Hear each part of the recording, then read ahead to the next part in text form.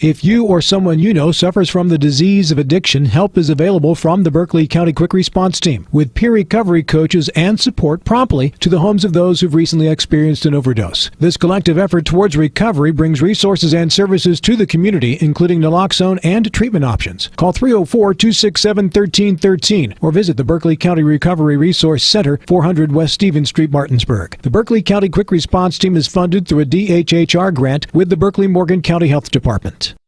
This is Eric at Hagerstown Ford. Over the last decade, the way we buy things have evolved. Now, you get on your phone, click Want It, and it shows up at your front door. At Hagerstown Ford, it is that convenient. We've changed the car buying experience on the I-81 corridor forever. And with a return policy better than Walmart, there's absolutely no reason to buy a new or used car, truck, or SUV anywhere else. Just like Amazon, Hagerstown Ford will deliver the vehicle to you, where you are, and on your time. And if you don't want it, return it. No questions asked. Why waste your time at a car dealership playing the dumb back-and-forth games? Besides, we hate it more than you do. I assure you, no dealership from Winchester, Virginia to Washington, D.C. will beat our price. No dealership from Chambersburg, Pennsylvania to Baltimore, Maryland will beat our price. And no other dealership will allow you to return it if you don't want it. Hagerstown Ford absolutely provides the best experience at the best price. Visit HagerstownFord.com to schedule your VIP experience. Click on the vehicle you want and get your new ride delivered to you at no risk. See dealer for details. Since 1991, the Eastern Panhandle Business Association has been the premier advocate for small business at the state capitol in Charleston. Over the years, our support for key economic reforms and the candidates to make that happen has been successful. As a result of our efforts, every West Virginian is better off. In the upcoming election, we endorse the following candidates. For State Senate, Charles Trump in the 15th, Jason Barrett in the 16th. For House of Delegates, Don Forst in the 91st, Mike Height in the 92nd, Mike Hornby in the 93rd, Larry Kump in the 94th, Chuck Horst in the 95th, Eric Householder in the 96th, John Hardy in the 97th, Paul Espinosa in the 98th, Wayne Clark in the 99th, and Bill Ridnour in the 100th. Please join us in supporting these great candidates this Election Day on November 8th. Also, vote yes for all 4 amendments, paid for by the EPBA PAC. Hi, this is your delegate John Hardy, running for the re-election in the 97th District. I am a lifelong resident of the Eastern Panhandle and a small business owner. I bring a blue-collar background and a common-sense perspective to state government. I've chosen the Eastern Panhandle to live, build my business, and raise my family. As a delegate, I have continually worked to cut government, return taxpayers' money, and fight the liberal left agenda. I have an A+ rating with the NRA. I need your support to continue to fight for school choice and parents' rights in education. Vote John Hardy May 10th. Paid for by committee to elect John Hardy. A DUI arrest can have a devastating impact on one's life, your job, your driver's license, and in some cases your very freedom. My name is Harley Wagner. I own and operate West Virginia's only exclusive DUI defense firm. Since 1999, I've been representing citizens throughout the Eastern Panhandle and state of West Virginia charged with DUI. Let my years of training and experience work for you. The initial consultation is free at the Wagner Law Firm in Martinsburg. Phone 304-901-7400 or online at westvirginiaduilawyers.com. Why are young people leaving West Virginia? Unfortunately, too many of our young people see more opportunities out of the state than they see here in the state. We have to have young people if we're going to have a future. Good paying jobs, recreational facilities, arts, theater. Most young people are looking for more than just a paycheck. They're looking for something that they can grow within their chosen profession. Every time I vote in the Senate, I think, is it good for West Virginia, and will it help keep our young people here in the state? Paid for by the committee to elect Hannah Gefford, Gary Gefford, Treasurer. Hi, this is Lauren from Orsini's right here in Martinsburg. Grilling is not just for the boys. We are a Platinum Traeger dealer carrying the Pro Series all the way up to the Timberline Series. We have every flavor of wood pellets along with accessories, rubs, sauces. Not just Traeger, we carry Utz, Meat Church, Lanes, and Dizzy Pig. We also carry a full line of Yeti products. Orsini's has everything to complete your backyard. Visit us at 360 Hack Wilson Way or at Orsinis.com. Hi, I'm Susan Bensinger, candidate for the new District 100 in the West Virginia House of Delegates. I support high-speed internet for every house, school, and business, clean water to drink for agriculture, for tourism, public education, including locality pay for teachers and staff. If you send me to Charleston, I will represent all of us in District 100. I ask you for your vote on November 8th. Paid for by Susan Bensinger for delegate, Raymond B. Bensinger treasurer. Come out and support the Martinsburg High School football team, cheerleaders, velocity dance team, and marching band Thursday, October 27th from 5 until 8 p.m. at Coburn Field at David M. Walker Stadium for the Martinsburg Bulldog Bash. There'll be door prizes and giveaways during the event, as well as performances by the Bulldog Band, MHS cheerleaders, and the velocity dance team. Can't make it to the event? That's okay, because we'll have live coverage on TV10 and WRNR TV on YouTube. For more information, contact Randy Brown at 304-616-0605. It's the excitement of NCAA Division II football on TV10 featuring the Shepherd University Rams. He'll throw it, it's intercepted by Harrison. Dante Harrison is Mr. Touchdown on defense. Join us this Saturday, October 29th for a Halloween weekend clash as the 3-5 Bloomsburg Huskies travel to Shepherdstown to face their worst nightmare, the undefeated Shepherd University Rams. Kickoff is set for noon with pregame coverage beginning at 11:30 right here on TV10 and WRNR TV on YouTube.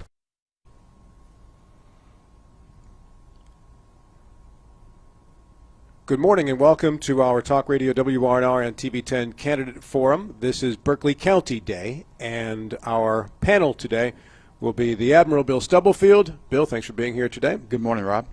And the coach, Jim Klein. James, good morning to you, sir. Good morning. Thank you. Great having you folks with us. We appreciate you watching and listening along the way here, too, as we do our best to make sure you're informed and have a chance to hear from each of the candidates who are on the ballot this election day. We have invited all of the folks who have made the decision to run for office, made it through the primaries, and are on your ballot for election day. Most have accepted and have been able to attend. So we're pleased to present to you the start of our Berkeley County Day, which will be our first two candidates for the 16th Senatorial District, the incumbent Senator Hannah Geffert and Delegate Jason Barrett, who is the Republican nominee through the primary. So thank you both for being here today. You'll each get an opportunity to make an opening statement and then later on a closing statement. We'd ask you to limit that to somewhere close to a minute or so. In between, Bill and Jim will be asking questions. I'll attempt to keep the train running on the tracks in on time. If your name is brought up via a response or a statement made by either of you, you are able to make an immediate response at the conclusion of that person's thought. Just let us know you'd like to do that with a hand signal or whatever. We'll start with our opening statements, and I'll begin with Delegate Jason Barrett. Well, good morning, Rob. And again, thank you for having this debate, TV10, WRNR. Both Bill and Jim, good to see you this morning. Thanks for your participation in the forum as well. Rob, as you said, it's Berkeley County Day, and I certainly enjoyed yesterday, which was Jefferson County Day, where we could talk about a host of issues directly impacting Jefferson County. Whether it's Berkeley or Jefferson County, I've heard the same thing from voters, and that is with the huge surplus fiscal year 22 as well as 23, folks want a tax cut, and I believe folks deserve a tax cut. And so I'm certainly interested today in having that discussion about what is the proper way to go for tax cuts for West Virginians. Over the past several years, I've been able to deliver for the Eastern Panhandle on numerous occasions. And just this past session, I was the lead sponsor of the historic tax credit bill, which made the historic tax credit bill permanent, expanded it, and as a result of that bill, you're seeing development at the Interwoven project, and that project does not happen without that piece of legislation. Also, I was lead sponsor of House Bill 4688, which helped our county paid firefighters, and prior to passage of that bill, county firefighters were in the retirement PERS, which is the the Public Employees Retirement System, which all state employees, county employees are in. But there are individual retirements for EMS workers, for municipal firefighters, and others. So what this bill did was it put the paid firefighters in Berkeley County into the EMS retirement system, which changes their retirement age. The PERS system is the rule of 80, which means that your age plus your years of service must equal 80. The EMS system is 70, and that was an idea brought to me by the Berkeley County the paid firefighters. There were 21 of them. A handful of them came down to the session, met in my office, and actually they came on the last day to introduce the bill of the session.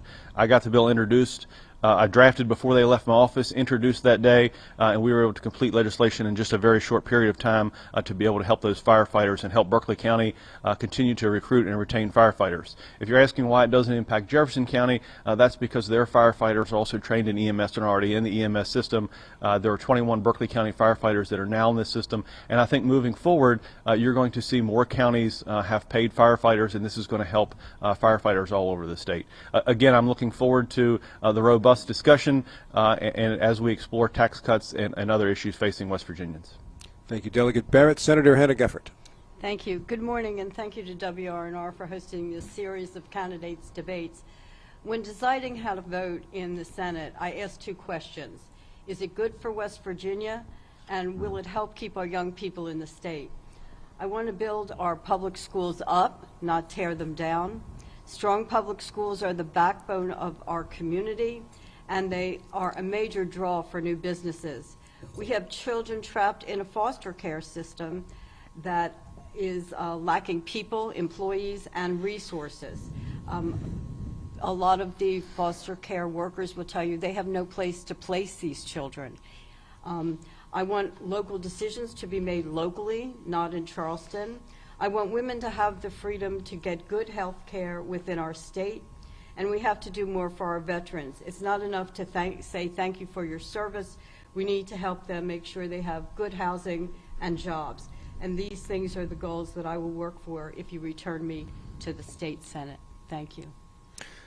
Thank you, Senator Geffert. In terms of the order of questions, we flipped a coin ahead of time. Bill lost, but insisted since he had rank, he would still go first. So, Bill, you have the first question. Okay. Good morning, folks. First, I'd like to thank you for running for state senate. It's gratifying to know very capable, very skilled people are willing to invest their time and their energy to support the people of a state. So thank you so very much.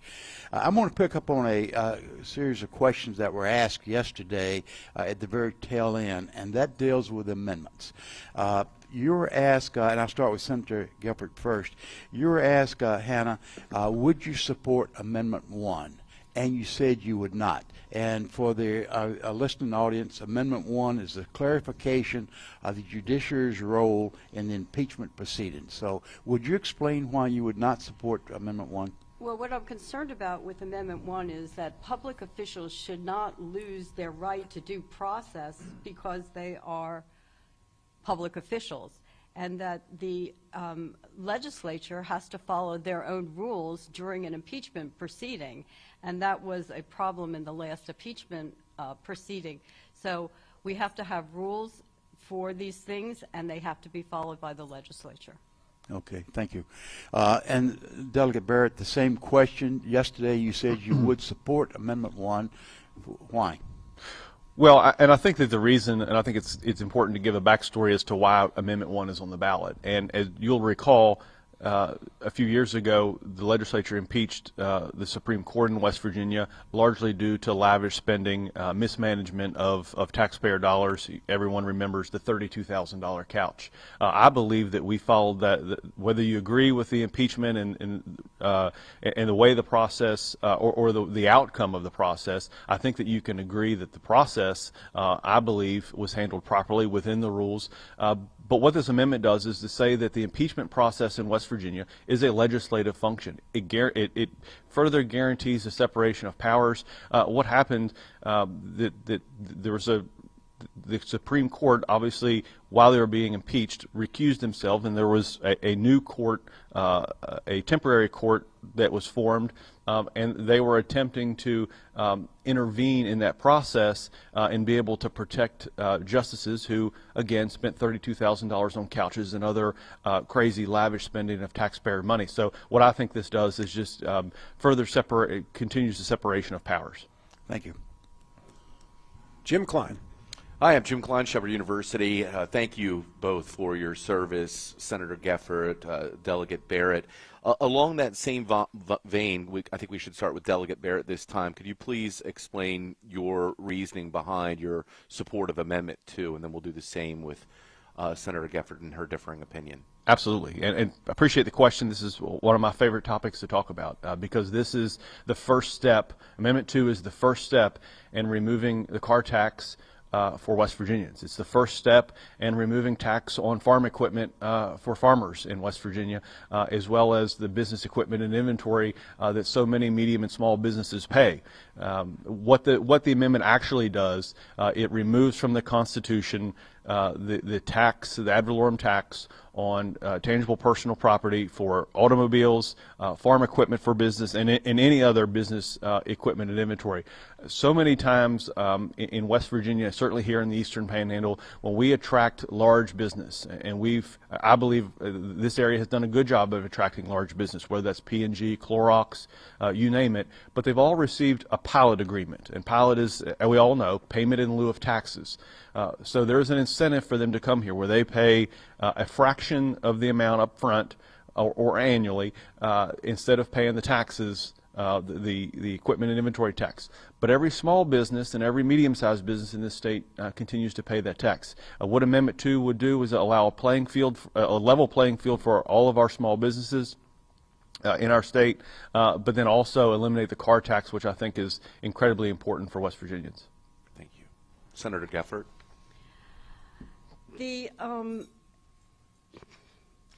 The property taxes are a stable way for the counties to have revenue. Local governments cannot set meaningful budgets if they don't know what their income is going to be.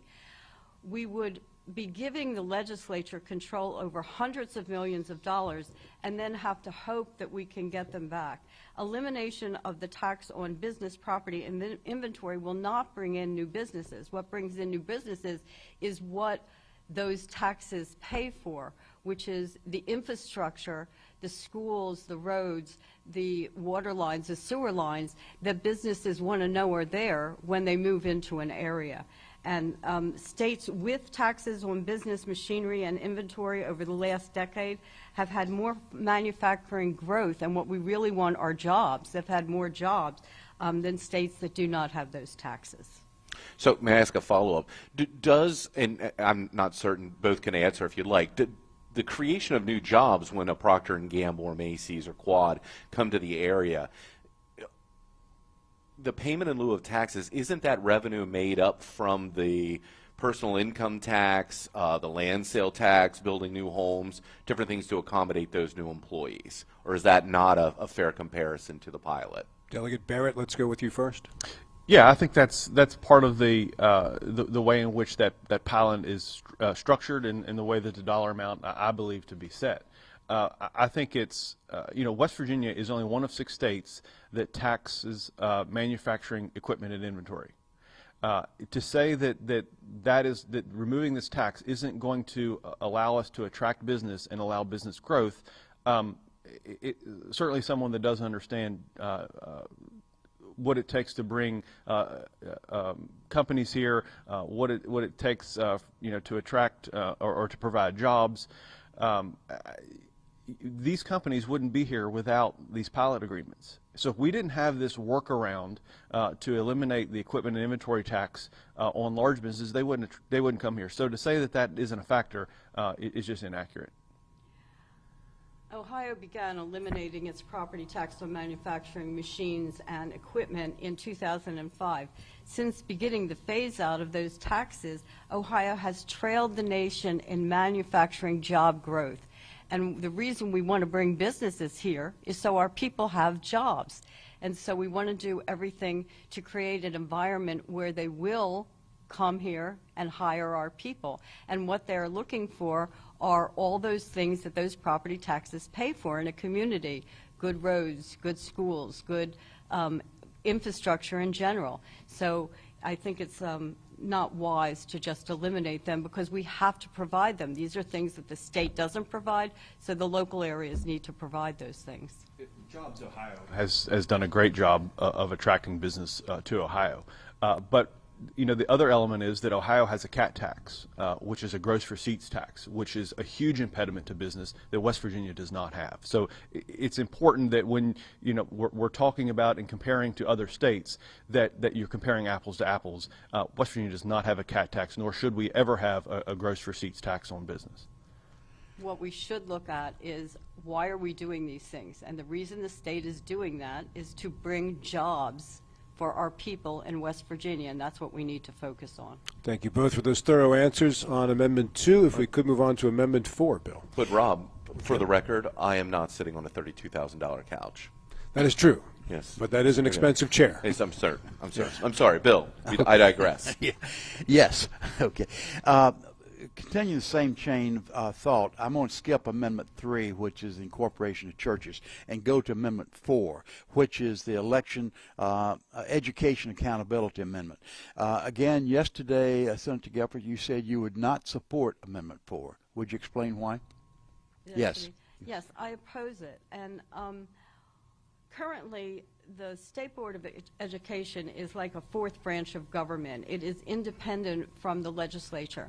And we really don't want our curriculum and all that to be a function of the state legislature, because as the state legislature changes its composition, are we going to have changes every 2 years in what we're teaching our children? I think we have to have a larger overview, and I think that has to be created by people who actually are in the education business, not legislators who might make it more a political movement as opposed to an educational decision. Yesterday, Delegate Barrett, you said you would support Amendment 4. Why? Yes, appreciate the question. And Senator Gephardt referred to the State Department of Education and the school board as the fourth branch of government. And that's a phrase that those of us that have been critical of the state school board have used on a regular basis. It is in the Constitution, there are 3 branches of government, not 4. So I think it is a criticism to call it, or at least it should be, to call it the fourth branch of government. And it's the fourth branch of government because there's no legislative oversight, and that's wrong. And so every other state agency, whether it's a DHHR, it's a DOT, DEP, you name it, the rulemaking review process is done by the legislature. The school board should be no different than that. But what Senator Gephardt and other liberals want is a bureaucrats on the state school board who are appointed for 9-year terms to make the decision, what the final decision. Now, under no circumstance is the legislature with rulemaking review authority micromanaging schools. We don't micromanage DHHR, DOT, or DEP or any other agency. But we do have a rulemaking review process in committee that reviews the rules that brought by the agency to the legislature to approve, amend, or not accept. If it's good for every other agency, it is good for the state school board and the Department of Education. I think it comes down to this. Do you think that bureaucrats should make the decision who do not answer to voters and serve 9-year terms, or do you think the decision should be made by elected officials who answer to the voters every 2 or every 4 years? Okay. Follow up on that. Yeah.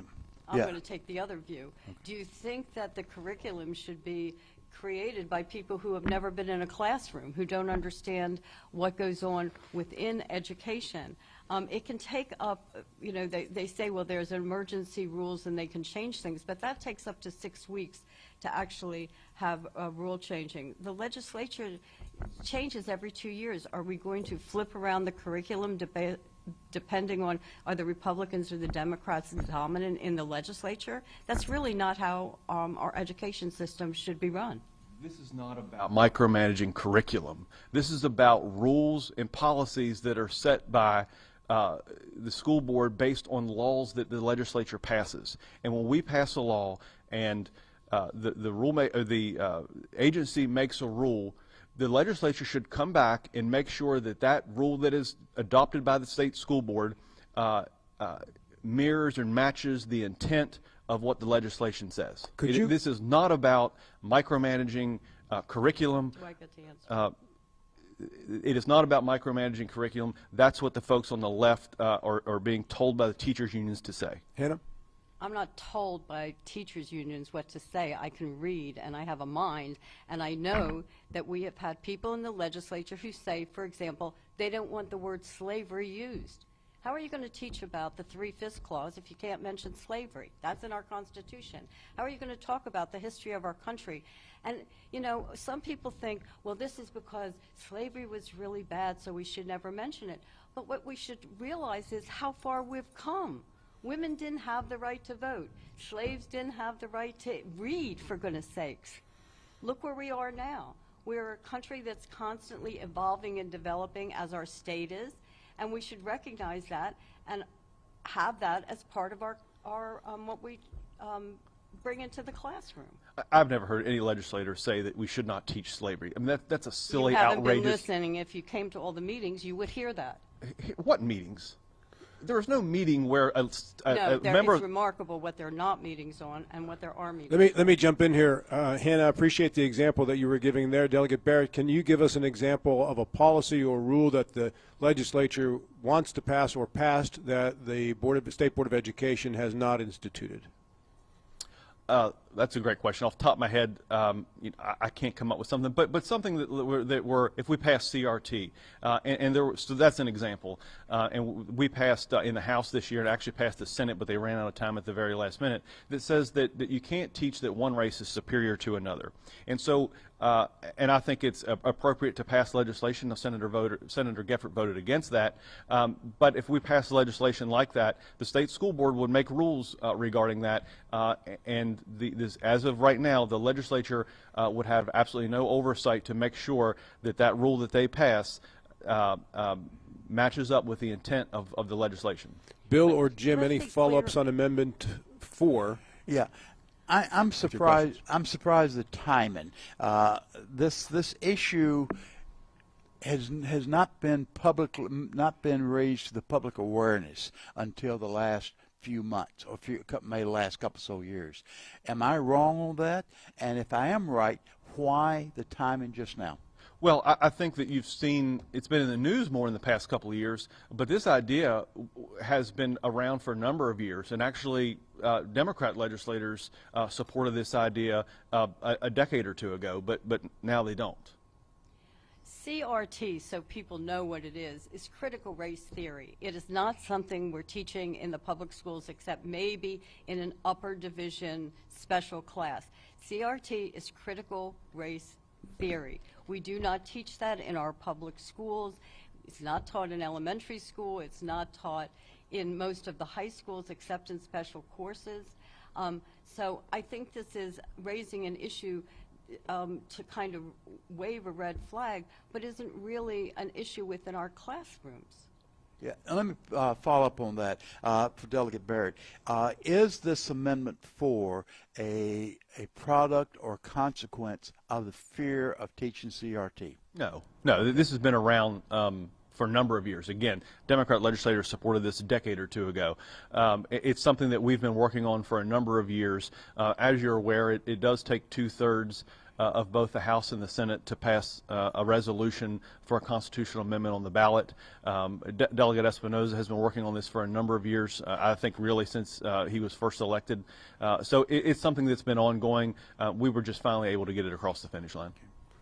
Jim Klein, any final questions on Amendment 4 before we take our halftime break? Well, I do. And I think that when you look at the idea behind a proposed amendment to the Constitution of West Virginia, it suggests that something needs to be either updated or fixed. And what is the real problem that this is addressing? I mean, are we talking about attracting teachers and the shortage of teachers in the state, or is this much bigger? When you mentioned the word bureaucracy, Delegate Barrett. I mean, is this a much bigger thing, or does that tie to the legislature stepping in and doing more to attract teachers and address the shortage? I think it's overreach from the state school board. Again, we both agree that the state school board is the fourth branch of government. Senator Geffert thinks that's a good idea, and I think that's a bad idea. I mean, that's the problem we're trying to solve here. Senator Geffert. The course of instruction, this is an amendment of the education law, says the course of instruction shall offer an objective and critical analysis of ideologies through history, but not limited to capitalism, republicanism, democracy, socialism, communism, and fascism. The course shall emphasize the use of primary sources. You were for that, and now you're against that. We want our young people to be able to look at documents and analyze what they say and what they're about. You're not always going to have a school teacher sitting next to them saying, this is what this should mean. They have to learn how to do that themselves, and that is part of the education system. Primary sources, for example, include things like the Communist Manifesto. Does that mean anybody advocates that in our school system? No.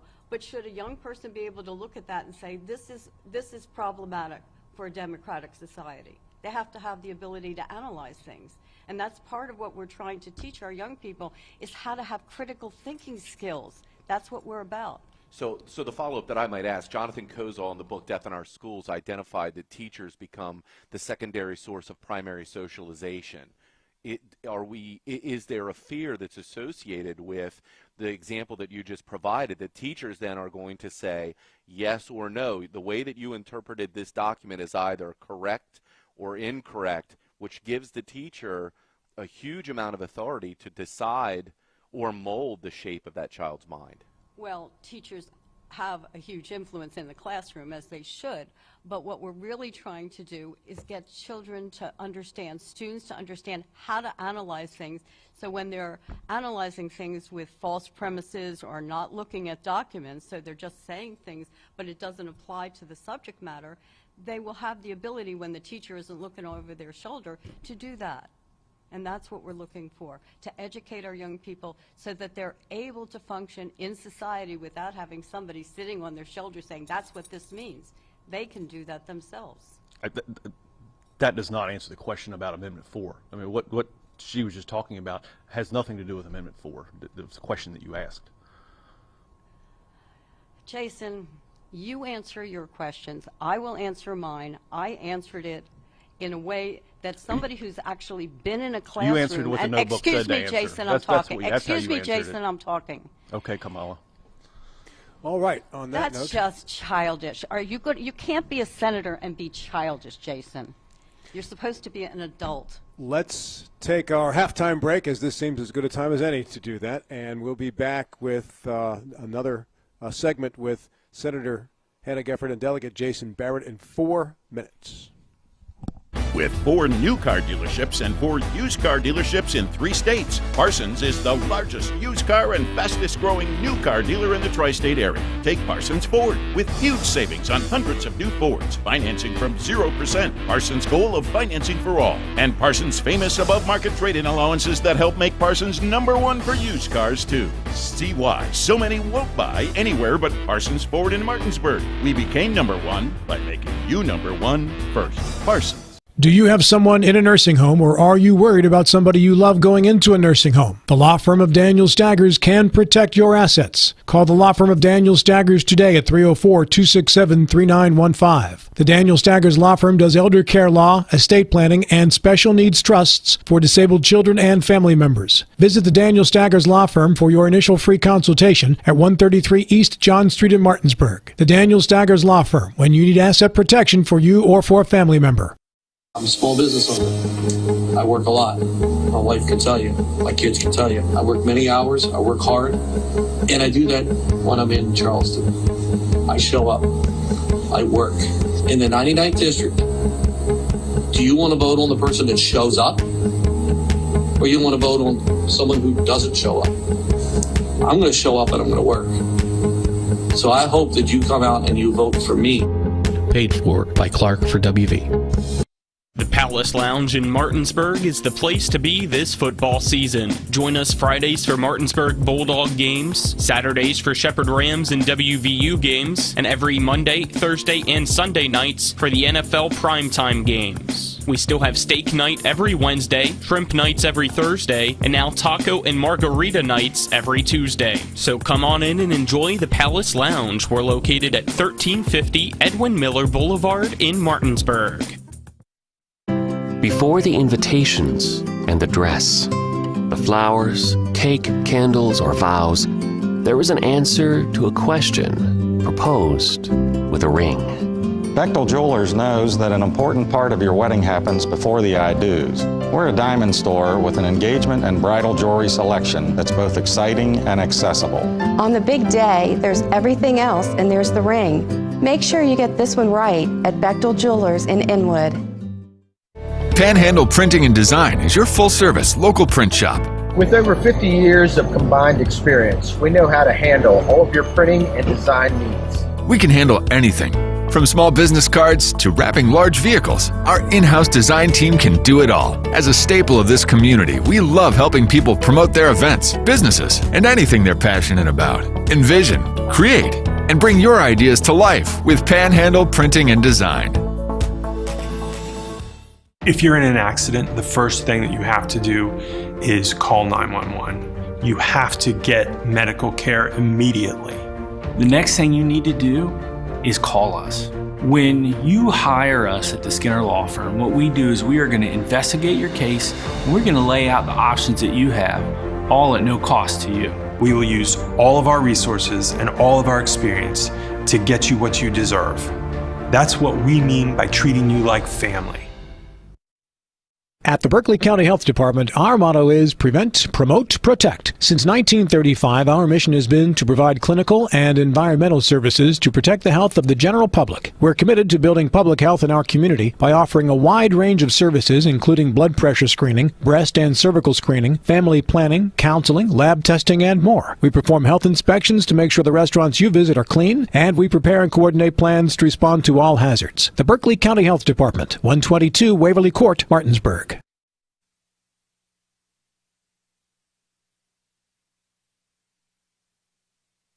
And we move on with more questions for our candidates, Senator Hannah Geffert and Delegate Jason Barrett. I would remind our members of the audience that this is not a town hall public forum, so as far as comments go while the candidates are asking questions, please allow them the freedom to have their time to answer those questions. There will be other formats, I'm sure, where public comment is indeed encouraged. Mr. Stubblefield, you're next.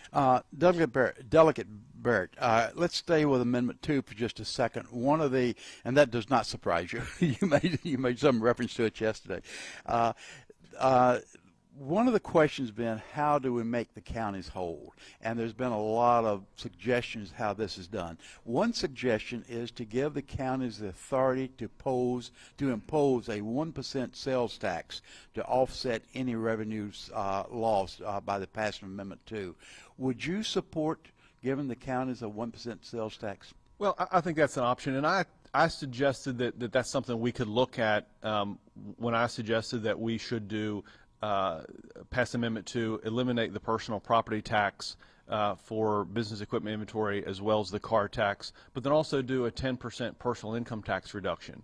And that's where I came up with the idea or suggestion that maybe we do a 1% sales tax in counties if we were able to do those other tax cuts. Now, certainly if you do all of those things, then clearly it is a net tax deduction for the average and really for all West Virginians to do that. But I think that there's, and Bill, I understand what you're driving at, is that there is, that if we pass Amendment 2, that there be some type of revenue that's generated in the county or some kind of guaranteed revenue stream. And I think that's where you're going. There's been some talk about maybe dedicating 1/6 of the state's consumer sales tax to counties, and that be divvied up with some formula. So I think all those things are kind of on the table. Only the Senate has come up with a plan as of now. So that's the plan that gets more talk. I think there will be a lot of tweaks to that. I think there will be changes to that as we move forward. The House of Delegates has yet to come up with a plan. I believe it's their preference to see that Amendment 2 passes first, then to work on something. But at the end of the day, I think there will be something in place that provides a revenue stream for counties that they can count on, and that they will be made whole. I don't think there's any legislator that supports Amendment 2 that for any reason does not want counties to be made whole. We all live in our areas of the state. We all want quality fire, EMS, police. We all want education dollars to remain in the county and to fund our education. So to suggest that we don't support that, I think is disingenuous. Senator Geffert, I know that you're not supportive of Amendment 2, but if Amendment 2 does pass, and I'll pick up on the same question that I asked Delegate Barrett, what mechanisms would you support to ensure the counties are made whole? Well, one thing is I think counties have to make decisions based on what their budget is or what they would like their budget to be. They cannot create a budget if they don't know what their income is. I would just like to point out that this was in our local paper. West Virginia Republican Party encouraged you to vote yes on all 4 amendments. That's what the Republican Party is encouraging. We need to make sure that we don't take control of our local schools out of the local people's hands. We don't want everything to be dictated by the state drifting down to us, because our situation in the Eastern Panhandle is very different from other places. Just our ability to keep our teachers, to keep our firemen, to keep our EMS workers is difficult because they can go across state lines going in 2 different directions and make a lot more money. So we have to be aware that our situation is a little different than other places and make common cause with other parts of the state that have a similar geographic issue. Thank you. Jim Klein. So let's not mince any words. I work for Shepherd University, but the only reason Rob Mario invites me is to reduce the average IQ in the room, okay? This is only partially true, Jim. No, that's true. You also have the best hair of any of the panel. Thank you. You're welcome. This is an unusual situation in which there are 2 seated legislators that are vying for an incumbent seat. So what I would like for each of you to do, if possible, would be to please be introspective for a second and talk about how you think the House and Senate fell short in this past session. What is some piece of legislature or some idea that you wished could have gotten more traction, you would have had time to get finished in both the House from your perspective, Delegate Barrett, and from the Senate in your perspective, Senator Geffert? Me first.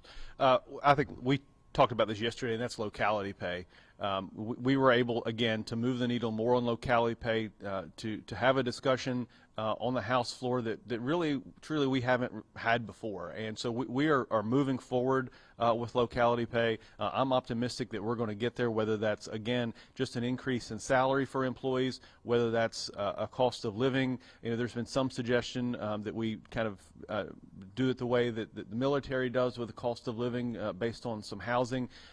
Several years ago, the housing index was created so that every year we get to see the housing index and what the cost of the median home price is for all 55 counties. And so I think that's something that we can use moving forward as to determine which areas of the state, which counties of the state would receive that increased bump for employees based on you know, for each individual locality and based on that housing index and the cost of living.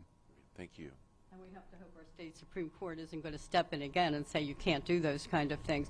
But I think the issue of housing is huge. In other parts of the state, down in the southern part of the state, they're actually building apartment buildings for their teachers so that they can afford to live there. So many of our teachers cannot afford to live in Berkeley County. They can't afford to buy a house here. So one of the wonderful things about living in a small community is you see your students when you go to the grocery store, when you go to out to dinner someplace. And I think we would lose that if we try and put everything in the hands of the state and hope they send money back to us. May I ask a follow-up? Who is funding that? The school board authority? So the same money that's used to build new schools is being used to build housing? I'm sorry, I'm not sure what that means. The housing? Yeah, the housing. Who's funding that? That's being done by the counties.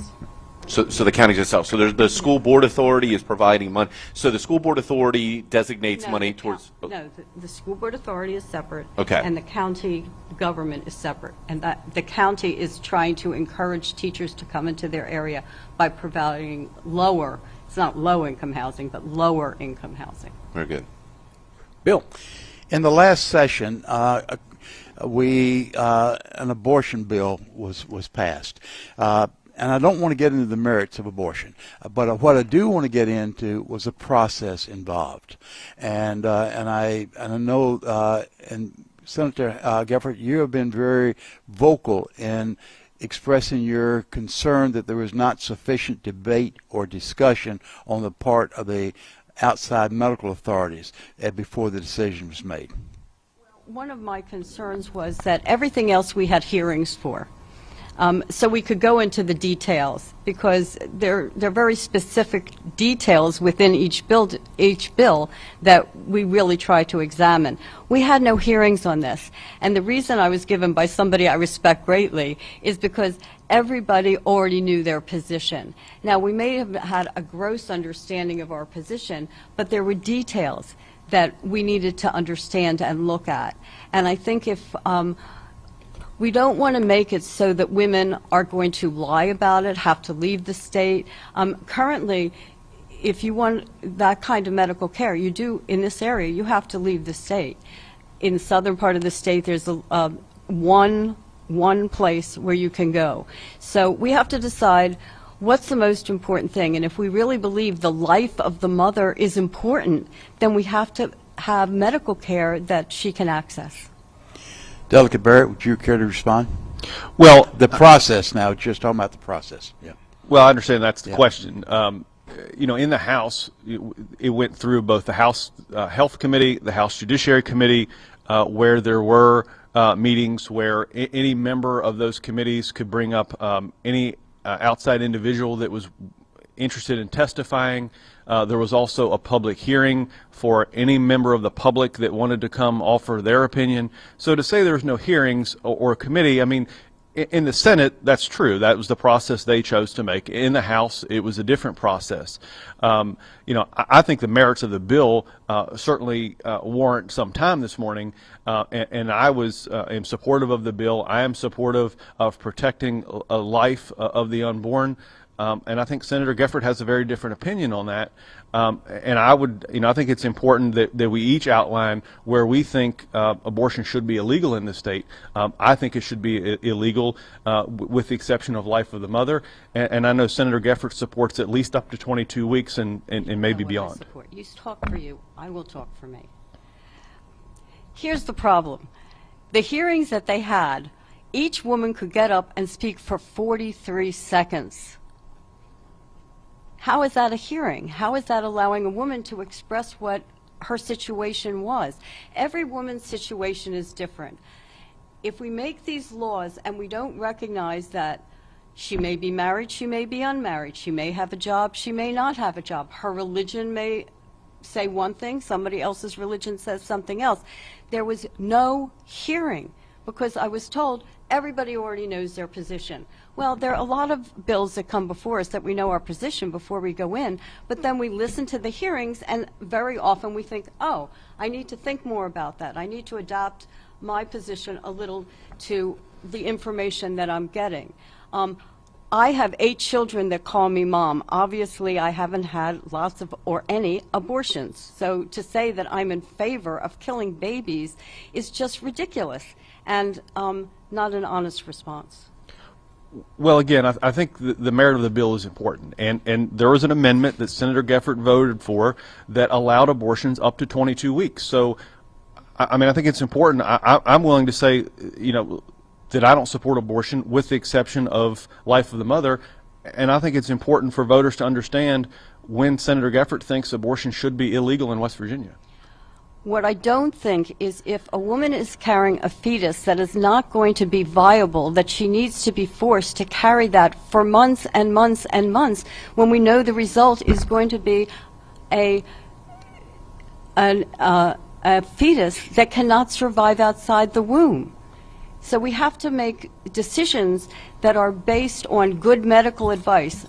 We have 2 OBGYNs in the Senate, one Democrat and Republican. They are both on my side of this because they actually know what goes on in these situations. Well, there are no OBGYNs in the Senate. There are 2 OBGYNs. One's a geriatric doctor, the other one's a pulmonary doctor. The only OBGYN in the House or in the legislature is in the House, which is Dr. Ellington. I think they will find it interesting that you say they don't know what their careers are.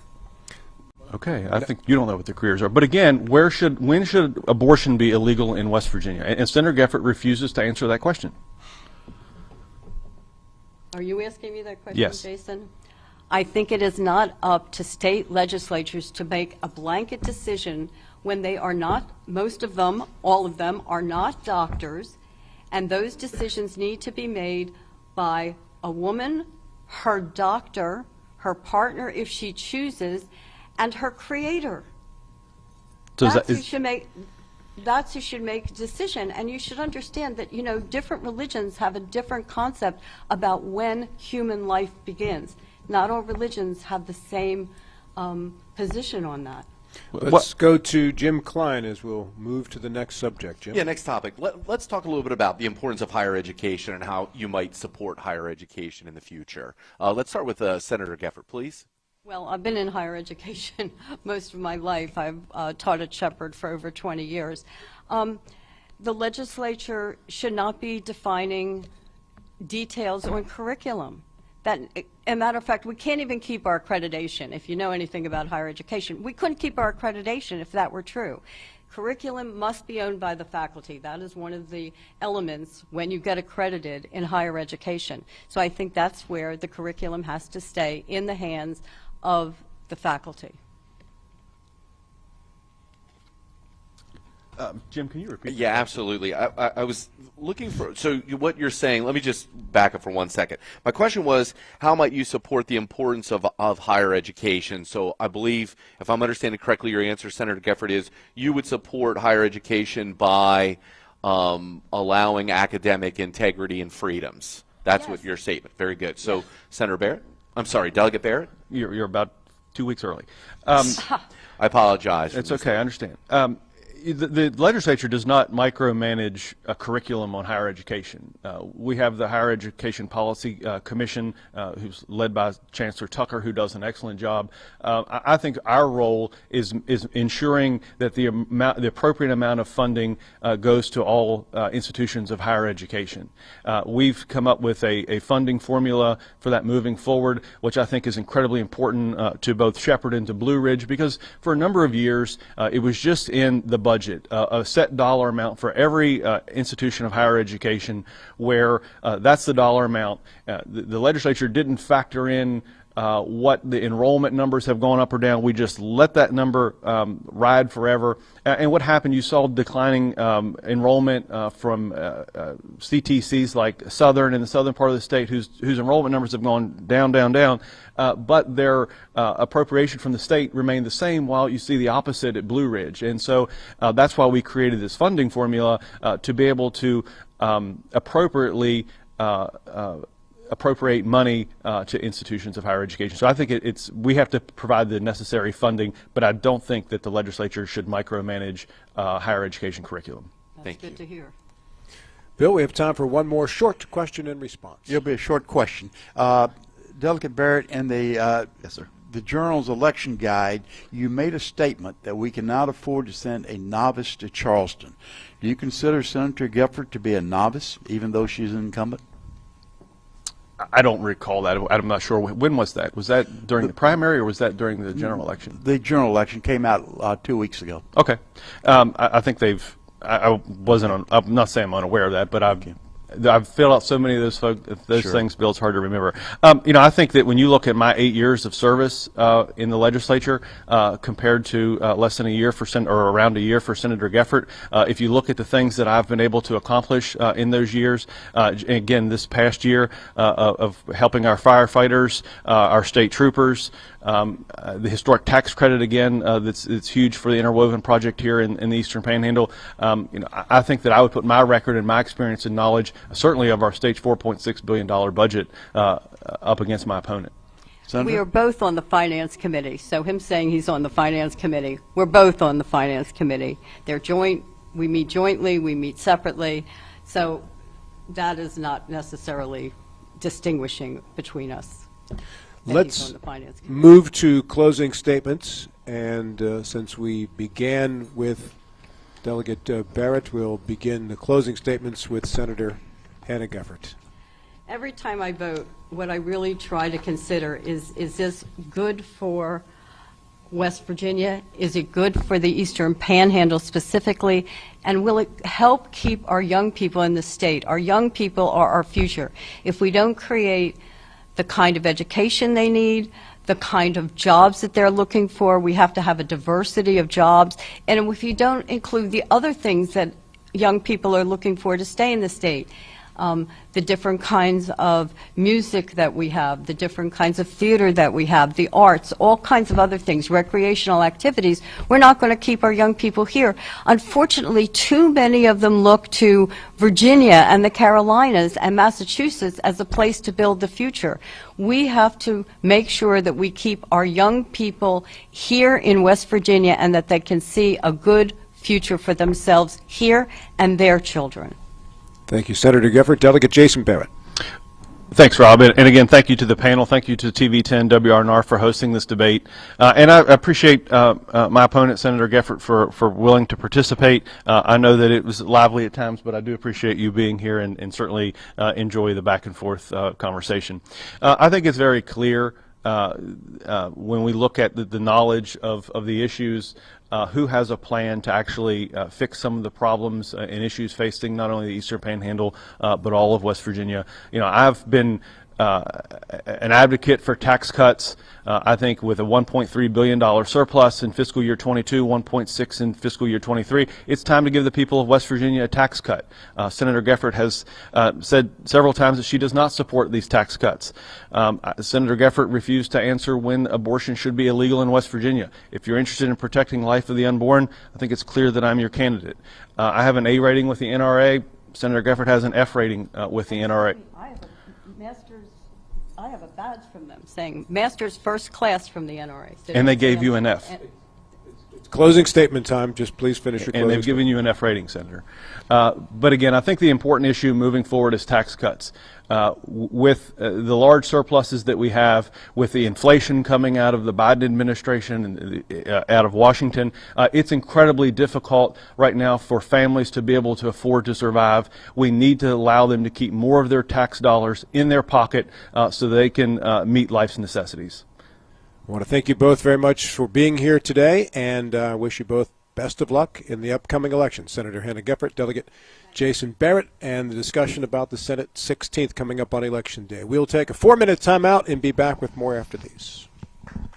Fall into a new career you'll love with WVU Medicine. On Thursday, October 20th, WVU Medicine is hosting a hiring event 9 a.m. to 6 p.m. at the Health Sciences Center on the Berkeley Medical Center campus in Martinsburg. Speak to recruiters and hiring managers about opportunities in patient access, radiology, nursing, and more. To RSVP, check us out on LinkedIn or our Facebook page at WVU Medicine, Berkeley, and Jefferson Medical Centers. We hope to see you there.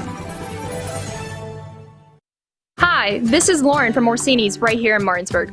Grilling is not just for the boys. We are a Platinum Traeger dealer carrying the Pro Series all the way up to the Timberline Series. We have every flavor of wood pellets along with accessories, rubs, sauces.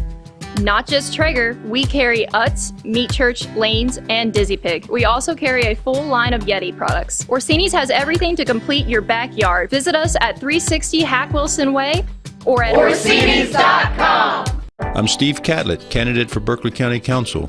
I served 44 years as Executive Director for our Public Parks and Recreation System. I'm a fiscal conservative that knows how to run a tight budget. We need responsible growth and the infrastructure to support it. I support and respect our law enforcement, fire and rescue services, our schools and parks. For honest, proven, effective leadership, vote Steve Catlett for Berkeley County Council. I thank you for your support. Paid for by Catlett for County Council Committee. Hello, this is Mark Sutton of the Sutton & Janelle Law Firm. The right attorney can make all the difference in your case. That's why you should call Sutton & Janelle. We have been serving clients in West Virginia and Maryland since 1999 in the areas of family law, DUI, criminal defense, and personal injury. Sutton & Janelle works hard to obtain a favorable outcome for you at a reasonable rate with affordable payment options. Sutton & Janelle values your rights and is passionate about your success. Contact us today at suttonandjanelle.com. Since 1991, the Eastern Panhandle Business Association has been the premier advocate for small business at the state capitol in Charleston. Over the years, our support for key economic reforms and the candidates to make that happen has been successful. As a result of our efforts, every West Virginian is better off. In the upcoming election, we endorse the following candidates. For State Senate, Charles Trump in the 15th, Jason Barrett in the 16th. For House of Delegates, Don Forst in the 91st, Mike Height in the 92nd, Mike Hornby in the 93rd, Larry Kump in the 94th, Chuck Horst in the 95th, Eric Householder in the 96th, John Hardy in the 97th, Paul Espinosa in the 98th, Wayne Clark in the 99th, and Bill Ridnour in the 100th. Please join us in supporting these great candidates this Election Day on November 8th. Also, vote yes for all 4 amendments, paid for by the EPBA PAC. Ollie's VIP North Side is the best spot to catch all your favorite teams. Join us Monday for Dollar Wings and Monday Night Football, Thursdays on the patio for the Cornhole Tourney, Friday night lights with happy hour specials, or Saturdays during or after the college games for steak night. Get a ribeye or New York steak for just $26.95. Ollie's has great food and drink menus too, along with 17 TVs to watch any game of your choice from anywhere at the bar or their outdoor patio and fire pit. So stop by and see for yourself today at 36 Veronica Drive in Martinsburg. That's Ollie's VIP North Side. We'll see you for the game. Hi, Crescia Hornby here. Larry DeMarco, broker of Modern Realty Results, believes he has some of the best real estate agents in the Eastern Panhandle. Agents at Modern Realty Results have years of experience and knowledge of the local real estate market. Agents within the office work as a team to provide quality customer service. We strive to always ensure client satisfaction through handling every transaction with honesty and integrity, all while offering competitive rates. Modern Realty Results is veteran-owned and managed. Please call us at 262-4222, modernrealtyresults.com.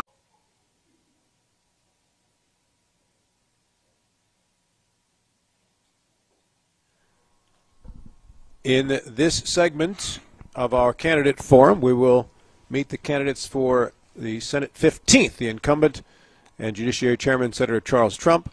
Good morning, and thank you for coming, sir. Thank you, Rob. Delighted to be here. And the challenger, Robin Mills. Robin, good morning, and thank you for coming, too. I know it was a bit of a drive for you. It was. Thank you. Each of you will get a minute for an opening statement. We'll circle back in inverse order for a closing statement as well in between. Our panelists, Bill Stubblefield and Jim Klein, will be asking you questions. If your name is brought up by the other in a response, feel free to let us know that you'd like to respond immediately at the conclusion of that person's statement. You have the freedom to be able to do that. I would ask you that during opening and closing statements that you not interrupt the other person as they're giving their opening or closing statement, and remind our audience that we are not set up for a public forum on this in terms of audience asking questions or making comments, so please be respectful of the candidate's time as this is set aside for them to expound on their positions on the questions which are asked. And we will begin with opening statements, and Robin Mills, as the challenger, I'll ask you to go first. Hello, my name is Robin Mills. I'm a 64-year-old West Virginia resident living on a 20-acre farm down in southern Hampshire County.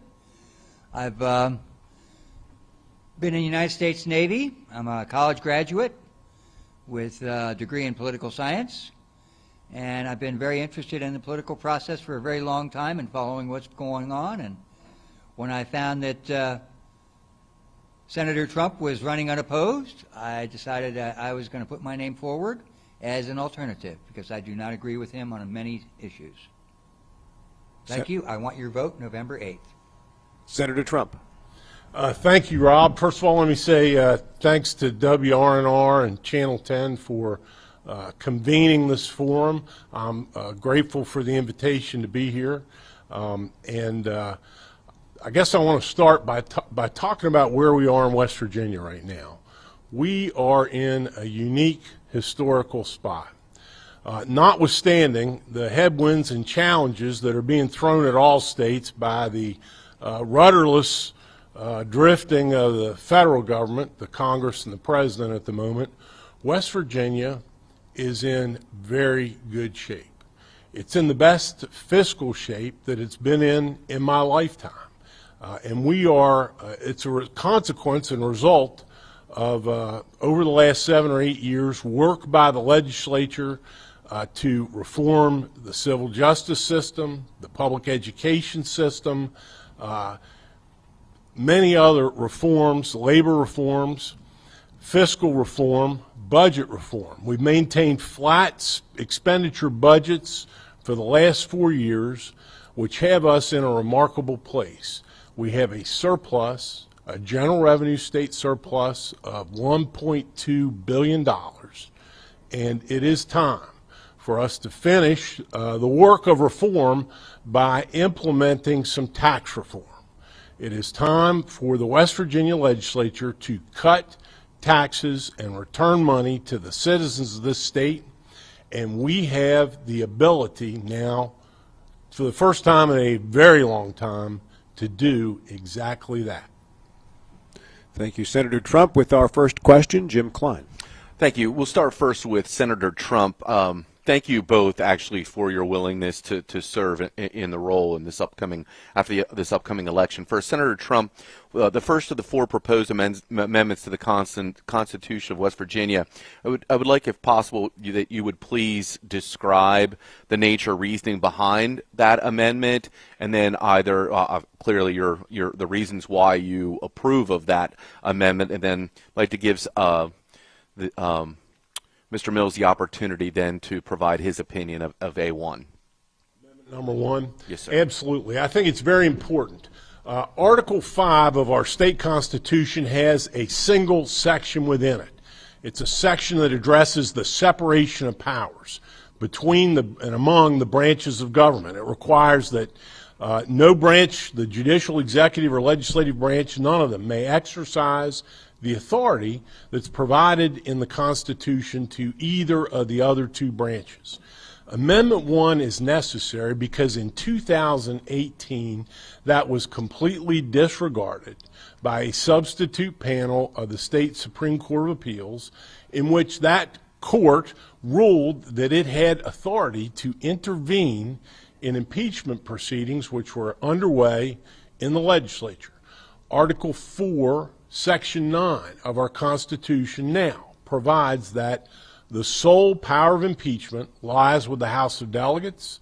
The sole power to try impeachments resides with the Senate. The judiciary has no role in those proceedings. And what that substitute panel of the Supreme Court did in 2018 in a case called Workman v. Carmichael was interject itself, interfere in a way that was unprecedented. It never happened in any other state in America. It never happened in West Virginia before, and it had never happened at the federal level in an impeachment proceeding. The power of the government resides with the people. And the Constitution gives the different branches of the government specific roles and authority, and our framers, both of the federal Constitution and the West Virginia Constitution, built into those documents a series of really important checks and balances. Amendment number 1 is designed to restore proper constitutional order and to make it clear that the judiciary is not a branch above the executive and the legislature with the power to exercise the authority granted to those entities. I thought this might come up. I brought with me a case, and this is a West Virginia Supreme Court case from 2010, so not long before the impeachments. But in syllabus point 3 of that case, our state Supreme Court, the elected Supreme Court, not a substitute panel, held as follows, quote, under the separation of powers doctrine, Article 5, Section 1 of the Constitution of West Virginia, courts have no authority by mandamus, prohibition, contempt, or otherwise to interfere with the proceedings of either house of the legislature. Period, close quote. That was what our Supreme Court said separation of powers required until the egregious, unprecedented, and indefensible decision of the substitute panel in the case of Workman v. Carmichael. So in conclusion, this is not a power play by the legislature to take away some of the judiciary's power. It is not. It is to give the people the chance to say that what the judiciary did in 2018 in that case is inconsistent with Article 5 of the Constitution, Article 4, Section 9 of the Constitution, and syllabus point 3 of the West Virginia Supreme Court of Appeals' own decision in the case of State Ex Rel. Holmes v. Clauges from 2010. It's to put the judicial branch back in its own lane. Very good. Thank you, Senator Trump. Mr. Mills, would you care to respond? Yes, I totally disagree. The First Amendment that they're proposing is a partisan power grab. What they really want is they want a witch hunt. And anyone that disagrees with the Republican point of view, they want to throw them out. And that's what they're all about. It's a partisan power grab. Let me read what, in the hands of a partisan majority, this new power could be used to oust political opponents without cause. That's what Citizens Action Group says. I agree. I've looked at this in depth. And I say, no, the citizens of this state should strongly vote against Amendment 1. And I'm not going to say any more about it because I'm not going to talk for 20 minutes about how terrible this amendment is, like my opponent just did. So, if I may, I have to respond briefly. It is not a partisan power grab. What I read to you, the syllabus point from the State Ex Rel. Holmes v. Clauge's case, was a 2010 decision by our Supreme Court, just 8 years before the impeachments. Never before in the history of this republic has the judicial branch of government ever decided that it could interject itself into the middle of a legislative impeachment proceeding. It is unprecedented, and that was the power grab that this amendment is designed to rectify, clarify, and correct. The Constitution already says the House of Delegates has the sole power of impeachment. The Senate has the sole power to try impeachments. There's no language in there inviting the judiciary to say, oh, we don't think you should impeach one of our colleagues over extravagant spending. We heard in the earlier segment, and everybody remembers, the $32,000 couch. It was not a partisan witch hunt. The one trial we had in the Senate resulted in an acquittal of the justice who underwent impeachment trial in the Senate. Question number 2 to Bill Stubblefield. Yes, we'll start with Mr. Mills, and let's go back to the Amendment 2 in this case. The local school district in Berkeley County has expressed a concern about a potential loss of revenue should Amendment 2 pass. The same fear has been repeated by a statewide teachers organization. In your view, is this a valid concern? Yes, it is. Berkeley County stands to lose about $7 million in their annual budget. And that would cause massive losses of teachers. And I think, in my opinion, the Second Amendment, the Fourth Amendment to the Constitution, plus the charter schools, represents a strike one, strike two, strike three effort to kill the public school system in this state. And I am disgusted by that. Why can't they give the teachers another raise? Here they've got this huge budget surplus, and yet no raise for the teachers. And the teachers are leaving en masse for places that will pay them properly. And that's wrong. We should recognize the hard work that our teachers do and fund them properly. And I am totally opposed to number 2. Again, I think it's a partisan power grab by the legislature to take money that was collected by the counties, and as I understand it in government, the counties collect the property taxes, the state government collects the sales taxes and the severance taxes, the lottery fees. Why can't they leave the county money alone? Why do they need to take this grab for that money? And yes, I think it's going to be extremely damaging, not just to our schools, but to many of our services as well. And so I urge citizens of this state to vote against Amendment 2. Senator Trump, I suspect you have a different opinion. I do. Would you like to express it, please? I'll be happy to express it. I voted for Amendment 2, the resolution to lay it before the citizens of this state, and I intend to vote for it when I cast my ballot. We decided, the legislative leadership has decided that with the surpluses that we have to do some tax cuts. We have to cut people's taxes. And so the question is, where do you cut? What gets you the biggest bang for that buck in West Virginia? And what many of us agree upon and believe is the elimination of the tangible personal property tax, machinery, equipment, inventory, and motor vehicles. And if the citizens give us the authority to cut that tax, the legislature does not have the authority to cut it now. It's constrained by the Constitution, by Article 10, Section 1. But if the citizens give us the authority to exempt those from taxation, I believe the legislature will do so. I will vote for a plan that does so, but I will not, as my distinguished opponent suggests, support any plan that leaves a big void for the county boards of education, county commissions, or municipalities, which, as Robin has said correctly, collect and rely upon that levy. We have the money. The state legislature has the money in the state general revenue fund now to refund, to backfill that to the county governments, the county school boards. It's about $550 to $600 million. It would consume about half each year of the surpluses that we are currently running.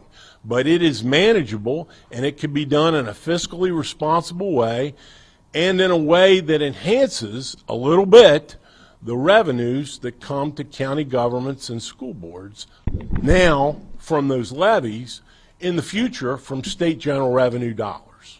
Senator, why have the proponents of this, of Amendment 2, been less successful than they should be in convincing the Board of Education, or not the Board of Education, the educational system, not only in Berkeley County, but throughout much of the state?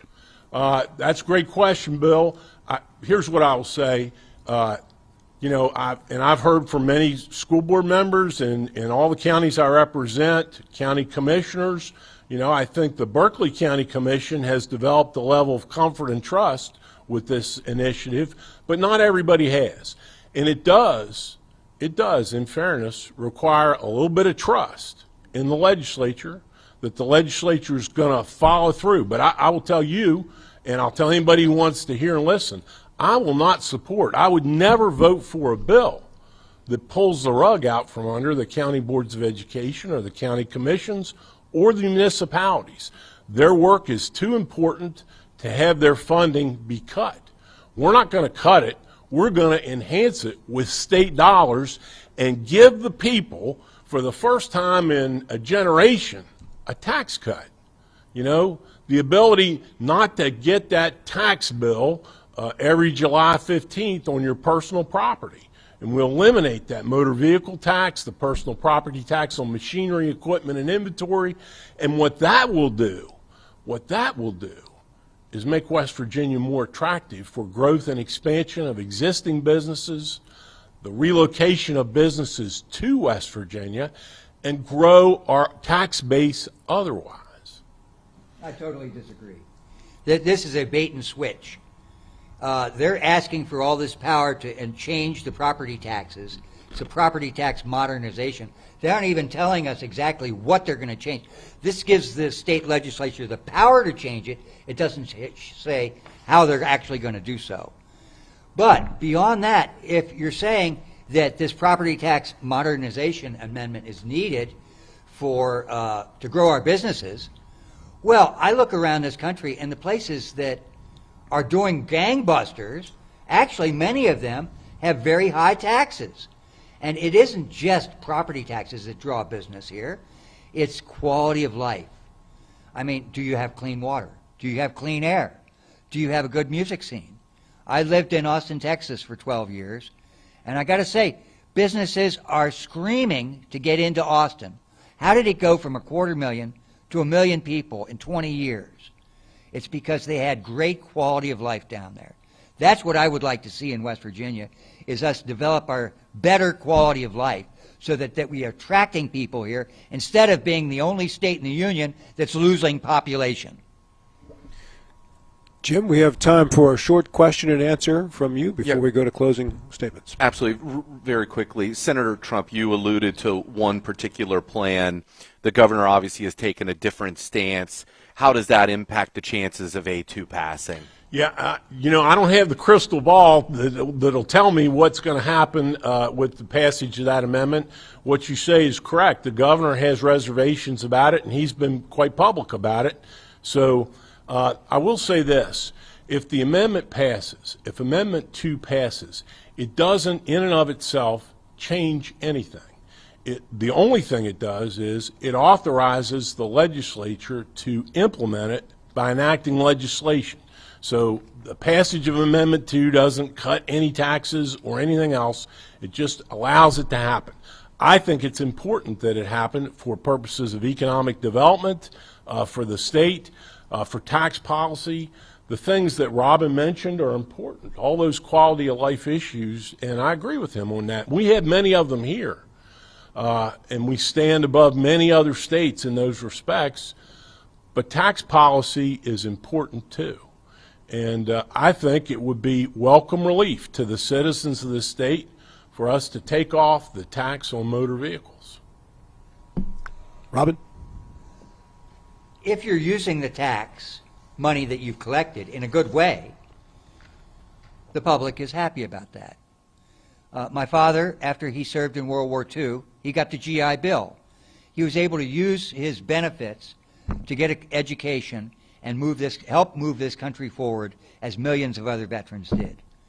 So if you're using the money wisely for good fire protection, better police protection, clean up the environment, better roads, if you're using the money wisely, then the public should support that, and I think they have. The citizens of my county, Hampshire County, have recently passed a excess bond levy to build 3 new elementary schools. And I went to that groundbreaking for 2 of the schools on Monday, and I was thrilled to see all the smiling kids of the little elementary school kids there at the schools as they're shoveling that dirt. We need to invest in this state, and I kind of wonder, why do we have this huge surplus and we aren't using it to give our teachers a raise? Why is it that Sonia Emery last night at the information forum in Romney said, hey, she's worked here 17 years in West Virginia, and she's only gotten 2 small raises. And Senator Trump's response was, keep working and keep waiting. Disgusting. I'm not happy. Well, I'll let you finish. No, go ahead. That was not my exact response. My exact response was I sponsored the bill that the legislature finally passed that provided for those pay raises for county officials. Look, we have surpluses of $1.2 million. The legislature has, in the last 4 years, enacted historic pay increases for public school teachers, the largest in the history of this state. State police raises. We need to do more. Absolutely, we need to do more. We haven't talked today about locality pay. I support that 100%. We have a unique situation vis-a-vis all of West Virginia here in this eastern panhandle, where we live in what is effectively an arms race with Maryland and Virginia for teachers, correctional officers, police officers, social workers, on and on. And we were going to address that. That can be addressed also within our budget. It's not a circumstance where we can do only one thing. The fiscal responsibility and discipline that's been applied by the legislature over the last 4 or 5 years, holding the line on spending while giving public school teachers pretty historic pay raises, has created the situation where we now have the budget surplus we have. I'm not adverse to using it for more teacher pay and more investments in public education, but some of that money goes back to the citizens who paid it, the taxpayers. I want to get you both on record here before we go to closing statements. Just give me a yes or no answer as I run down the amendments as to how you will vote on those. I'll start with you, Robin. Amendment 1. No. Amendment 2. No. Amendment 3. No. Amendment 4. No. Senator Trump, Amendment 1. All four yes. Let's move to closing statements then, and I'll begin with you, Senator Trump. Okay. First of all, Rob and Admiral Stubblefield, Jim, it's thank you so much. It's a great pleasure to be here today. And Robin, I've enjoyed it, as I always do, with you when we're together. And I hope for more of this between now and November the 8th.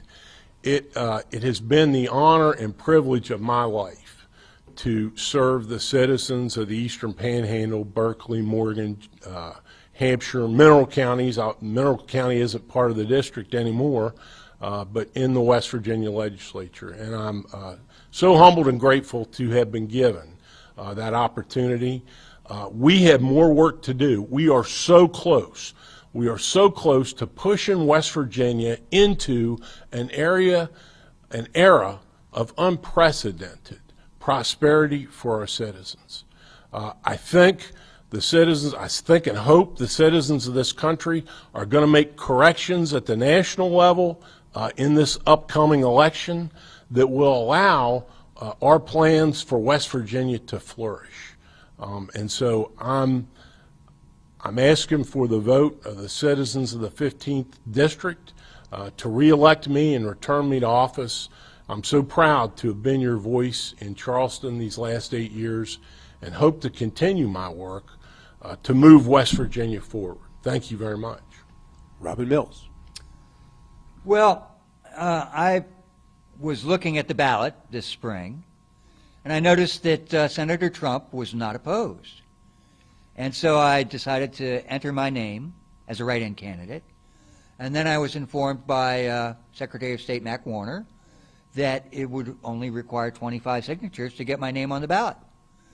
Well, I disagree so strongly with Senator Trump on many issues that I decided to throw my hat in the ring. And so here I am. Thank you so much. This is the only debate that we will be having here. So this is your only chance to hear us next to one another and hear where we stand on things, which is unfortunate, because here in this state we should be talking about it. I have had no contact whatsoever with the Journal. I have no idea what the Journal is doing. The Hampshire Review has had nothing on the race. The citizens, as far as I can tell, don't know what's going on because no one is telling them. And the media is, they want money. The media, and I understand.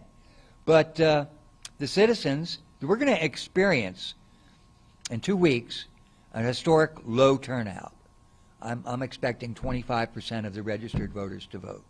It's going to be extraordinarily low because there's very little on the ballot that is igniting interest, and that's sad. So I urge you to vote November 8th. I do want your vote for me. I think that I can do a great job for you as an honorably discharged Navy veteran, a college graduate, and a person who pays attention to what's going on.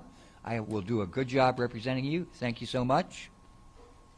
Thank you both. We very much appreciate your time today and wish you both the best of luck Election Day. Thank you. Robin Mills and Senator Charles Trump, and we are back in 6 minutes. Fall into a new career you'll love with WVU Medicine. On Thursday, October 20th, WVU Medicine is hosting a hiring event 9 a.m. to 6 p.m. at the Health Sciences Center on the Berkeley Medical Center campus in Martinsburg. Speak to recruiters and hiring managers about opportunities in patient access, radiology, nursing, and more. To RSVP, check us out on LinkedIn or our Facebook page at WVU Medicine, Berkeley, and Jefferson Medical Centers. We hope to see you there. Join the Berkeley County Republican Club for the annual Eisenhower and Veterans Day dinner at the Holiday Inn on Friday, November 11 at 5 p.m. For just $50, you get dinner and 6 free Chinese auction tickets. There'll be items from Richard Petty, Dale, Jason, and Ned Jarrett, Ted Nugent, the Dukes of Hazzard's Ben Jones, and many others as well. There'll be valuable door prizes too, and only 200 tickets will be sold. So get yours today by calling Lisa White at 240-464-1608 or go to berkeleycountygop.com. Ever try to collect on an insurance claim? Perhaps a homeowner's claim, auto accident, or fire. Insurance companies collect money from you for protection should something bad happen. And when it does, they don't want to pay, or they offer too little. At Mansion Ferretti, we have an attorney who worked defending insurance companies and knows all the dirty tricks they play to deny or lowball your claim. Call us today for help in getting what you really deserve. Mansion Ferretti, when you need justice. My kids, you know I want the best for you, don't you? We need to have a conversation. End-of-life planning is no one's favorite discussion, but the relief of having everything in place when the hour of need arrives is a gift. Give it to your family. Plan ahead with us. Brown Funeral Homes, a leading provider of cremations, invites you to explore the many flexible options of cremation. From environmental considerations to the benefit of greatly reduced cost, it may be the perfect answer for your family. Online at brownfuneralhomeswv.com. Brown Funeral Homes, here for you. I'm Steve Catlett, candidate for Berkeley County Council. I served 44 years as Executive Director for our public parks and recreation system. I'm a fiscal conservative that knows how to run a tight budget. We need responsible growth and the infrastructure to support it. I support and respect our law enforcement, fire and rescue services, our schools and parks. For honest, proven, effective leadership, vote Steve Catlett for Berkeley County Council. I thank you for your support. Paid for by Catlett for County Council Committee. Panhandle Printing and Design is your full-service local print shop. With over 50 years of combined experience, we know how to handle all of your printing and design needs. We can handle anything, from small business cards to wrapping large vehicles. Our in-house design team can do it all. As a staple of this community, we love helping people promote their events, businesses, and anything they're passionate about. Envision, create, and bring your ideas to life with Panhandle Printing and Design. The future doesn't wait. Why should you? Blue Ridge Community and Technical College offers over 60 degree and certificate programs in education, IT, culinary arts, engineering, and so much more. Small class sizes, flexible schedules with evening and online classes, affordable tuition, plus financial aid is available to those who qualify. Now you can go to college. Visit us online at blueridgectc.edu. That's blueridgectc.edu. Stop waiting and enroll today. Hello, my name is Ron Winger, and I'm asking for your vote for delegate in District 96 on November the 8th. I am your pro-choice candidate. I believe that what a woman does with her reproductive rights is her business and hers alone. I am a Vietnam veteran and served the state of West Virginia for 23 years in the Air National Guard. I believe in our local school systems, and I will fight to support them. My name is Ron Winger, and I would appreciate your vote on November the 8th. Ad paid for by candidate. Here's to the grown-ups. Your car is now your office. Stage, nursery. Shh, sorry, insuring it shouldn't be a headache. Erie, #1 in the nation for highest satisfaction with the auto insurance purchase experience 6 years in a row.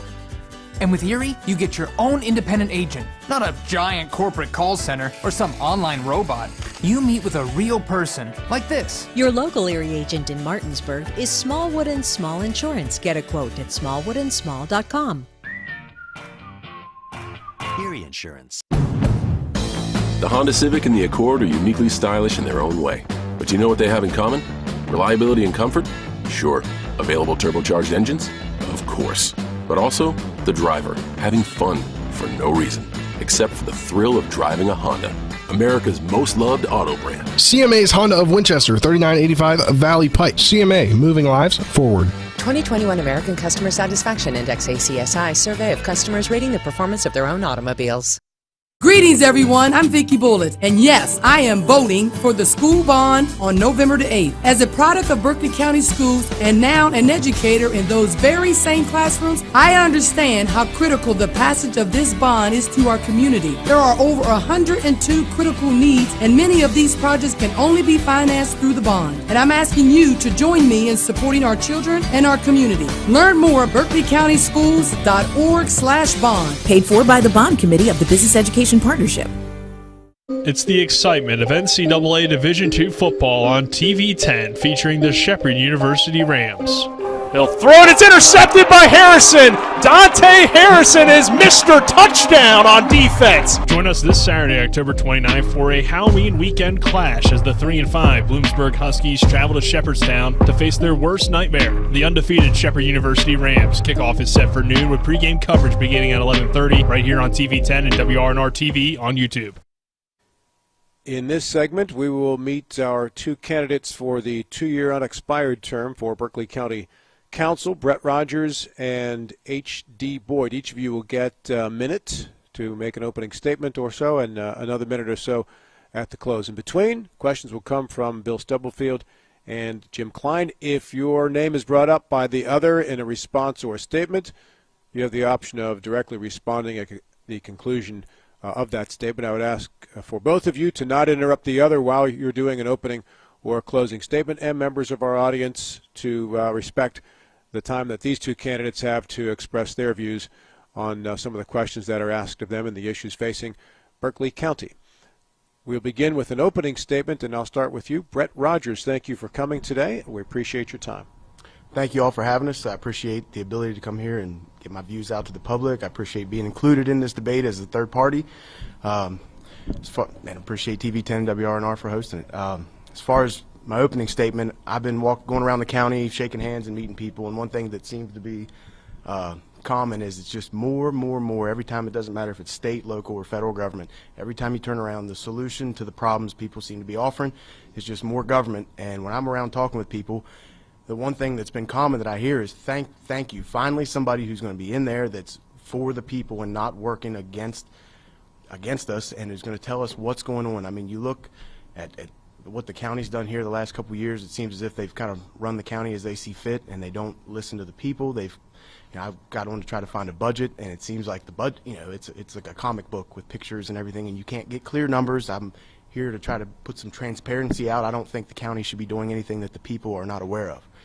So this is an opportunity for the people to have somebody on the council that's constantly looking out for them. Thank you. Thank you, Brett Rogers. H.D. Boyd. There I am. Thank you, Brett Rogers. Now H.D. Boyd.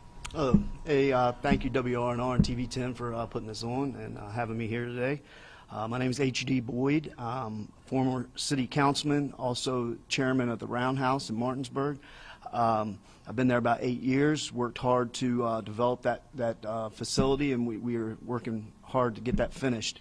I'm all about development and also improvement of Berkeley County. I want to make things better for the new people moving here and for the people who've been here forever. We have a lot of hurdles to overcome and things to do to fix a lot of things. We need to improve our schools, get some more schools. We need to improve infrastructure, and there's several ways to do that. I'm all about transparency with the local government as well. I will work hard to get on the website financial disclosures and statements of what's going on, where money's being spent and where money's coming from and going to. With that being said, that's who I am and what I'm about. Thank you, H.D. Boyd and Brett Rogers. Now for our first question, Bill Stubblefield. Congratulations, gentlemen, for running for what I consider the best elected office in the state.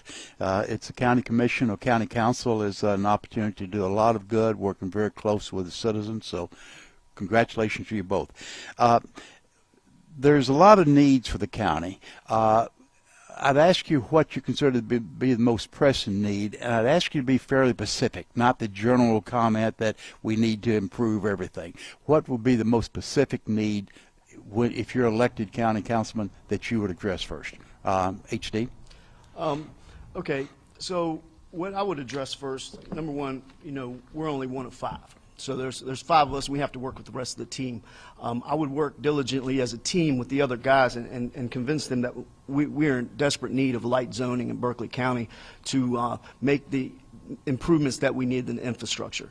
Obviously, we don't have the money to throw around just to build things, so we need to get this enacted. Many people believe that this needs to go to a vote, and it would take at least 2 more years to get there.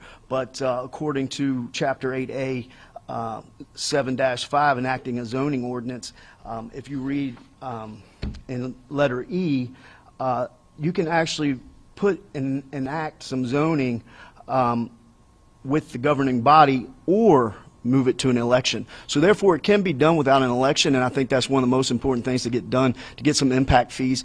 I get that some people call that more taxes, more money, but I think with some light zoning and if you distribute it correctly, and then you also come in and say it's for new development, not existing development, that would be more pleasurable to the people who live here and already have something and own something that they don't have to pay. We have these great big developers coming in here and building housing developments, 200, 300, 400 houses, and they're charging the same for those houses that they're being charged in Jefferson County. That partial of that money goes to the county to be redistributed out to fix things like to build additional schools and to fix the roads and the problems for infrastructure and traffic. And we're not getting that money. It's all going to the developers right now. And I believe some of that money needs to come back to the county so we can fix these problems. Before I go to Brett, let me follow up on what do you mean by light zoning? Like I said, you wouldn't put impact fees on existing ownership. Certain areas, not all areas of the county per se. That's more so what I mean by light zoning. Okay. I'm sorry. Can I just ask?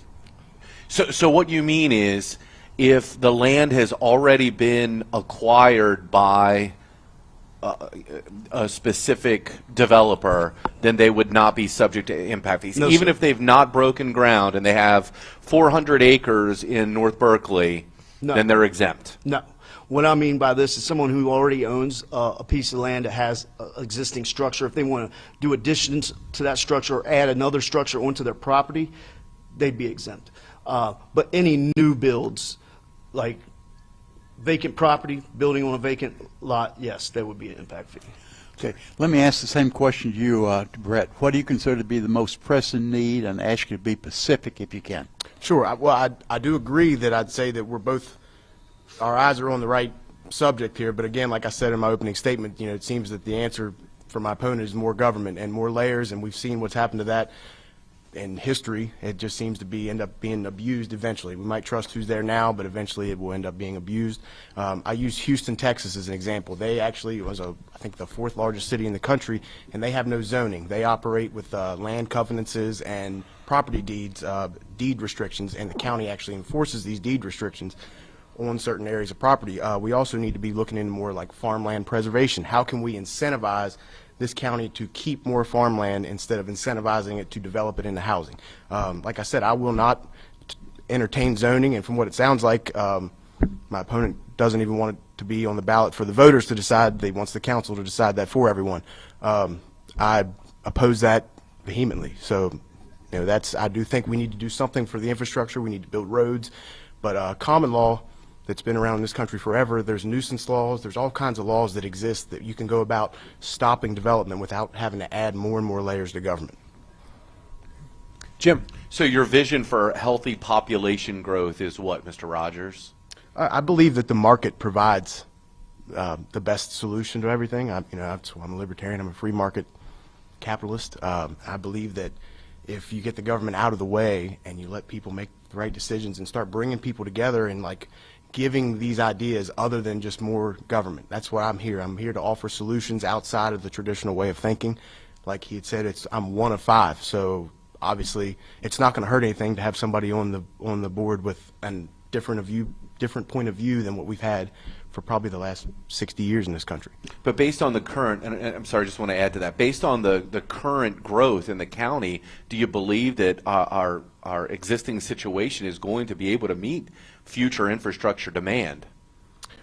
As for the existing situation, We're in a growth situation. Yes, we're sir. one of few local areas within the state that are in a huge growth mode.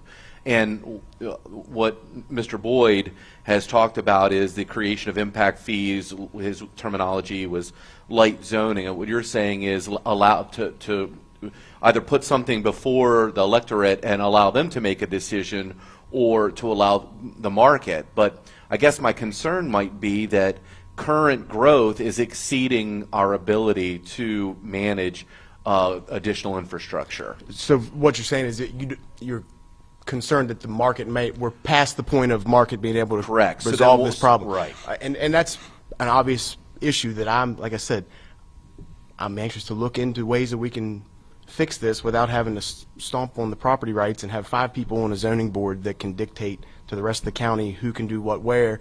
And depending on who comes in front of them, if they've got a big enough paycheck or they know enough people, then they'll just grant these people a variance to still build. And at the end of the day, you have the same problem with just another layer of government. I think the problem we have now is we've incentivized building all these houses and building all this stuff opposed to just letting things happen like they should, and now that's what you see. And that's why I'd like to offer, again, we need to start looking more into deed restrictions and land covenants and farmland preservation. However, we can work maybe with the state legislature to try to incentivize this, because I mean this is a unique area of the state. Very good, thank you. Mr. Boyd, do you have anything to add regarding healthy population growth? I just believe that we're growing very fast, and we're behind the ball on this.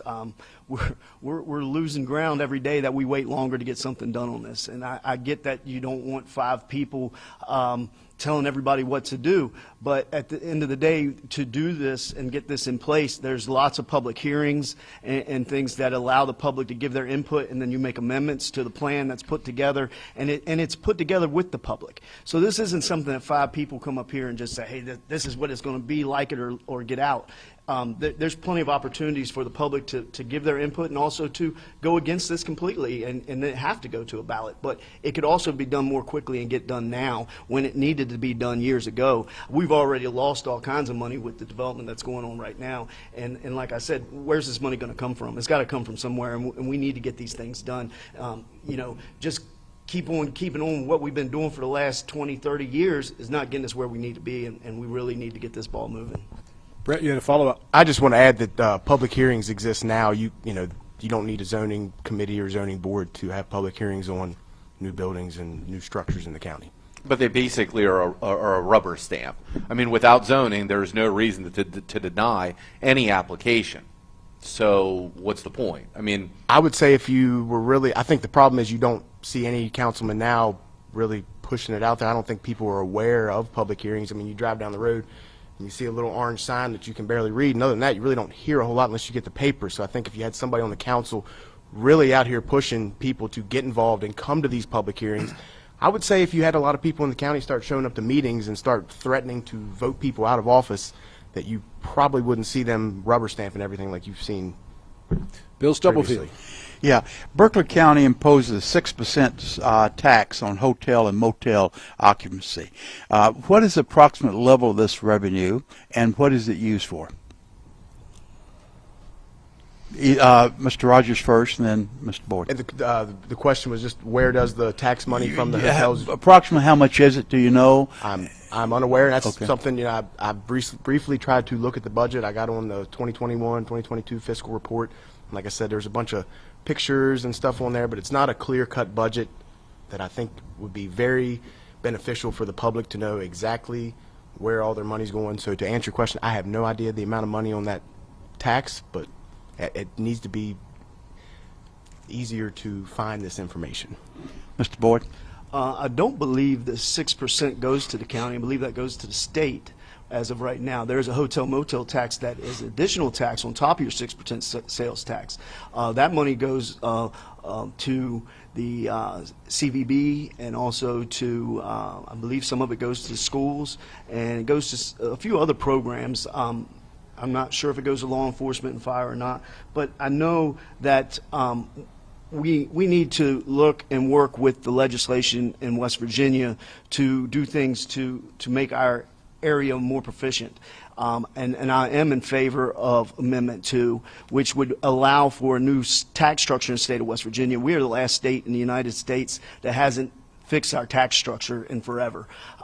Without doing that, we're sitting dead in the water. You go to Winchester, Virginia, and you're paying, when you sit down to eat at a restaurant or somewhere, you're paying 11 cents on the dollar. We're paying 6 cents, and all of it goes to the state. None of it's coming back to the county, and we need to get some of that money back to the county. The city's getting 1 cent right now. I propose that we work with the legislators in Charleston to get that Amendment 2. Well, we need to get that passed on this election, but at that point then work to get a plan put together that allows the counties to have the home rule to add the 1 or even 2% sales tax, or a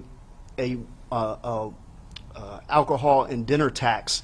That doesn't tax at the store. That taxes if you're going out to dinner. So the people who go out to dinner, travel through town, they can afford that. They don't even blink at it. People from Martinsburg go to Winchester, go to Hagerstown, go to these places all the time and spend that money all the time and don't blink at it. They don't come home and say, oh my goodness, I paid this over there.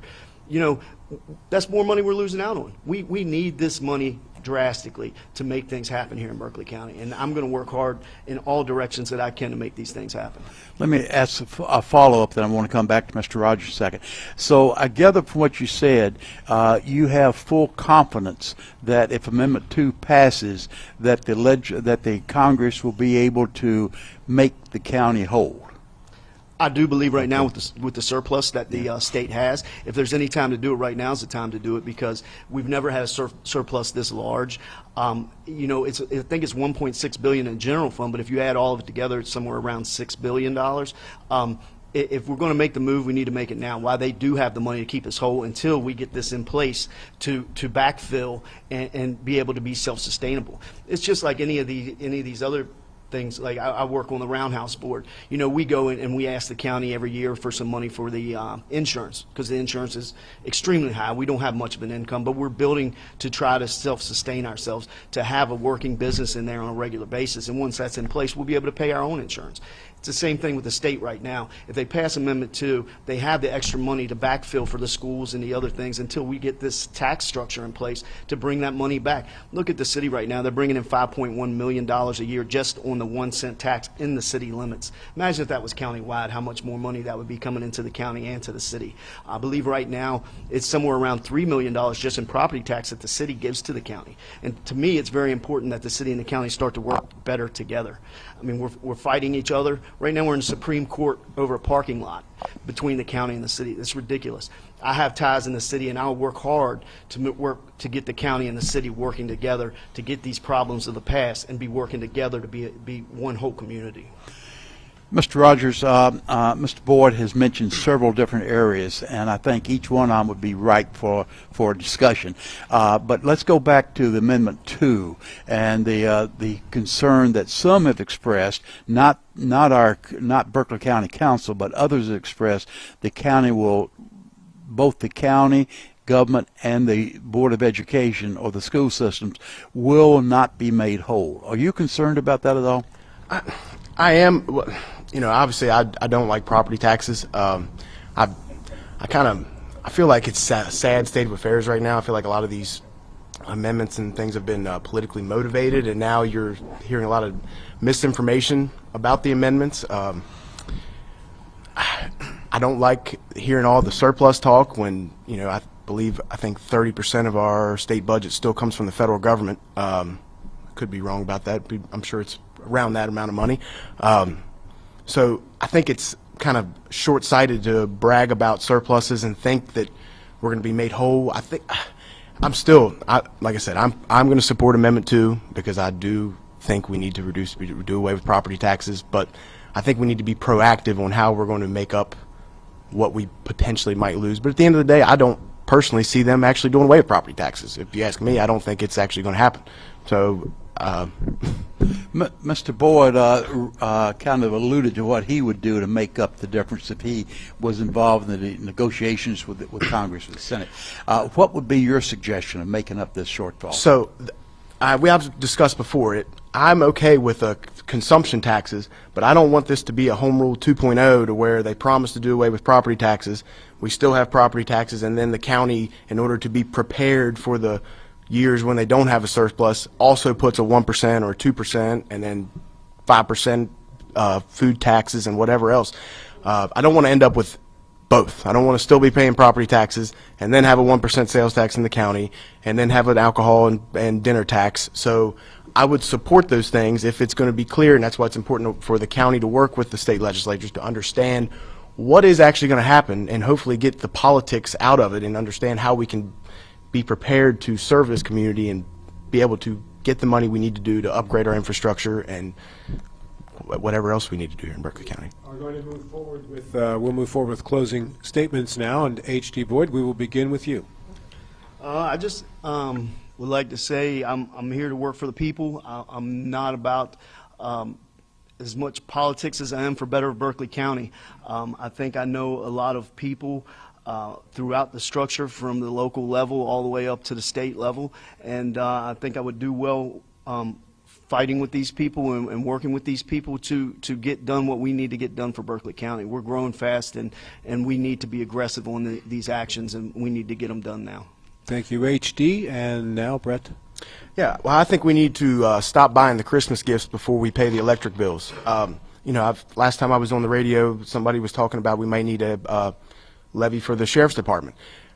If we're questioning not having deputies to serve this county, then we need to maybe not spend money on other things that look good. We need to make sure the services that we have proper deputies, proper sheriff's departments funded, the EMS is funded, the firefighters are funded, before we go out here and start spending money on lavish things. And we need to make sure we have money to spend to update our infrastructure and not money just going around just spending, buying things that we don't need right now. There's plenty of things that we need to focus on, and that's why I'm here to be a true fiscal conservative and a budget hawk. I'd like to get on the council to look at this budget because I truly believe there's probably money being wasted somewhere that could be better spent to make sure our services are funded, our schools are funded, all across the board. So if you want somebody who's going to be on there and be accountable to the people constantly and constantly looking at other alternative ways other than raising your taxes and more layers to government, then vote me in there, Brett Rogers for Adams Stephen District.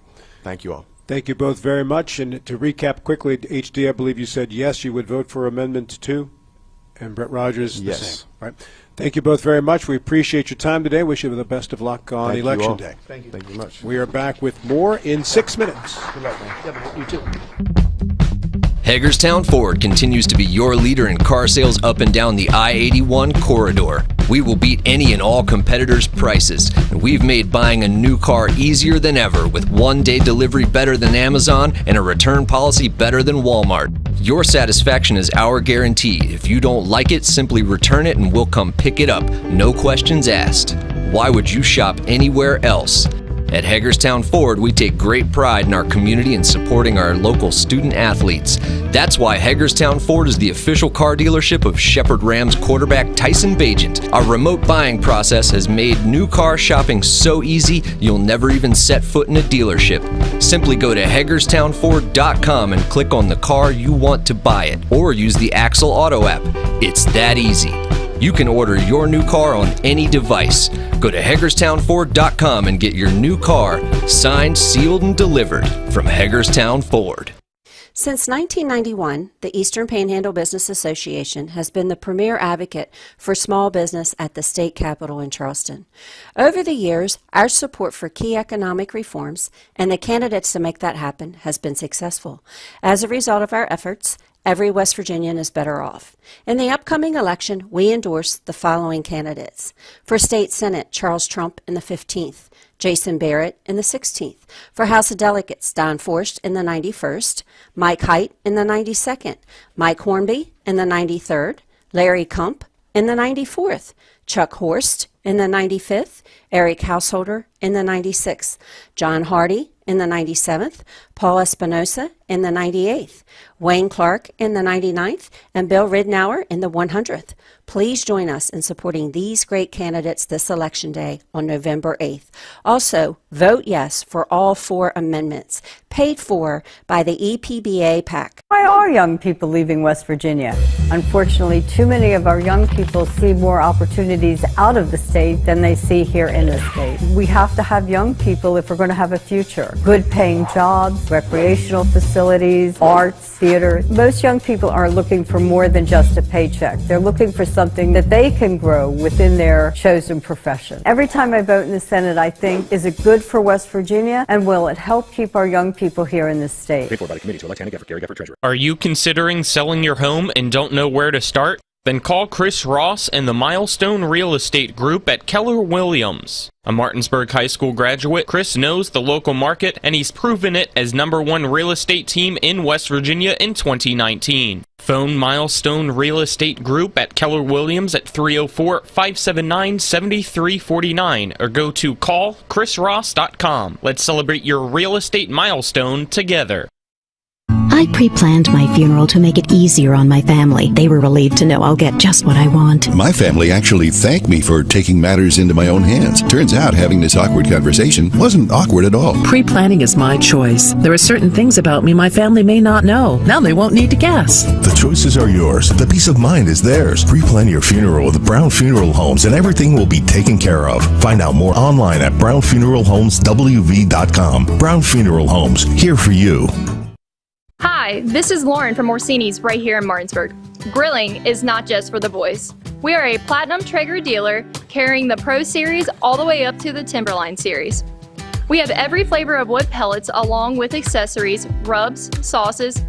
Not just Traeger, we carry Utz, Meat Church, Lanes, and Dizzy Pig. We also carry a full line of Yeti products. Orsini's has everything to complete your backyard. Visit us at 360 Hack Wilson Way or at Orsinis.com. A DUI arrest can have a devastating impact on one's life, your job, your driver's license, and in some cases your very freedom. My name is Harley Wagner. I own and operate West Virginia's only exclusive DUI defense firm. Since 1999, I've been representing citizens throughout the Eastern Panhandle and state of West Virginia charged with DUI. Let my years of training and experience work for you. The initial consultation is free at the Wagner Law Firm in Martinsburg. Phone 304-901-7400 or online at westvirginiaduilawyers.com. Mom, I hit your car with a softball. Did you throw it or hit it off the tee? Off the tee. Whoa, good hit, kid. Good thing we know Cody from Cody's Auto Body. I'll text him now. Oh, Kenna, I heard you hit your mom's window with a softball. Good hit. Keeps me in business. We can get you in lickety-split, no Hey, that's a bad word. Shut up, kid. We won't drop the ball on your car. Every repair's a grand slam. Bring your car to Cody's Auto Body. As always, it's Cody's with a T for trust. Hey, you can't say that. Let's go! Drink some beers! Mountaineer Grill and Pub! Mountaineer Grill and Pub offers many daily specials, including Trivia Night Monday, Karaoke Tuesday, Steak Night Wednesday and Sunday, Thursday night Boneless Wing Night, and on Friday and Saturday nights, there'll be a DJ and or karaoke. And remember, Monday through Friday, happy hour, 11 a.m. to 6 p.m., $2 domestic bottles and $2.50 domestic drafts. Let's go! Drink some beers! Mountaineer Grill and Pub! Come out and support the Martinsburg High School football team, cheerleaders, velocity dance team, and marching band Thursday, October 27th from 5 until 8 p.m. at Coburn Field at David M. Walker Stadium for the Martinsburg Bulldog Bash. There'll be door prizes and giveaways during the event, as well as performances by the Bulldog Band, MHS cheerleaders, and the velocity dance team. Can't make it to the event? That's okay, because we'll have live coverage on TV10 and WRNR TV on YouTube. For more information, contact Randy Brown at 304-616-0605.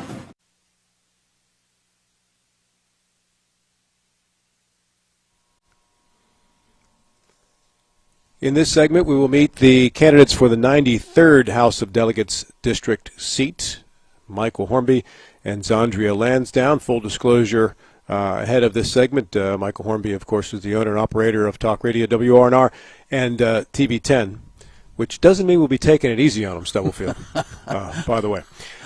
Each of you will get a minute to make an opening statement, another minute at the end to close in between. You'll have questions from Bill Stubblefield and Jim Klein. While making your opening and closing statements, I'd ask the other to not interrupt so you can conclude your statement as well. And members of our audience as well, I would ask you to please respect the time these candidates have to expound on their views as to the questions that are asked of them so they can finish and complete their answers without distraction.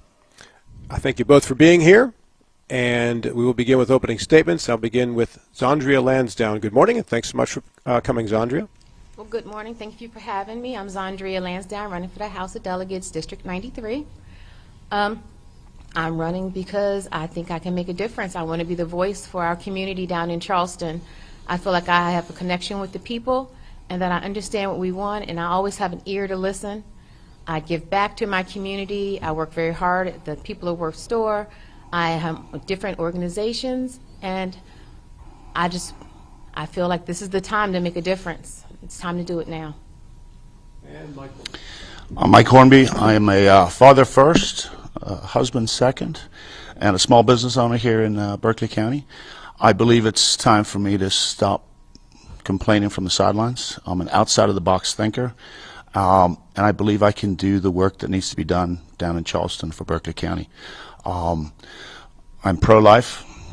I'm a staunch supporter of the Second Amendment, and I am humbled to be here. Thank you. Thank you both, and we'll begin our questions first with Jim Klein. Thank you both for your willingness to serve in the upcoming legislative session. Could you please, I guess we'll start with Mr. Hornby, could you please identify what your top one or two priorities will be in the upcoming legislative session? So I think the legislator has legislation has done a really good job in the last 4 to 6 years with their flatline budget. I think our pilot program has really brought in some great businesses to Berkeley County, but I think we've forgotten about small business. And when I say small business, I mean 25 employees or less. If I was in charge, I would like to implement some kind of small payroll tax credit back to small business to incentivize small business and startups to come to Berkeley County. I think we need to fix our education system here in the state of West Virginia. The recent report that just came out with test scores was pretty abysmal. I have 2 children in the school system. I'm very happy with the teachers and the school system personally, but when I saw those test scores, I was shocked. So those would be 2 of the things I would probably try and address first. So, Mr. Hornby, could you please help to identify that small business payroll tax credit that you mentioned first? What is the burden to a small business? So I started my business with $250 here in Berkeley County about 11 years ago. I quit my job and I told Cresha we were going to start a business. She thought we were nuts. The first impediment to a small business is that first employee. That first employee might be yourself. Paying that payroll tax to the state or to the government is very, very tough on those first 1 to 2 employees that you have. Once you get started and you get some momentum, it's not so bad. We have about 16 employees now throughout our companies, and we pay that happily now. But to start with, it took us it was a really tough time to get that first employee on payroll, and I think that's an impediment to small business in West Virginia. Thank you very much. Ms. Lansdowne? The top 2 things that I really am concerned about is our whole school systems, of course, but not just the teachers. I think we need to work with our law enforcement and our nurses and our social workers. We have a major shortage on some very, very extremely important jobs. And with the surplus sitting there, there's no reason why we're losing so many. I think we need to recruit and retain our important people, our social workers, our police officers, our firefighters, our teachers. And that's one of my very main first things. And the second thing is Berkeley County's infrastructure. I believe since I've been here, I moved here in 2010. I so-called retired here. And since I've been here, the roads have become pretty bad to the point where it takes me 20 minutes to go 1.5 miles to Walmart. I believe that's outrageous. They're becoming very congested, and we're building so much, but the roads aren't building along with our communities, and I think we need to work on that. Thank you. Just a follow-up. You mentioned, obviously school systems, law enforcement, social workers, and the phrase that you used was recruit and retain. So how in the legislature might you help to recruit and retain in those positions? Well, I myself am also an outside-of-the-box sort of thinker, and I believe that I know that we will never probably be able to pay our teachers the same amount as Washington County or Loudoun County. But there are other things that we can do as incentives to keep our teachers here. We can help pay their student loans. The teachers that go to school here, they shouldn't have to pay taxes here when they become teachers. I believe that we should give them those incentives. I believe that we can help pay for their medical. I have so many people that I've spoken to that work in our education that can't even afford their co-pays, that are working part-time jobs just to make their ends meet. So we may not be able to meet what everyone else is paying in our area, but we can give them a little more and then give them incentives to stay. And if we give them those incentives, I believe that some of the other teachers will come back. I believe that the new teachers that are going to school will stay here. That's what I mean by retain and recruit. Thank you. Let me, Ms. Lansdowne, let me build upon that.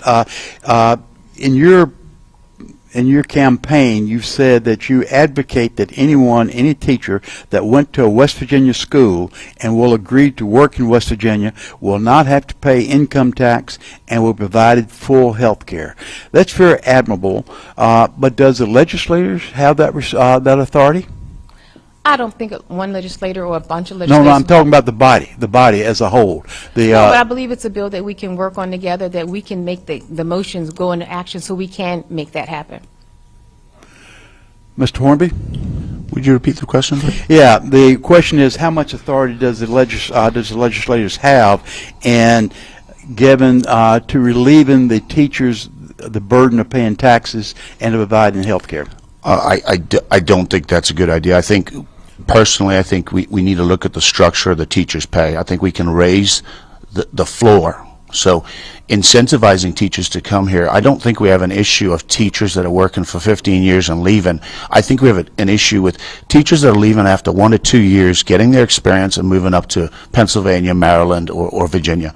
So I do believe that we can lift the floor that the teachers get paid to incent. I do believe we can pay as much as Washington or Maryland and Pennsylvania. I think it's possible.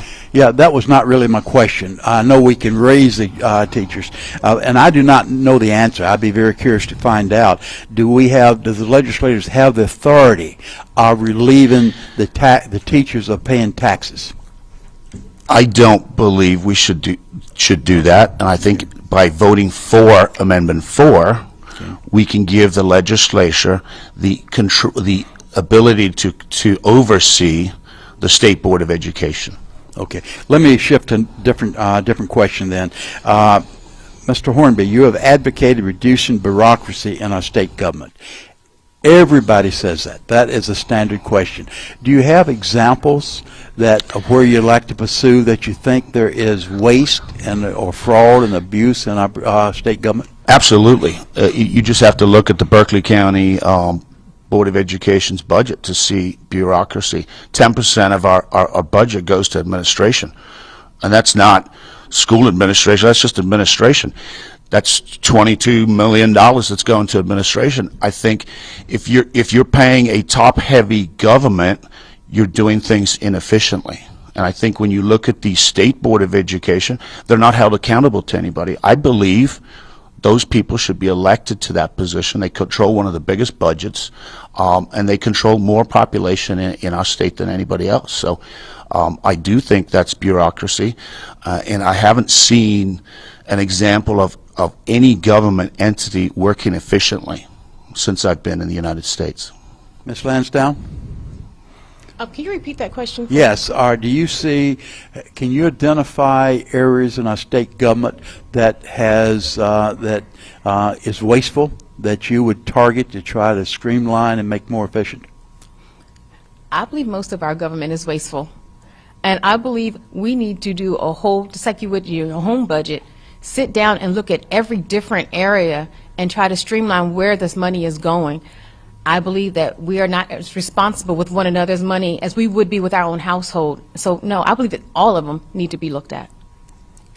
Jim Klein. Well, Mr. Hornby opened the door to the county boards of education. So we'll start with you, Ms. Lansdowne. Yesterday in the discussion, there was a point during the day where the elimination of some of the school boards came about. Do you believe that the state of West Virginia needs 55 boards of education? And if not, would you support regional boards of education, or how might you envision that structure work? No, I believe we can stay with our 55. I think it's very interesting and very good for us to be able to have those different types so we can work together. I know for a fact that Morgan County works with Berkeley County and Berkeley County works with Jefferson County. We're not segregated. I don't believe that we need to all become under one umbrella. I like it the way it is. So I believe the elected Board of Education should be all 55 counties, but I do believe that the bureaucracy that is the Board of Education can be pulled together. How that happens and which counties be moved together, because paperwork and Xerox copiers and the space, that all costs the same. It's all the same thing. So these people or these folks in government can work together under one roof to serve multiple counties. And I think you can be more efficient by combining some of the boards of education workers, not necessarily the elected officials. I like that 55 counties represented by 55 different boards of education. So just to follow up, so what you're saying is we're paying 55 superintendents and 2,000 assistant superintendents and 2,000 administrative assistants, and you multiply that across the state, where some counties have less students than we have teachers. I mean, let's be honest, some of these counties are extremely small, and Berkeley County is very beneficial. We've got a great problem, and that's growth. But we also have one of the largest boards of education in the whole state. I'm not talking about our elected officials. I'm talking about the building down on Route 11. So again, Ms. Lansdowne, 55 superintendents of Board of Education. You believe that that's the structure we should continue to employ? I do, because I find it a very personal thing. I like the fact that I can go down the street and not across another county or another part of the state to talk to an administrator. I like the idea that this person may have something that my child has and is small enough so they'll get to know my situation instead of having a great big conglomerate of people and I don't know me and they don't know me and I don't know them. Very good. Thank you. A question that was not raised much yesterday, but I think is very important. Do you support home rule for counties, Mr. Lansdowne? Ms. Lansdowne? Do I support home rule? For counties, yeah. I believe that, yes, we know us better than anyone else does, and I definitely support it. Mr. Hornby? I do support home rule. I just question sometimes some of our local leaders that make decisions, as long as they're held accountable for that.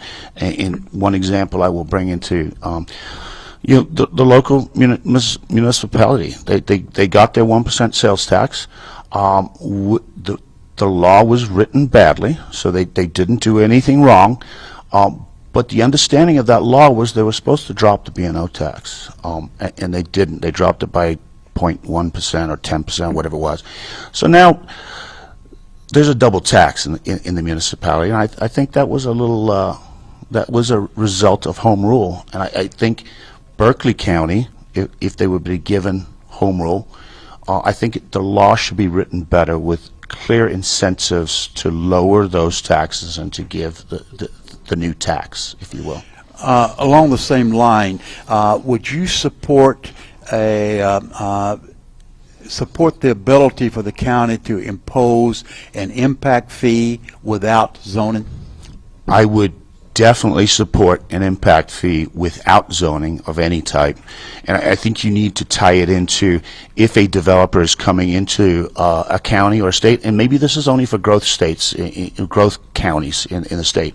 You need to tie it into improvement of roads. So if you're building 12 houses, you pay X amount, not exorbitant where it's going to stop developers coming, but this is what the impact of your building or your developing is going to have, and you're going to have to put a traffic light in, a roundabout in, or whatever that is. That way the county can start doing what the state's not, because the state owns our roads, right? And we don't want to keep begging Charleston for money to fix our roads. If we look forward and put an impact fee in, we can do the improvements as they're happening. Now we're forward thinking. Now we're thinking ahead of the problem. And if somebody wants to put in 250 houses, they're going to have to put in the roads and the infrastructure that will support that, and you wouldn't have the issues that we see in Hedgesville or things like that. Ms. Lansdowne, for the same question, would you support the ability for the county to impose an impact fee? Yes, I think impact fees are very important, but for different reasons. I personally would like an impact fee because you're right, the schools are being overcrowded. The impact fees can help with that. The roads are, I mean, they're about to build houses out there where I live at, on that little back road. It's already highly congested back there. I can't imagine how these people are still getting all of these titles and rights to build all these townhouses where we can barely even get through a neighborhood. So no, I think impact fees will slow things down a little bit, and I think that they should be a nice impact fee, not a small impact fee. I want to move to closing statements in just a moment here, but first I want to run through the amendments 1, 2, 3, and 4 and get a thumbs up or thumbs down vote from both of you as we move through all 4 of those. And Zandri, I'll begin with you. Amendment 1, yes or no? No. Amendment 2? No. Amendment 3? No. Amendment 4? No. Mike Hornby. Amendment 1? Yes. Hold on. Yes. Amendment 2? Yes. Amendment 3? Yes. Amendment 4? Absolutely yes. Most important one on there. All right, very good. So we'll move to closing statements now, and Mike, I will begin with you first.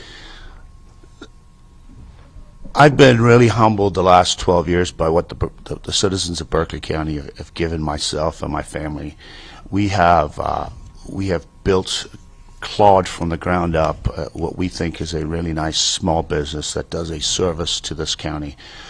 I would be humbled for your vote. It's time for me to give back to you. I've always worked for this county. My family's lived, we choose to live here. I came from a socialist country. I moved to an almost socialist state, and what I love about West Virginia is our way of living, our way of life, and we need to ensure that stays the way it is while we grow. I'm humbled to have your vote in the 93rd District, Arden, and South Martinsburg. Thank you. Zandria Lansdowne. Well, I'm glad to be here, and I just want to say, look, I'm a mother, I'm a wife of 33 years, a mother of 13, a grandmother of 12. I am a small business owner as well. I have a free grocery store and free clothing shop out on Winchester Avenue. I give back to my community. I'm on so many different organizations and boards that I'm not even going to try to name them. I spend my life giving back to this community because it needs to be fixed. I want my children to be able to stay here and raise their children and my grandchildren. I don't want to have to go across state to visit them. I don't want them to have to leave the state to find a decent job or a place to live. It's why I'm running. It's why I'm here. I want to be our voice. I believe that I walk amongst the people in Martinsburg and the county and the city, and I believe that I'm approachable, and if you need something, you can come to me, and I will try my best to help you, and I can be your voice, and that's why I'm running. So please vote Z. Thank you both so much for being here. Zandria Lansdowne and Michael Hornby, best of luck to you both on Election Day. And we'll be back with more in 2 minutes.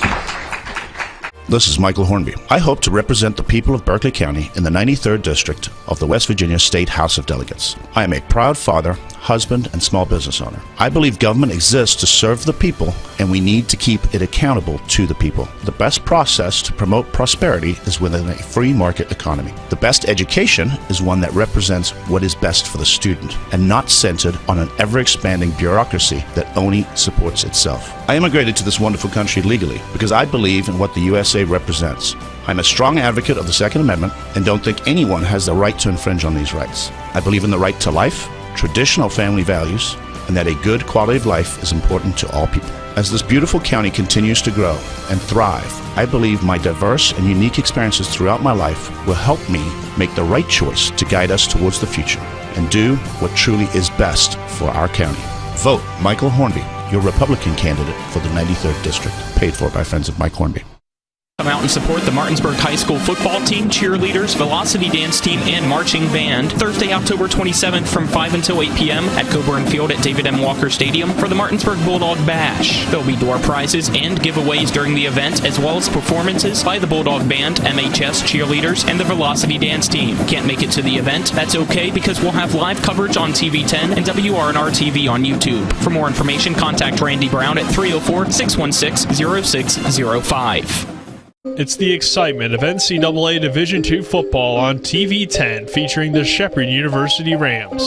He'll throw it. It's intercepted by Harrison. Dante Harrison is Mr. Touchdown on defense. Join us this Saturday, October 29th, for a Halloween weekend clash as the 3-5 Bloomsburg Huskies travel to Shepherdstown to face their worst nightmare, the undefeated Shepherd University Rams. Kickoff is set for noon with pregame coverage beginning at 11:30 right here on TV10 and WRNR TV on YouTube.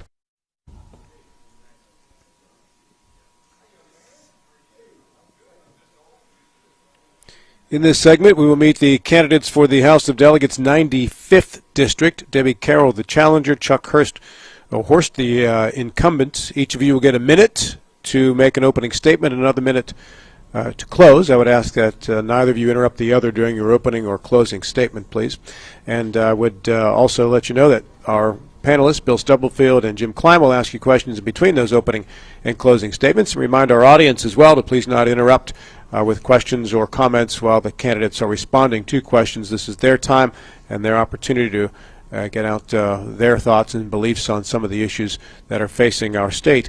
And with the opening statement, I'm going to begin first with the challenger, Debbie Carroll. Debbie, good morning. Thanks so much for coming in today. Good morning. I want to thank you for having me here. It's a pleasure. My name is Debbie Carroll. I'm running for delegate for District 95.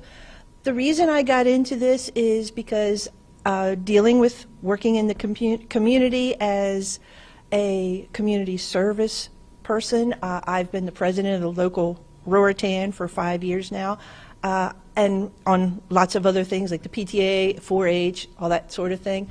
I see the need. I see what's going on in our schools.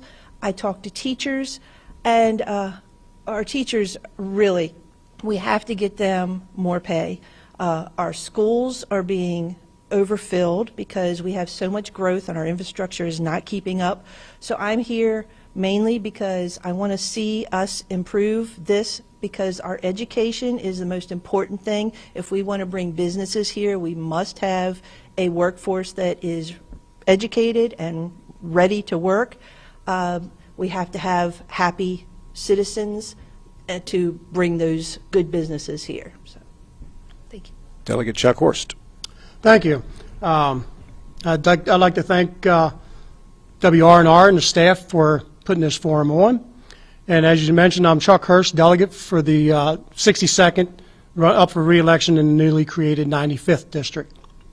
I've lived here in Berkeley County for 50-odd years, so I'm pretty much a lifelong resident. I truly feel that I am a West Virginian. I've been in the automotive industry my entire working career as a technician, automobile technician, and 20-plus years with my own shop. So I realize some of the problems and constraints that go with business.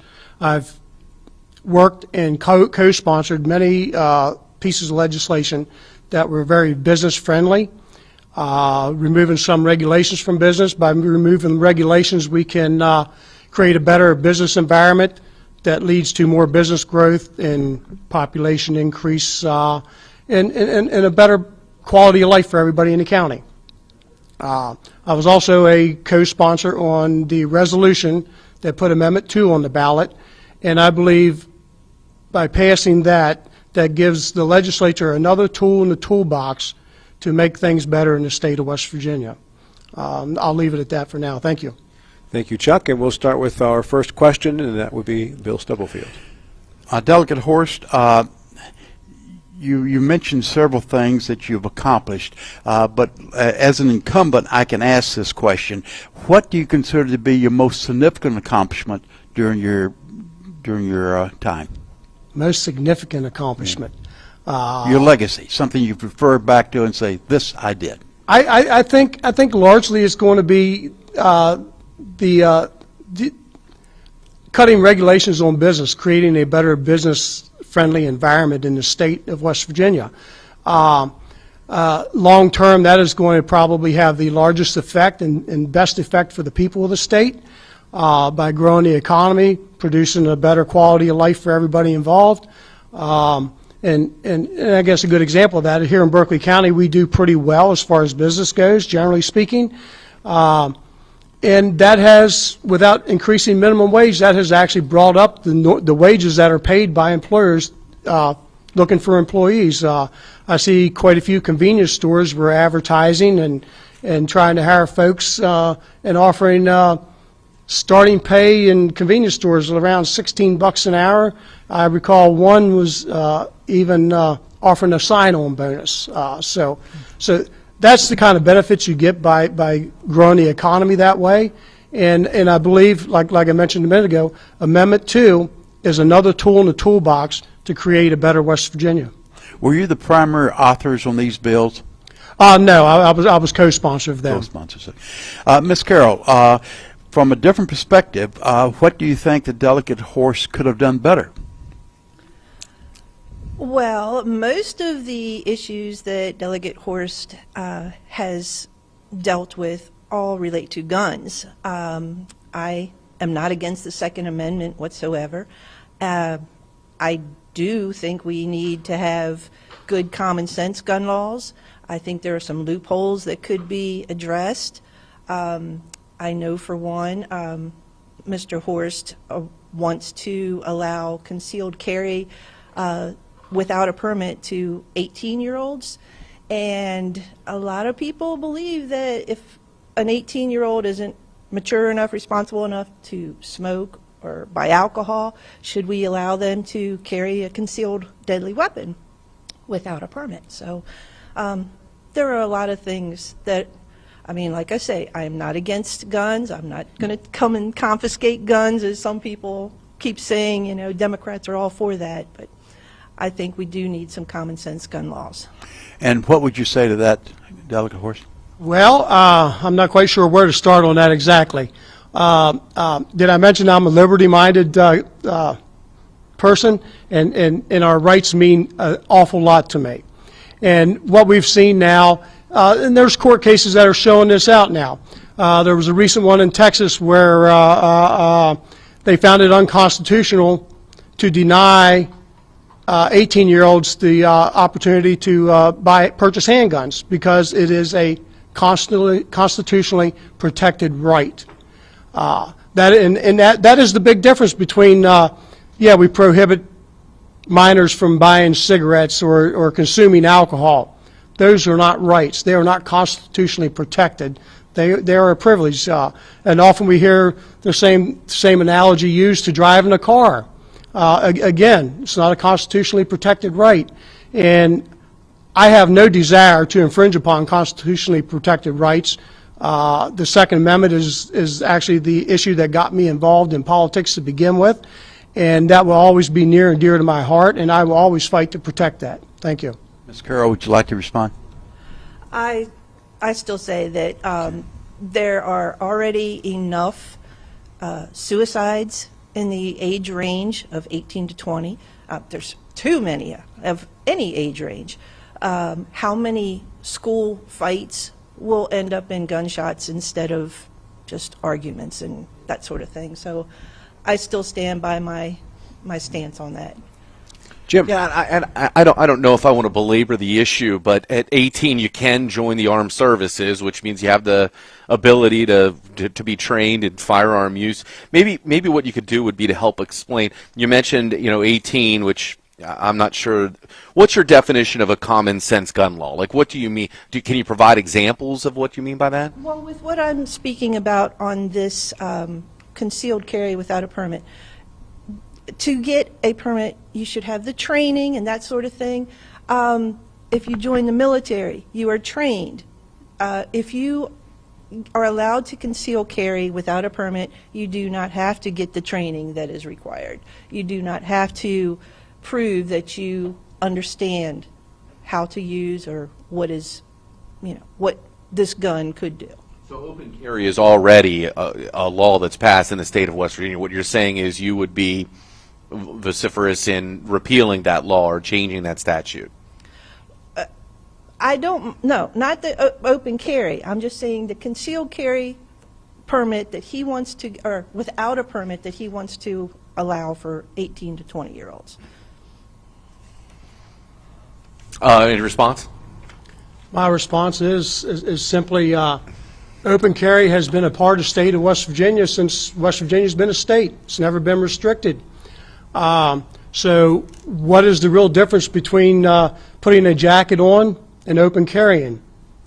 The difference right now is paying a fee to the state to be able to put a jacket on. Yeah. All right. So let's change venue. Ms. Carroll, what would you be your number one priority for the upcoming legislative session? The education. We need to get more pay for our teachers and for other state employees. Right now, our teachers can drive 20 minutes in 3 different directions: Maryland, Virginia, West Virginia, Pennsylvania. I'm sorry, for up to $20,000 more per year. We are struggling to keep our teachers, our bus drivers, many other state employees, and that is a very important first topic that we need to do. Second, the infrastructure. Our new housing has just put a huge draw on our schools. We have already, almost every school has portables, or they're struggling to put these new students in, and we just keep adding more and more, but nothing has been changed to address that issue. So I would definitely look into more infrastructure. We need high-speed internet. All of these things, if we have the best school education that we can get and the high-speed internet, we will be able to entice more businesses to come here because of that. Thank you. Mr. Horst? I actually kind of forgot the question. Number one priority, top one or two priorities for the upcoming legislative session. Oh, okay, that's right. I guess my top priority really is going to be business related, I think. To create a better business climate for the state. I would also add that locality pay for our state workers and teachers is a big issue. The conversation's been started. The conversation got started, I believe, last session, and that conversation is going to carry on through. I believe we're going to get something done. Will we get it done this next upcoming session? I'm not sure. I hope that we do. I'm not quite sure what it's going to look like. There's been a number of proposals out there. Myself, I've been contemplating perhaps we could start with something that would be in line of whenever there's raises for teachers and or our state workers, that certain growth areas get perhaps a double raise compared to the rest of the state, at least something to get the process started forward without blowing the budget up. Mr. Horst, in the election guide, you referenced the territorial nature of our Congress, and I think everybody agrees with that. How do you propose reaching across the aisle and resolving some of these differences? Well, I don't know that territorial is reaching across the aisle, so to speak, but I get your point. And I think that process has started. There's a number of other delegates from across the state that are realizing this now. And I believe we'll support some sort of a locality pay. I'm sorry, I was not talking about locality oh, okay, pay. I'm sorry. I was talking about thing in general. I was picking up on your statement in the election guide of the territorial nature of our Congress, of our legislators. And my question is, how can we resolve? How can we break down these silos that we address? And Bill, you mentioned the word Congress. I assume that you're just misspeaking there. Do you mean the state legislature? State legislature, sorry. Okay. Yeah, that's an issue probably on a number of avenues, just like the locality pay. It's an issue there. I would encourage my other delegates to kind of look at things the way I try to look at them, and that is my vote also is for the state, not just my region. I mean, bringing stuff to my district is important, but making the state better is of more importance. And I would just encourage the other delegates to try to take that view forward, because if it's good for the state, it's going to ultimately be good for your district as well. Ms. Carroll, there's been a lot of discussion recently about the choice between elimination of the personal property tax, i.e. Amendment 2, and reduction of the income tax. Do you have a preference of which, if you had to go one of these two ways, do you have a preference which would be the best and why? Well, I would prefer to see a reduction in the income tax. Too often, the tax cuts are going to the wealthier or the businesses, and the workers, the working force, are not reaping the benefits. The personal property tax, for the average citizen, you're talking about $100 or less per year. That's nothing compared to what the tax cut would be for businesses. So I would say the income tax. In your view, Mr. Horst? My view is I'm all supportive of cutting taxes. I voted yes to the governor's plan for the 10% income tax reduction, although I will say this. I believe that the business and inventory tax, the state will get the bigger bang for its buck. And the reason being because that is the last big obstacle that's in place that affects businesses coming to the state of West Virginia.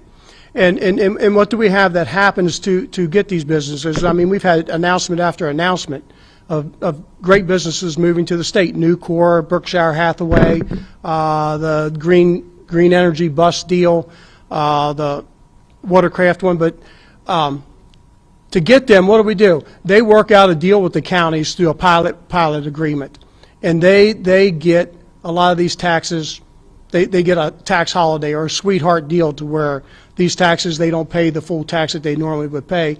And that is literally at the expense of every other business in the state of West Virginia. They don't get no tax cut. The small mom and pop store down the street, they don't get no tax cut. So to me, it's about making a fair business climate and growing the state of West Virginia. So eliminate the pilot program is what you're saying. That No. I'm saying pass Amendment 2 so that the legislature can deal with the business equipment and inventory tax and hopefully eliminate that. Then there's less need for the pilot agreements, and all businesses get treated fairly that way. And before we run out of time in our session with the two of you, I'd like to go through the amendments with you one by one and give me a thumbs up or thumbs down vote on how you perceive them and how you'd vote on those. And we'll start with you, Debbie Carroll. Amendment 1, yes or no? No.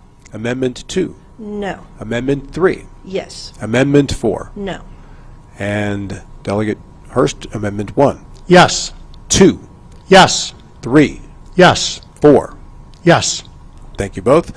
And now we'll move to closing statements, and we'll start with you, Delegate Chuck Hurst. Okay, while we have had problems in the state, and there's a lot to deal with yet, I would point to how the state has been the past couple of years due to policies that have been enacted in the past 4, 6, 8 years, I guess. Prior to the pandemic, many people point to we're flush with money because of the pandemic. No, it's much more than that. Prior to the pandemic, West Virginia was leading the nation in economic growth, percentage of economic growth, GDP growth. That was prior to the pandemic. I would actually argue that even during the pandemic, our state was doing very, very well. The pandemic certainly didn't help matters any. It did put some money out there that maybe affected growth in some revenue to some extent, such as in our sales tax, because people had money that they were just burning through left and right. But overall, the state is looking good. And if I'm reelected, I will continue to support those type policies that grow our state and with keeping everybody's liberty in mind. Thank you. Debbie Carroll. Yes, I would like to just add one thing. On Amendment 2, if there was a set plan that stated where the money would come from if these taxes were allowed to be cut, possibly then more people would vote for this. But until they give us their plan, there are too many things that could happen. So that's why I am against that. I do not want to increase taxes for anyone, and I'm all for tax cuts, but we need to make sure that our schools and our emergency services have the funding that they need. I don't want to say, believe, just trust me. So anyway, I hope that I can represent our community. I've been very active in the community. I am always willing to listen and to talk to our constituents. Please, if you have any questions or any concerns, I'm always available to talk. I'm hoping that you will give me your vote. Thank you very much. Thank you to both of you for your time today and for being here for our candidate forum. We wish you the best of luck in the upcoming election. And we will return in 5 minutes. Before the invitations and the dress, the flowers, cake, candles, or vows, there was an answer to a question proposed with a ring. Bechtel Jewelers knows that an important part of your wedding happens before the I-dos. We're a diamond store with an engagement and bridal jewelry selection that's both exciting and accessible. On the big day, there's everything else, and there's the ring. Make sure you get this one right at Bechtel Jewelers in Inwood.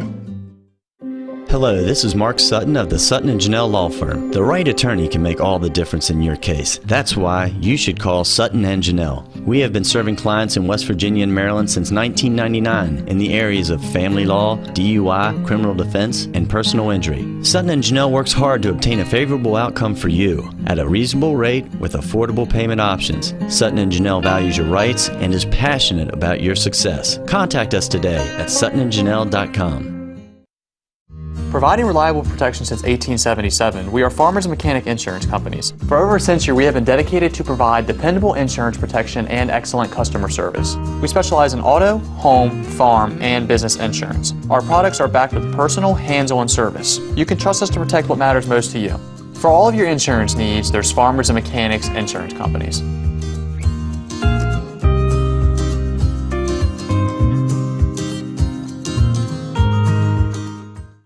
Panhandle Printing and Design is your full-service local print shop. With over 50 years of combined experience, we know how to handle all of your printing and design needs. We can handle anything, from small business cards to wrapping large vehicles. Our in-house design team can do it all. As a staple of this community, we love helping people promote their events, businesses, and anything they're passionate about. Envision, create, and bring your ideas to life with Panhandle Printing and Design.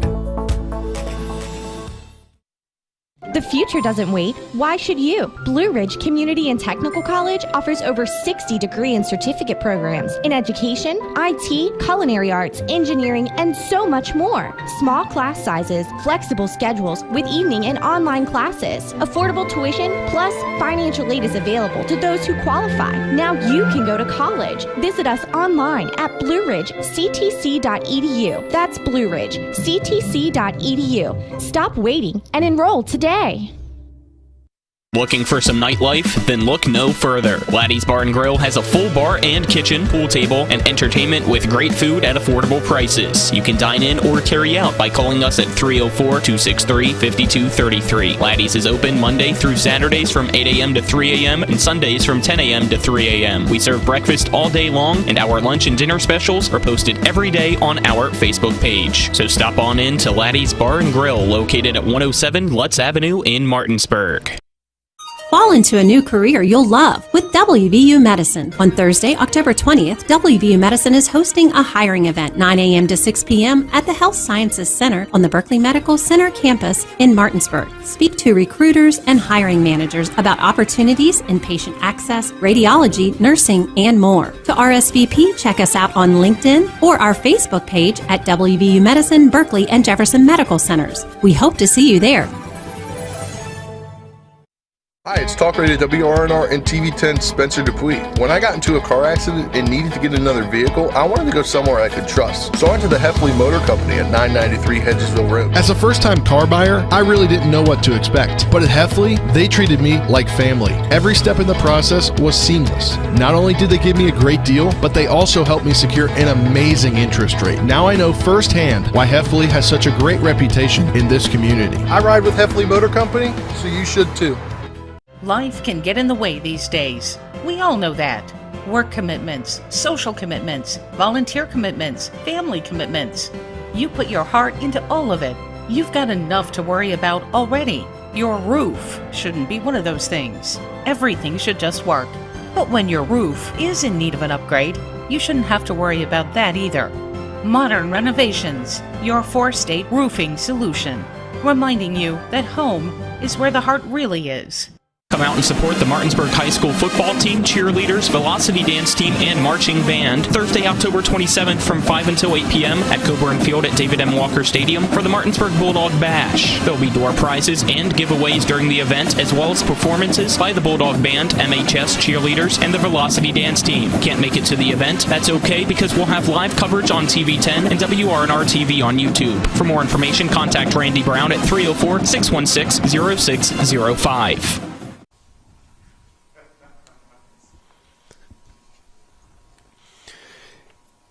In this segment, we will meet our candidates for the 96th House of Delegates district seat. The incumbent, Finance Chairman Delegate Eric Householder. Good morning, Delegate, and thank you so much for being here. Good morning. And the challenger, Ron Wanger. Ron, good morning to you, and thank you for being here. Yes, good morning, and thanks for having me. Each of you will get a minute or so to make an opening statement, and then we'll circle back and do a minute close. I'd ask that both of you agree to not interrupt each other during your opening or closing statements. In between, you'll get questions from Jim Klein and also from Bill Stubblefield. At any point along the way, if your name is brought up by the other, you have reserved the right to respond directly after that person finishes their sentence. Otherwise, best of luck to you both, and we'll begin with opening statements, and I'll start with the incumbent Finance Chairman Delegate Eric Householder. Well, good morning, Rob, and good morning to our audience. And I am Eric Householder, and I represent the current District 64, soon to become the 96th delegate district. And I want to thank WRNR and TV10 for having this candidate forum. I think it's important for the voters to see the clear choice between the candidates. I have the experience to represent you in Charleston and to represent your shared values. I'm currently the House Finance Chairman, and it's been an honor to represent you, and I'm a proven conservative that continues to fight for tax relief, as I believe you should be able to keep more of your hard-earned dollars. I have fought for education reforms, giving your children and grandchildren the opportunities for school choice. I have fought for labor reforms, such as repeal prevailing wages and right to work, all geared to protect the taxpayer's pocketbook. And today, I guarantee you that I will continue to fight for our same shared values of pro-growth, pro-business, pro-Second Amendment, and pro-life. Elections are about choices, and today is about freedom and about choice. And I'm a fiscal conservative leader, and I'm always putting you, the taxpayer, first. So I'm asking for your vote and support on November the 8th. Thank you. Thank you, Delegate Householder. And now the challenger, Ron Wenger. Yes, good morning, and thanks for having me. I believe that all races should have a choice, and that's why I threw my hat in the ring. I'm pro-Second Amendment. I am a military veteran of 37 years, 24 of which was active. I'm a Vietnam veteran. I also served in Korea and Arizona and Alaska. And as a reservist, I served in the Middle East. I firmly believe that we should have a pro-choice when it comes to what we do with our reproductive rights, and I stand by that for women. I believe that we should have better public schools and not get wrapped up in this private school issue. It dilutes the public's trust in the school system, and it also dilutes the school system. Ron, by the way, can I assume you're talking about the Hope Scholarship? Yes. Very good. That may set up some questions in the next 20 minutes or so. And we'll begin with Jim Klein. Thank you for your service, Mr. Wenger, and thank you both for your service and willingness to serve the great citizens of the state of West Virginia. I'd like to begin by asking you, Mr. Wenger, what would be your top 1 or 2 priorities if elected in the upcoming session? Well, not to beat a dead horse, but locality pay, and I think we're going about that the wrong way. We need to get out and do a cost study in each county so that we can go back to the delegates in these counties and show them that it costs $1,300 to $1,600 to rent a 3-bedroom house in the Eastern Panhandle, as opposed to maybe $800 or $900 at the most in their localities. When we go down there and tell them that our homes are worth $400,000 and theirs are worth $60,000, I'd dig my heels in too. The first thing those folks think is that they're banking the money up here, and they're not. They're damn lucky to have money to go to the bank. Thank you, Mr. Wenger. Mr. Householder? All right, thank you, sir. You know, one of my main objectives that I've mentioned several times on this radio station, that I'm here to protect the taxpayer's pocketbook. One of the things that is very important to me is to reduce taxes and to put more money back into people's pockets. For instance, some of the things that I've done since being your finance chair, I've eliminated the 1 cent tax on soda. We also eliminated the B&O tax on the sale of new and used car vehicles in the cities and municipalities. We eliminated the 50 cents fee on the issuance and renewal of your driver's license. We've eliminated the state income tax on Social Security. We've eliminated the state tax on military pensions. We eliminated the severance tax on coal. Well, we've reduced it to 3%. We eliminated the severance tax on salt. These are some of the things that I feel are important, is to put more money back into your pocket. So every chance that I get an opportunity to talk about personal income tax or Amendment 2, I'm going to take advantage of it. Thank you both. Yep. Bill Stubblefield. Okay. Shifting from taxes, we have a traffic problem in Eastern Panhandle. We have a traffic problem in Berkeley County. And let's exclude Highway 81, the other roads. How could you help us resolve the traffic problems? Mr. Householder first. Thank you, Bill. Every day we're putting more and more money into Department of Highways. This past session, or special session, we granted another $150 million into secondary road maintenance. I think it's important. Obviously, we have congestion areas because we're growing here in the Eastern Panhandle. We're going to have more and more needs up here in the Eastern Panhandle, which involves more and more funds being transferred to Department of Highways. And every opportunity that I get, I will make sure that Berkeley County, the Eastern Panhandle, for that matter, is represented with the correct amount of funding. I'd like to go to you in just a second, Ron, but I'd like to follow up with you, Eric. One of the big bottlenecks in the Eastern Panhandle is Highway 9 going around Hedgesville. Yes. It's had similar to Berkeley Springs because there's going to be a big ticket item, and there's no good resolution of how to resolve this. Do you have any thoughts of how to resolve this this bottleneck? I think the main approach would be to look at the different bypass options right now that's out there. Where I live out there behind the Air National Guard off of Tabor Station Road, there's been several comments that Tabor Station Road extended all the way down, bringing out to around Route 9 where Spruce Mountain Hollow is located. There's opportunities, I believe, to reroute some of that traffic off of Route 9 to make it a lot easier. One of the things that's coming up soon is our November interims, and I think one of the things I suggested to the coordinators of that event is I want to make sure that we load those buses up with senators and delegates, and we're going to run them down Route 9 during high traffic volume times so they can see some of the issues that we're dealing with here in Berkeley and Morgan County. But we've been talking about this for several years. We have been, yes. And every year our growth continues and makes the problem much more difficult. When are we going to be able to do some concrete remediation? Right now, unfortunately, most of the money is going towards 81 to make that 3 lanes. I think once you see 81 complete, you'll see more of a focus on secondary roads. You're seeing exit 12. You're seeing some attempt. You're seeing exit 5 in the Inwood area where they're trying to alleviate traffic. I think once you see those projects done, the next main focus will be Route 9. Ron, I do not want to leave you out of the discussion. What is your thoughts? Well, number one, I think that we need to go back and address what's been done between Martinsburg and Charlestown. There's at-grade crossings on that road that are killing people. Just this last May, we had a high school senior from Jefferson County get killed right there at the Home Depot exit. Family behind her was hit too. The gentleman never even slowed down. He blew through there at 40-some miles an hour. If they would have been an overpass or an underpass of some type there, that would have never happened.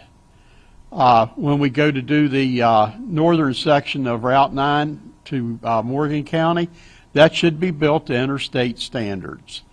If we do anything less than that, another 10 years from the completion of the highway, we're going to end up going back and readdressing those.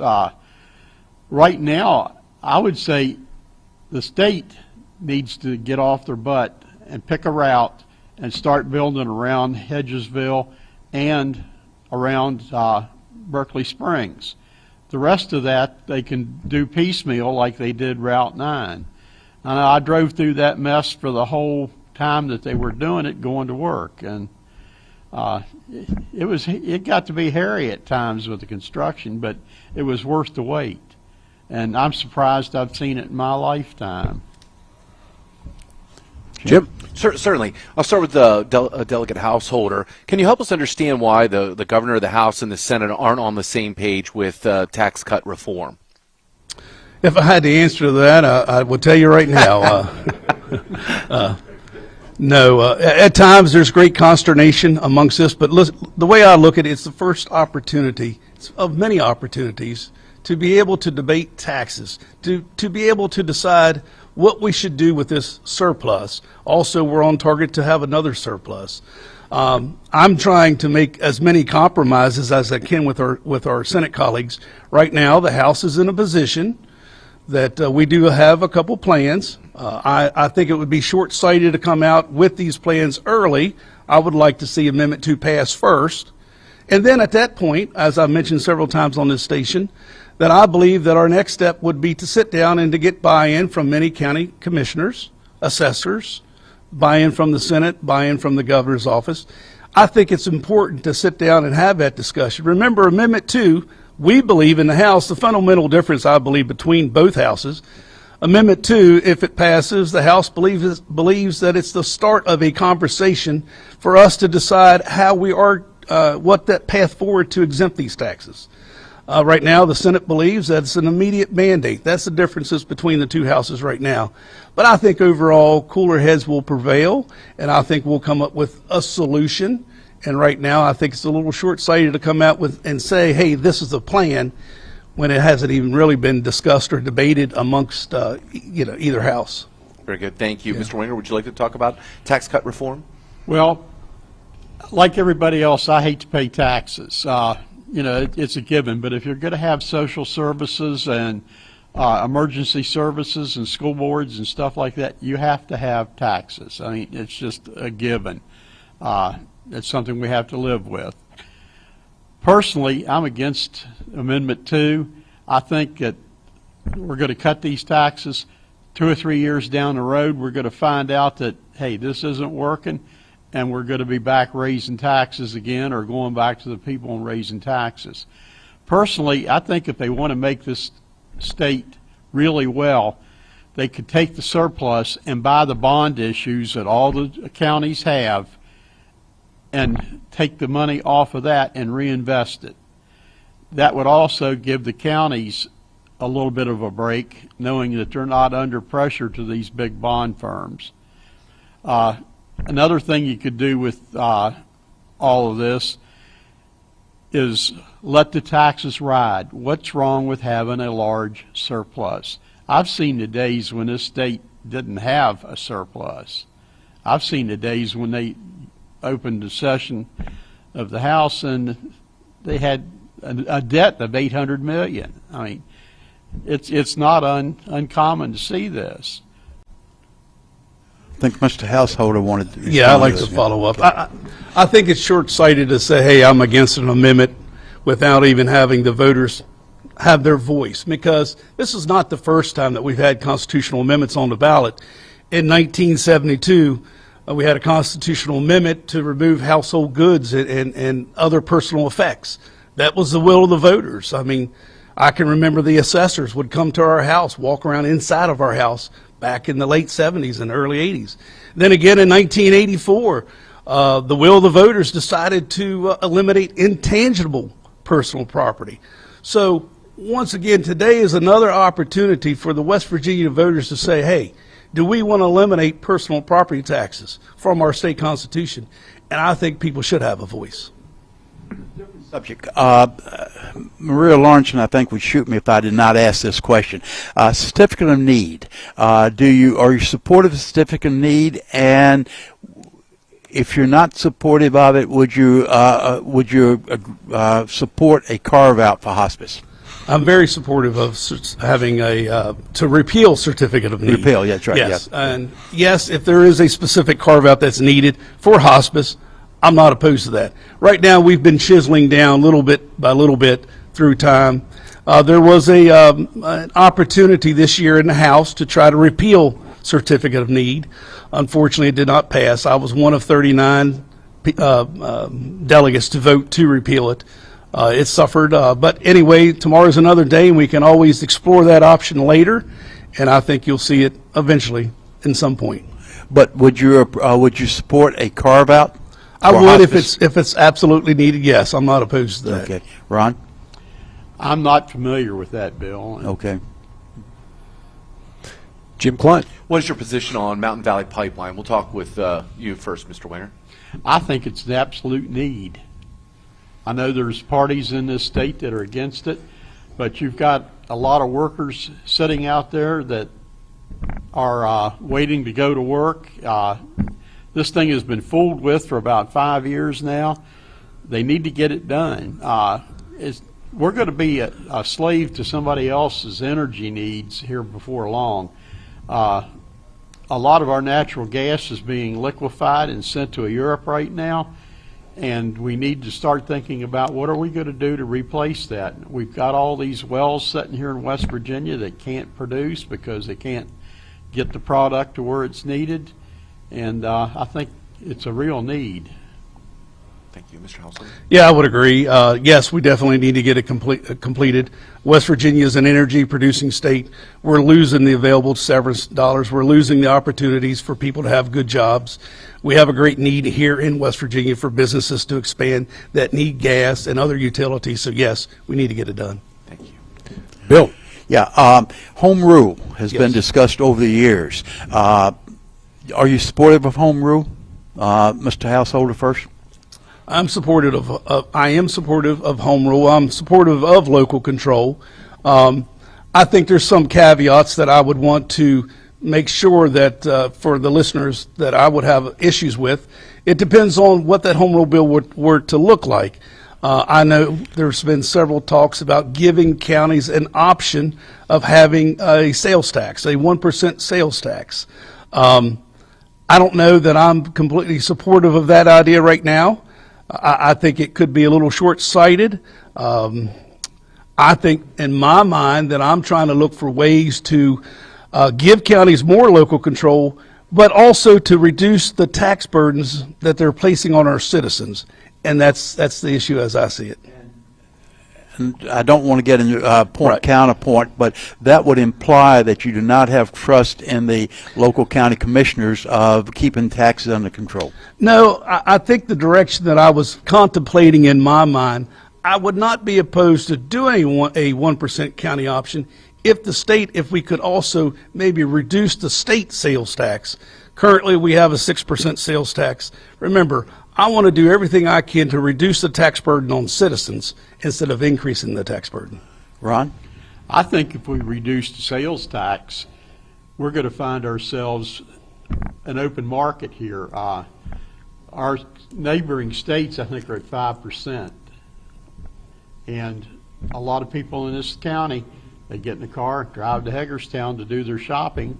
At one time, when we still had a grocery tax, it was nothing unusual to go to Hagerstown and see a grocery store and 2/3 of the cars were from West Virginia, simply because Maryland had reduced or eliminated their grocery tax. And same way with some parts of Virginia.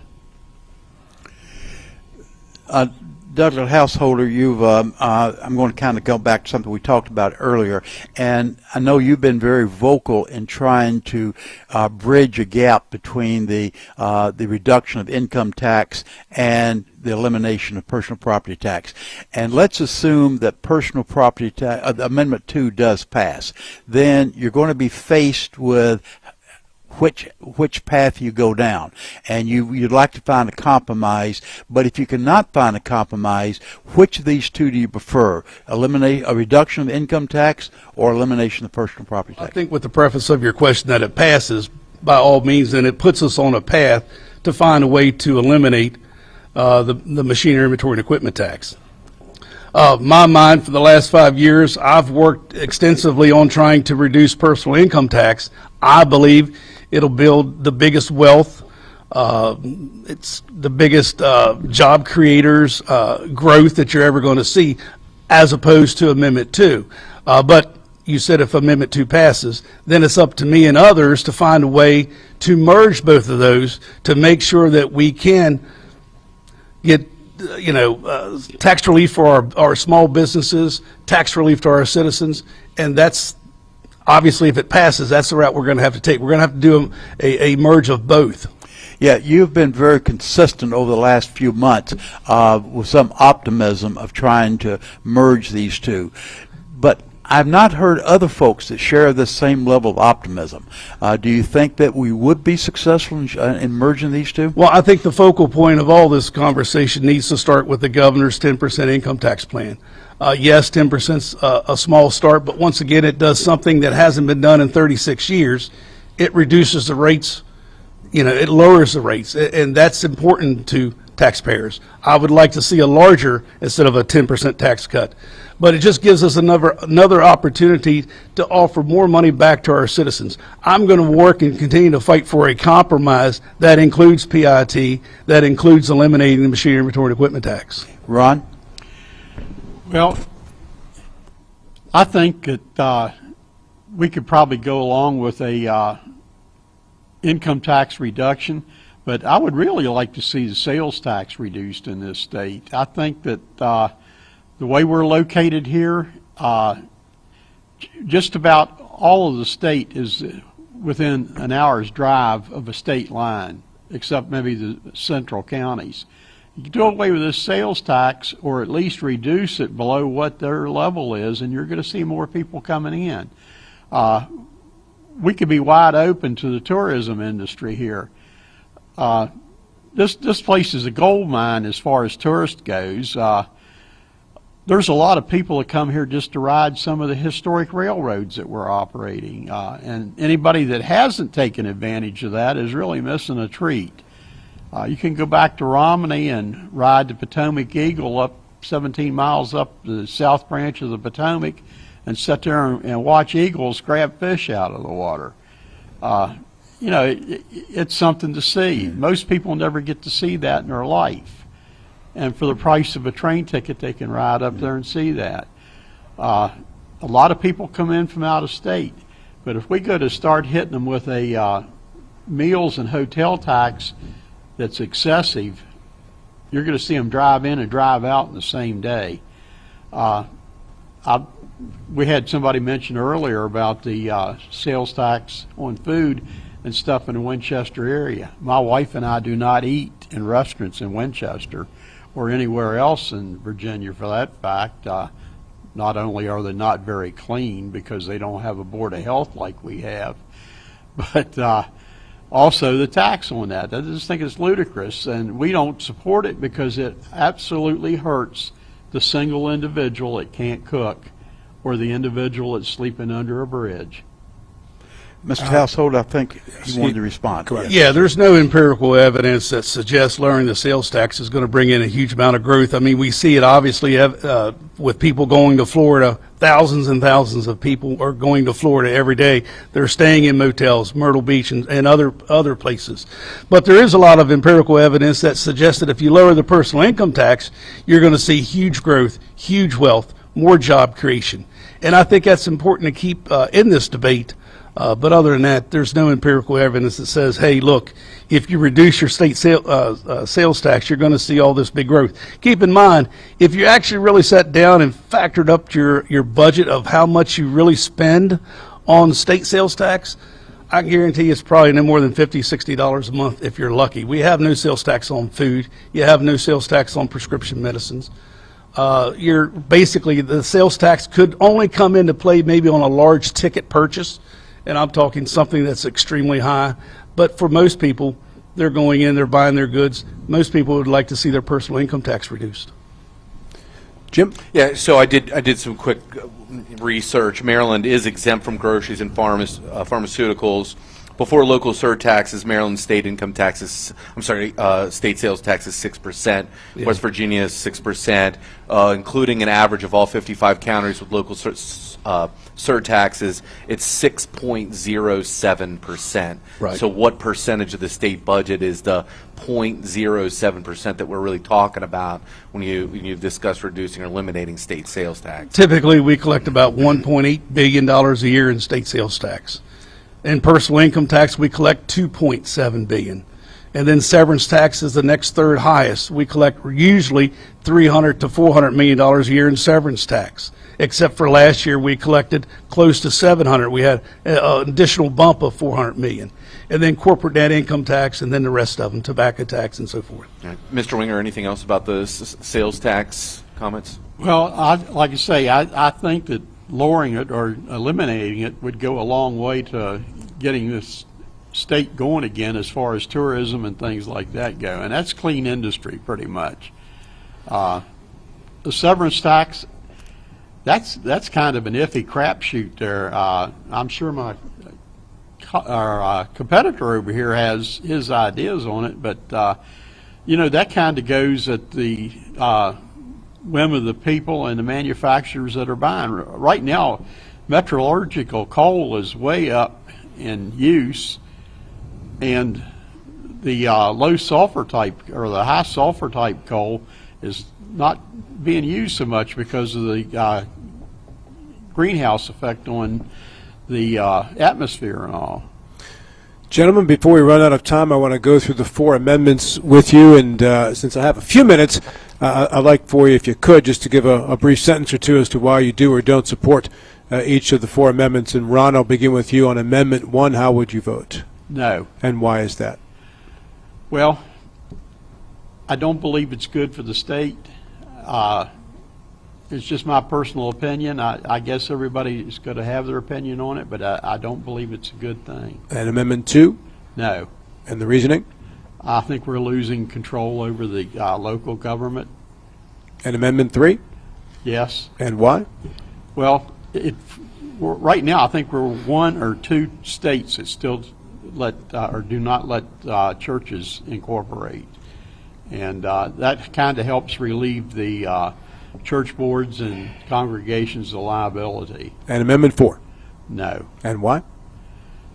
It's just not a good idea. I mean, I think that we need to have due process, and that kind of removes the due process there. Now to Chairman Householder. I'm a yes on all 4 amendments. A yes on all 4? All 4 amendments. Very good. And if you could give us a brief statement as to why you support all 4. Amendment number 1, it rights the wrong of the past that the Supreme Court interjected themselves in the court case when we tried to impeach the judges. Amendment 2, it's always a great opportunity when we have the ability for the voters to have a choice if they want to eliminate these personal property taxes, and do we want to create a level playing field. Amendment number 3, it's not mandatory, it's purely voluntary. It allows churches to incorporate for liability protections. And then Amendment 4, once again, every state agency has to bring their rules before us. We're only asking that the State Board of Education do the same. That way the legislature would have oversight. And now to the closing statements, and Ron Wanger, I'll begin with you as the challenger. Okay, I am a Virginian by birth and a West Virginian by choice. I met a local girl about 54, 55 years ago. We've been married 53 years. We've lived back in West Virginia for the past 43 years. I served in the local Air National Guard unit for almost 25 years. Altogether, my military service adds up to 37 years. I served in Korea, Vietnam, Jordan, and a lot of other places. I was fortunate enough or unfortunate enough to even get to go to Alaska during the Good Friday earthquake to help restore communications. Real education for a 18-year-old. I am a pro-choice candidate. I am also pro-Second Amendment and a member of the West Virginia Civil Defense League. I've been a life member of the NRA, and I'm an endowed Patriot Life member. I'm a life member of the VFW and a Gold Legacy Life member. I've served in the Korean War Veterans of the Shenandoah Valley. I've been a senior vice commander of that for the past 2 years. I'm up for the 3rd year now. I'm a member of the Disabled American Veterans and the American Legion. I'm interested in a lot of veterans causes. One thing I'm working on right now is trying to bring a veteran cemetery to the Eastern Panhandle.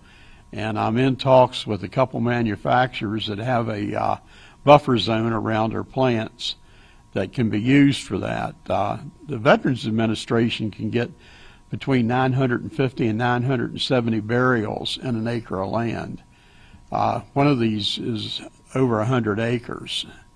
And it would be a real benefit to the folks of this area. And by being a national cemetery, it would be open to burials from other states. So, you know, people are going to be coming in here for funerals, eating meals, and that type of thing too.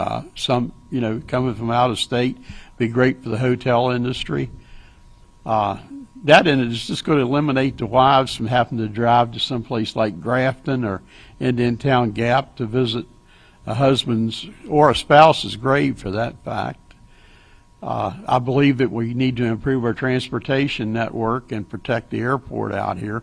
We also need to eliminate some of these right-to-work laws that are they're just putting a burden on our workers out there, and it would bring a level of fairness back. Thank you, Ron Wanger, and now Delegate Eric Hausler. All right, thank you. And once again, thank you to WRNR and TV10 for having this candidate forum. It has been an honor to represent you in Charleston, and I'm excited to play a small part in helping my fellow West Virginians feel confident to stay in their hometown, to buy a home, to raise a family, and to realize they no longer have to leave West Virginia in search of prosperity. As I said earlier, elections are about choices, and today the choice is clear. I'm the only candidate in the 96th Delegate District that is endorsed by the NRA and the West Virginia Citizens Defense League. I'm the only candidate in the 96th Delegate District that is endorsed by West Virginians for Life. I'm the only candidate in the 96th District that is endorsed by several state and local business associations, which includes the Eastern Panhandle Business Association, the West Virginia Chamber of Commerce, the West Virginia Business and Industry Council, and the West Virginia Manufacturers Association. As always, I'm a proven conservative, and I'm asking for your vote on November the 8th. Thank you. Thank you both very much, and we wish you both the best of luck in the upcoming election. Thank you. And we will be back with more in 4 minutes. If you or someone you know suffers from the disease of addiction, help is available from the Berkeley County Quick Response Team, with peer recovery coaches and support promptly to the homes of those who've recently experienced an overdose. This collective effort towards recovery brings resources and services to the community, including naloxone and treatment options. Call 304-267-1313 or visit the Berkeley County Recovery Resource Center, 400 West Stevens Street, Martinsburg. The Berkeley County Quick Response Team is funded through a DHHR grant with the Berkeley Morgan County Health Department. My kids, you know I want the best for you, don't you? We need to have a conversation. End-of-life planning is no one's favorite discussion, but the relief of having everything in place when the hour of need arrives is a gift. Give it to your family. Plan ahead with us. Brown Funeral Homes, a leading provider of cremations, invites you to explore the many flexible options of cremation. From environmental considerations to the benefit of greatly reduced cost, it may be the perfect answer for your family. Online at brownfuneralhomeswv.com. Brown Funeral Homes, here for you. Happiness grows here. Orr's Farm Market. Visit us at Orr's Farm Market, just 5 miles west of Martinsburg, to pick up all your local fresh fruits and vegetables. With our in-house bakery, fresh fruit slushies, and apple cider donuts, you can't go wrong. Live bluegrass every Saturday from 12 to 5 p.m. And check out all that's local and delicious at Orr's by going to orrsfarmmarket.com or visit our Facebook page. Happiness grows here. Orr's Farm Market. Greetings, everyone. I'm Vicki Bullitt, and yes, I am voting for the school bond on November the 8th. As a product of Berkeley County Schools and now an educator in those very same classrooms, I understand how critical the passage of this bond is to our community. There are over 102 critical needs, and many of these projects can only be financed through the bond. And I'm asking you to join me in supporting our children and our community. Learn more at berkeleycountyschools.org/bond. Paid for by the Bond Committee of the Business Education Partnership. Panhandle Printing and Design is your full-service local print shop. With over 50 years of combined experience, we know how to handle all of your printing and design needs. We can handle anything, from small business cards to wrapping large vehicles. Our in-house design team can do it all. As a staple of this community, we love helping people promote their events, businesses, and anything they're passionate about. Envision, create, and bring your ideas to life with Panhandle Printing and Design. W. Harley Miller Systems understands the need and desire for reliable and affordable smart home solutions. Secure your home with a security system and keep a close eye on your family. Automate your home with a Control4 system and have smart technology work as one. Set daily schedules to control your thermostats. Push a button and set the mood for dinner by dimming lights and playing music, or just sit back and enjoy a movie in your own home theater. Put decades of experience to work for you. Visit us at WHMsystems.com or call 304-350-1931. This is Ben Copenhaver, your local alarm professional at Dynamark Atlantic Security. Did you know that home break-ins are 6% more likely during the day? That's right. The bad guys know when you're away, and they are smarter than you think. Dynamark Atlantic Security has the security solutions for you. Don't commit the error when the game is on the line. Phone me today at 304-671-2158 to learn how to play good defense against the bad guys. Dynamark Atlantic Security. Call today at 304-671-2158. Burke, Schultz, Harmon, and Jenkinson, where accident, injury, and disability lawyers with over 120 years combined local trial experience. When injury or illness has stopped you from working, you may be eligible for Social Security disability. Ron Harmon has been winning disability claims for over a quarter of a century. Don't hire some out-of-state firm. Ron Harmon's in Martinsburg. He will meet with you right here in our office. Get a local lawyer you can trust. Call 304-LAWYERS for a free consultation. 304-LAWYERS or 304-263-0900.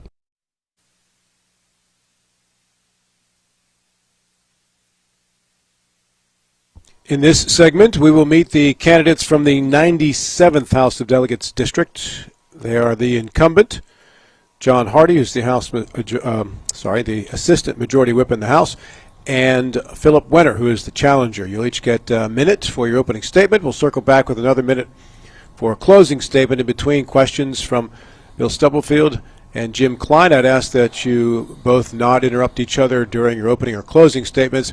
If your name is brought up by one or the other, you are free to request an opportunity for a direct rebuttal to that once that statement has been finished. We'll start in regards to the opening statement with the incumbent, Delegate John Hardy. Well, thank you, Rob, and thank you to WRNR for putting this on, and more importantly, thanks to everyone out there that is tuning in to listen and watch this and getting yourself educated on the candidates. So my name is John Hardy. I'm a local businessman. I've been in business in Berkeley County for the last 27 years, involved in a lot of different organizations here in the county. I'm running for my third term in the West Virginia House of Delegates. Married to my high school sweetheart, Sally, and I have two daughters, Megan and Molly, who are both at WV University right now.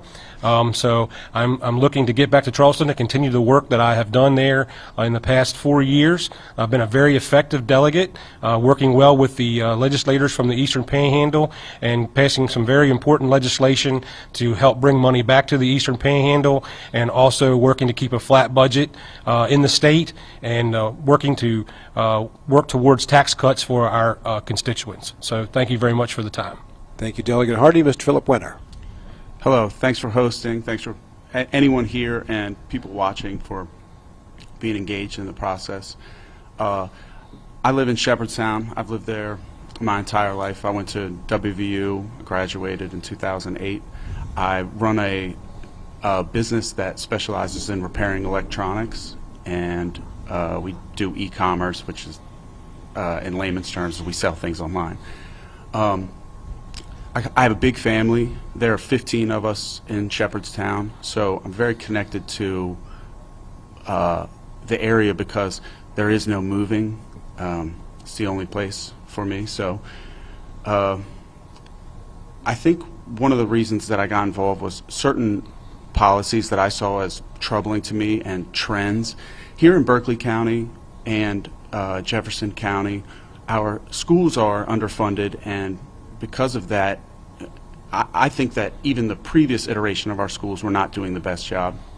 Now we cannot pay the teachers, which is going to have a direct impact on our economy, housing values. And I think it's something that we need to mitigate because this is one of the wealthiest areas in the state, and that has to be protected. We can't just count on it to be there.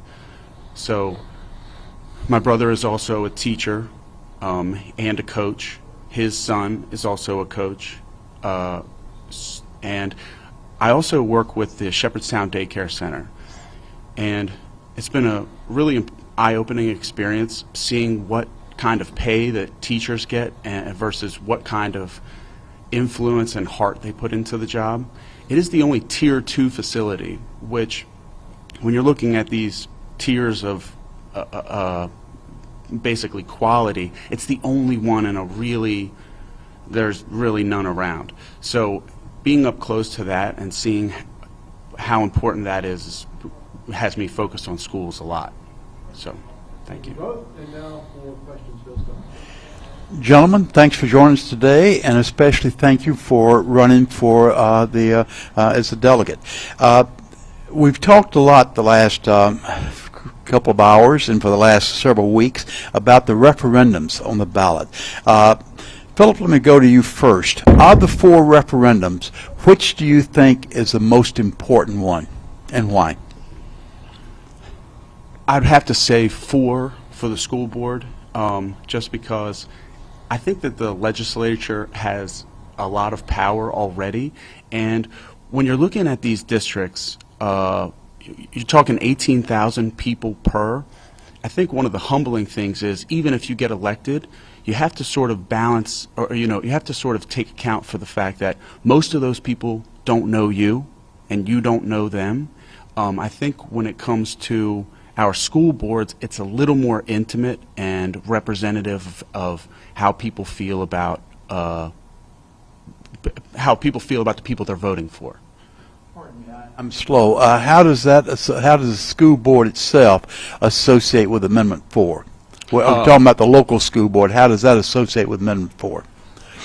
Amendment 4 is the one that I may have them out of order. Yeah. I'm sorry. No, well, I'm sorry. I should say that's the one that's going to give the the legislators more control over the schools, over the school board, or the state school board. Well, so I think too, what you're seeing, what is the motivation behind it? When asked about it, they say very blanket that everything else comes under their purview. I think it's a consolidation of power that is not necessary. Okay, that's what I was saying. Okay, and Mr. Hardy, what are the 4 amendments? Which do you think is the most important? Oh, I definitely think Amendment 2 is the most important. Important of the 4 amendments. I believe it gives the legislature. I mean, it's a great opportunity for the legislature to go back and take a look at these taxes that we're constitutionally bound to collect. It doesn't guarantee that we're going to do anything. Doesn't guarantee that we're going to take any money from the counties or from any of the entities, but it does at least give us the opportunity to visit that, and also an opportunity to cut taxes. I do believe that the amendment will pass, and I do believe that one of the first things that will happen in the legislative session will be cutting of the personal property on vehicles. That's not a real big lift. It's about 120 to 140 million, somewhere's in there. I think that's something that's very doable with the surpluses that we've been running. So I think that that's a very important amendment for us to get passed. I also think that Amendment 4 is very important to bring in some oversight into the State Board of Education, which is our, everyone knows is our 4th branch of government that is not elected and has no accountability to the people. Those positions are appointed by the governor. Those are 9-year appointments. You can have a 2-term governor that could still have people serving longer than he or she does on those boards. So I think that those boards can somewhat get out of control, and I think that if the legislature, who is made up of elected officials, are passing laws to move a certain direction in education, that the State Board of Education should not be able to undermine that with their own rulemaking process, with us not having any say in that. Your answer to Amendment 2 implied that of the 2 parts of it, the automobile tax or the equipment inventory tax, the automobile tax had priority and precedent over the equipment inventory tax. It does in my purview. Now, I don't know if everyone sees it that way, but I think this is a great opportunity to get rid of a regressive tax that is been paid. You pay the tax year after year on your vehicle. I think the business and inventory part of it is a very important aspect of that tax. Also, I feel that probably may happen in smaller bites. The House and the Senate tend to work a little different. The House, we tend to work a little more in smaller bites and more incremental. The Senate tries to kind of maybe take bigger chunks of things. So it's going to be a discussion, and I'm sure the governor's office is going to be involved. Of how that's going to work. If we're going to be able to do, I do believe that the personal property taxes on vehicles will be happen quite quickly, and then we'll have to take a look at the business and inventory and to see if that is done in one fell swoop or if that is done in a more conservative type manner. Jim Klein. In 2007, the West Virginia Municipal Home Rule Program began. What is your stance on home rule? We'll start with you, Mr. Winter. Could you clarify what that rule is, please? Yeah, that provides municipalities the opportunity to implement ordinances, rules, regulations, and other types of opportunities that may not fit the standard one-size-fit-all issue within the state. Well, I think that everywhere, I think that counties tend to know their problems best and respond to them, so I support that. Very good.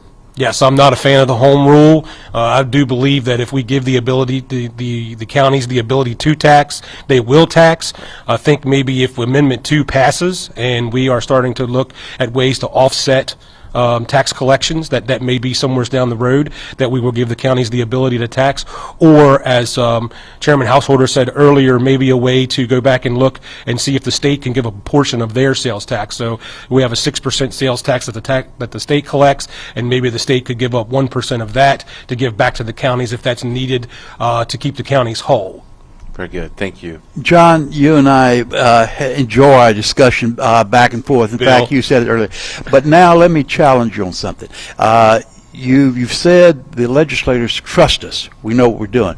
You've just got through saying, though, the county, at the county level, the county council don't trust them because of the ability to tax. How can you have it both ways? How can you trust you on the legislators but not give the same trust to the counties? Well, Bill, that's a key part of being a politician. There's a little bit of hypocrisy. No, I'm just kidding. I just believe that if we do give the counties the ability to tax, that they will tax. And I think if we do give them that ability, that there's going to have to be some guardrails put in with that to make sure that the counties, you know, I trust wholeheartedly that Berkeley County would do a very good job with that. I think that they would see the need and they would tax where they needed to tax in the proper amount. I don't know if that's true for all counties. So I think if that does come to fruition, that there would need to be some guardrails put in place for that to be able to keep counties in check. And as I said, for the Amendment 2, you know, that amendment just gives us the ability to go back in and take a look at that. I don't think there's a clear plan that's even been developed yet. I think there's probably 15 different plans out there, and I think the next legislative session will be very important for us to work through and come up with a plan to make sure that we can eliminate those taxes and still keep the counties whole and make sure that we're taking care of our police, fire, ambulance, and our emergency services in our counties, in our schools, most importantly. Okay. A related question, one that I asked a few minutes ago, was certificate of need. Philip, I'll ask you first. Are you familiar with certificate of need? I'm not. Okay, then. And I think I know your opinion, John, but I'll ask you it again. Yeah, I've been a really big proponent of the repeal of certificate of need, and I think that it would be good for West Virginia. I'm very, very very much believe that we need to have the carve-outs, though. We've discussed this in previous discussions, and I believe that we need to protect our hospices and some of our nursing facilities, some of those facilities that I do believe would be cherry-picked. I believe that if we had out-of-state entities that came in, they may be able to cherry-pick those entities and then would leave them with not being able to survive. So, but I think that we have a very unique situation here in Eastern Panhandle. We have a lot of access to health care. But some of the other areas of the state do not have as good of access to health care. So I think that's going to be something that we're going to have to really take a look at, because we don't want to go in and make it hard for the smaller medical facilities to survive in some of the smaller communities, but we also want to be able to open up access for better medical services. So it's going to be a tightrope to walk, but I do fully endorse the repeal of certificate of need. Mr. Hardy, so are there any shortcomings that you feel came up from the last legislative session, or any opportunities that you feel may have been missed? We passed the DHHR bill. It was vetoed by the governor. I think that was a miss. I think that that is something that I'm going to work very hard on. I was not involved in that legislation very much in the last legislative session, but that is something that I'm going to be very much involved with. I think the DHHR is it's a huge part of our budget. I think that it's very much mismanaged. I think there's some hidden money there that can be used, better used. I think that we need to break out the maybe like CPS and the foster care system maybe needs to be one department, and then health care and stuff for seniors needs to be another. So we definitely need to look into that. We had some movement on locality pay, some of the biggest movement that I've ever seen in locality pay. I like to talk about differential housing allowances. We know that the unions are not in favor of locality pay, but they will tolerate differential pay. So we need to take a look at maybe looking at these housing allowances. There was a discussion that we had back in May in Morgantown talking about this, and John Deskins talked a little bit about the cost of living, and I didn't really agree. I didn't really agree with the direction that he was going. He was going more towards the cost of living, and I think we need to base it more on real estate, because the cost of living is kind of what the cost of living is really wherever you live. But the most important thing that changes is the ground that your home is built on. So I think that those really need to be based on the real estate, and maybe we can do some type of locality pay based on that. Thank you. Mr. Winter, it's difficult to unseat an incumbent. Why do you think that Mr. Hardy should be fired from his position and you should replace him? Well, I wouldn't say it's so much about John. I like John. But I would say that the legislature is grossly imbalanced.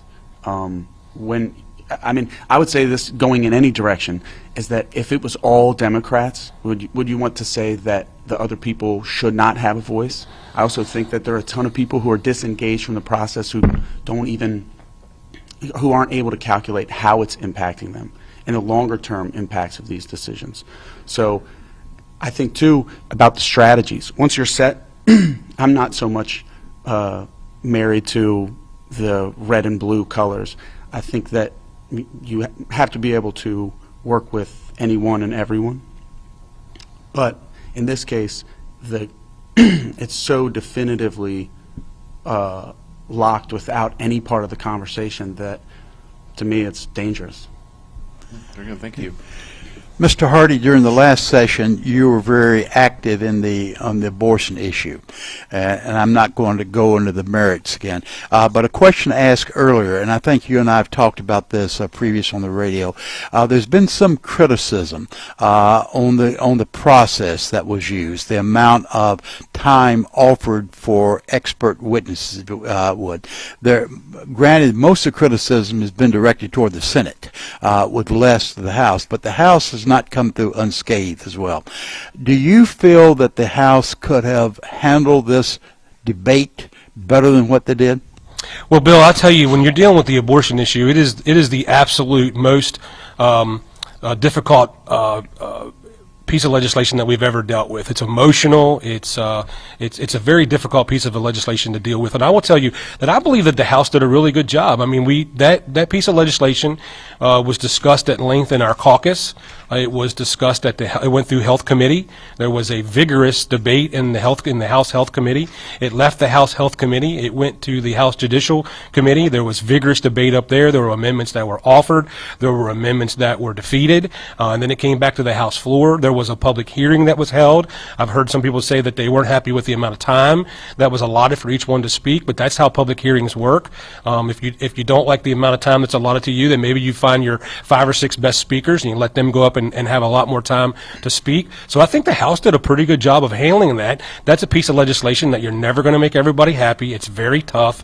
And like I said, that was a pretty emotional week. And I'm glad to give my input on that. I was involved in that piece of legislation, and I crafted an amendment that added in the exceptions for rape and incest, keeping those in a very tight purview, and we really tightened the rules up on that. And I will tell you that about 75 to 80% of conservative Republicans in West Virginia agree with those exceptions. So I'm fine to wear that badge. It was a little scary that week. I did get some pretty serious threats, and there were some days that I was a little nervous walking around the Capitol, but I'll stand behind that, and I'll wear that badge. Yeah, my question specifically was directed toward the criticisms been levied. There was not enough time for outside expert witnesses in the medical field. And we have no control over what the Senate does. The Senate runs their House, and the House, we run our House. And I'm talking about from the House side. Yes, I believe we did a good job. You think there's adequate number of expert I do. I believe the stakeholders were able to come in and speak in the committees, and there was vigorous conversation in the committees, and there was amendments offered. There was amendments that were defeated, and I believe that the House did their due diligence. Jim Klein.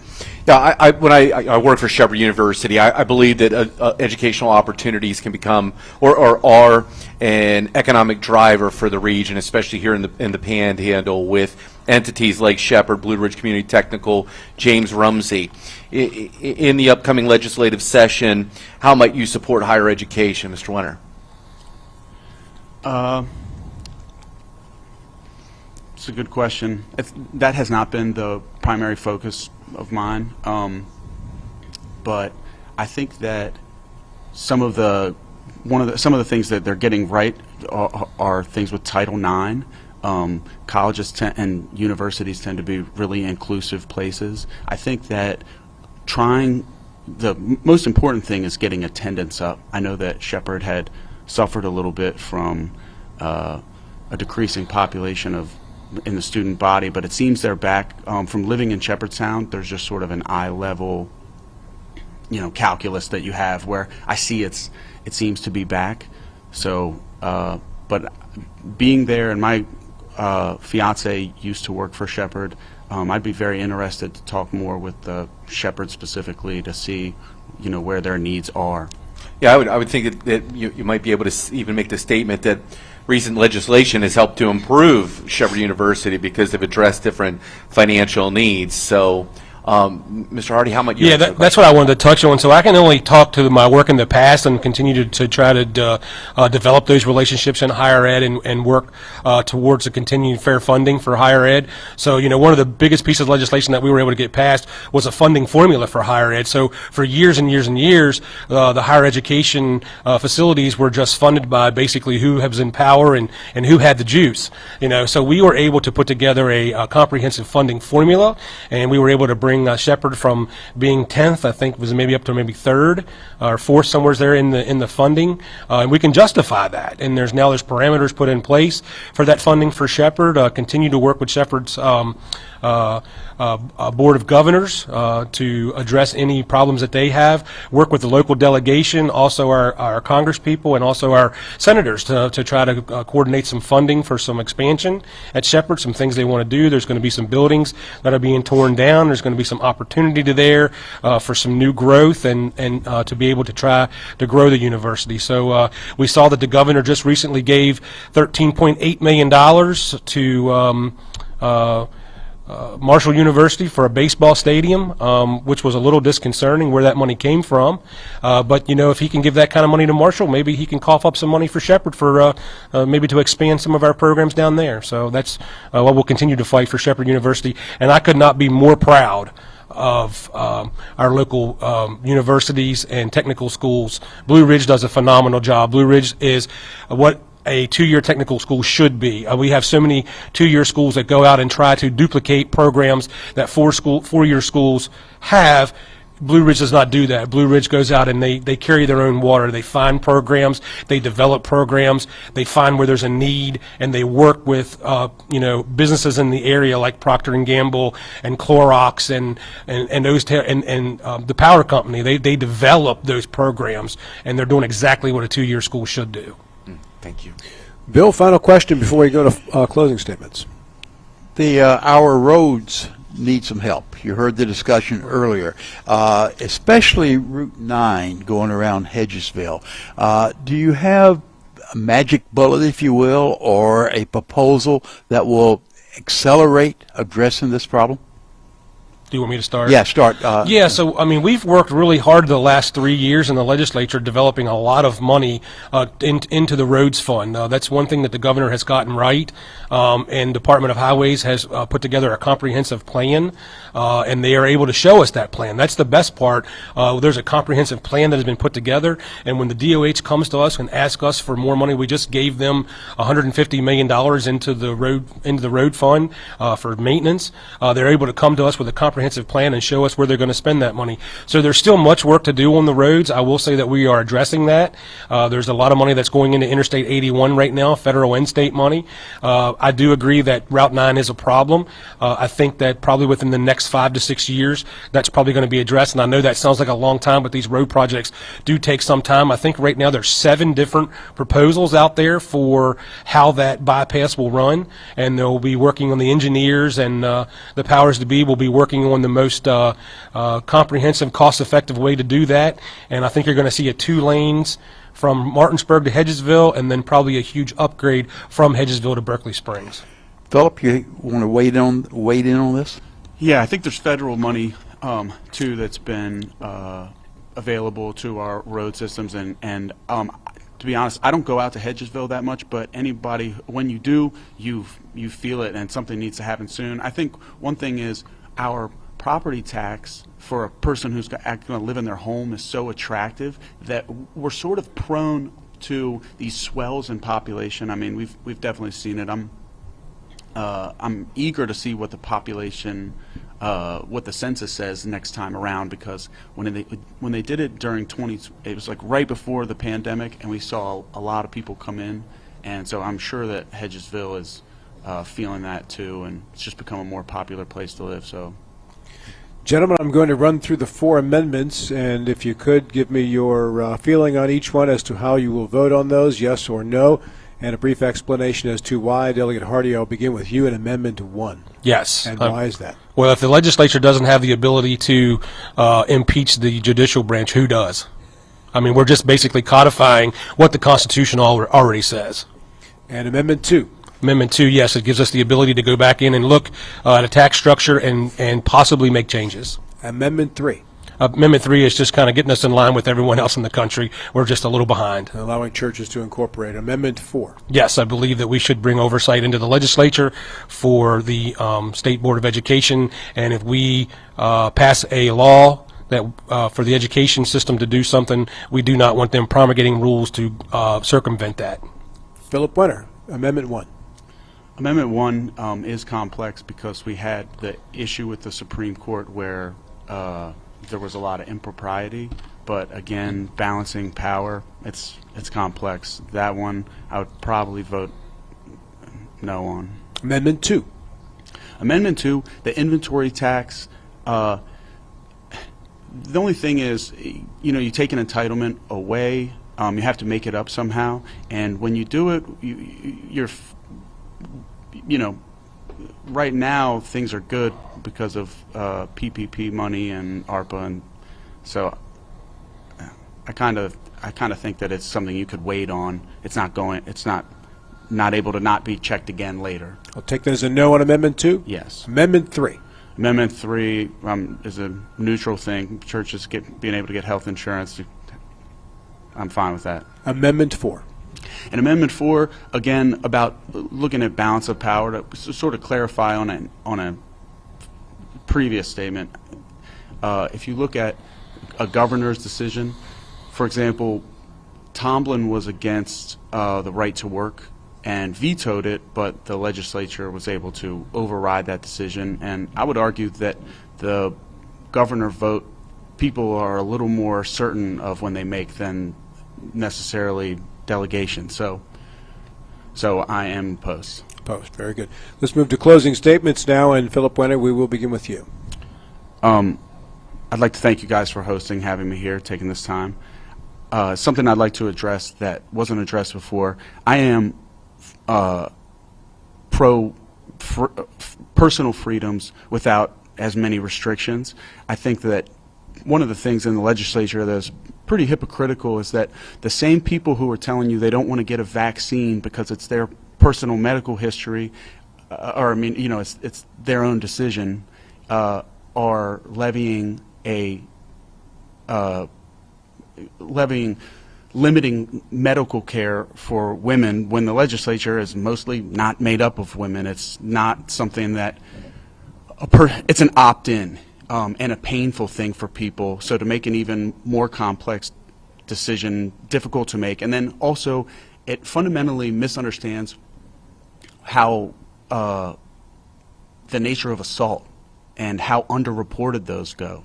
And so I think that it's carries on a tradition of mistreating women and limiting their voice when these are the people who raise our children and I think you have to ask yourself if a person is telling you they're not up to this huge endeavor of raising a child, then you have to trust that as a motherly instinct as well.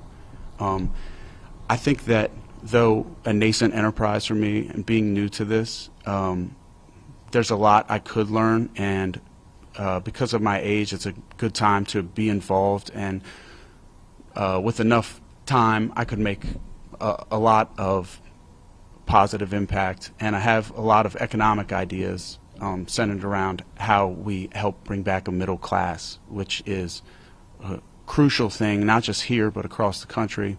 What you're seeing is a swift divide. If you can look at the numbers, and it paints a very clear picture. Our median and average incomes are very high, and then the amount of people who make 30 grand or less a year is reaching about 40%. So that just tells you, quite simply, there is no middle class, and that's what built my parents' generation, built the country. So thanks again for your time. I appreciate it. Please vote for Philip Wenner in the 97th District, November 8th. Thank you. Thank you, Philip. And now Delegate John Hardy. Well, thank you guys for the opportunity, and thanks everyone who tuned in and watched. I just want to tell you just a little bit about some of the things that I've accomplished. I've been a very hard-working delegate. I've been very involved.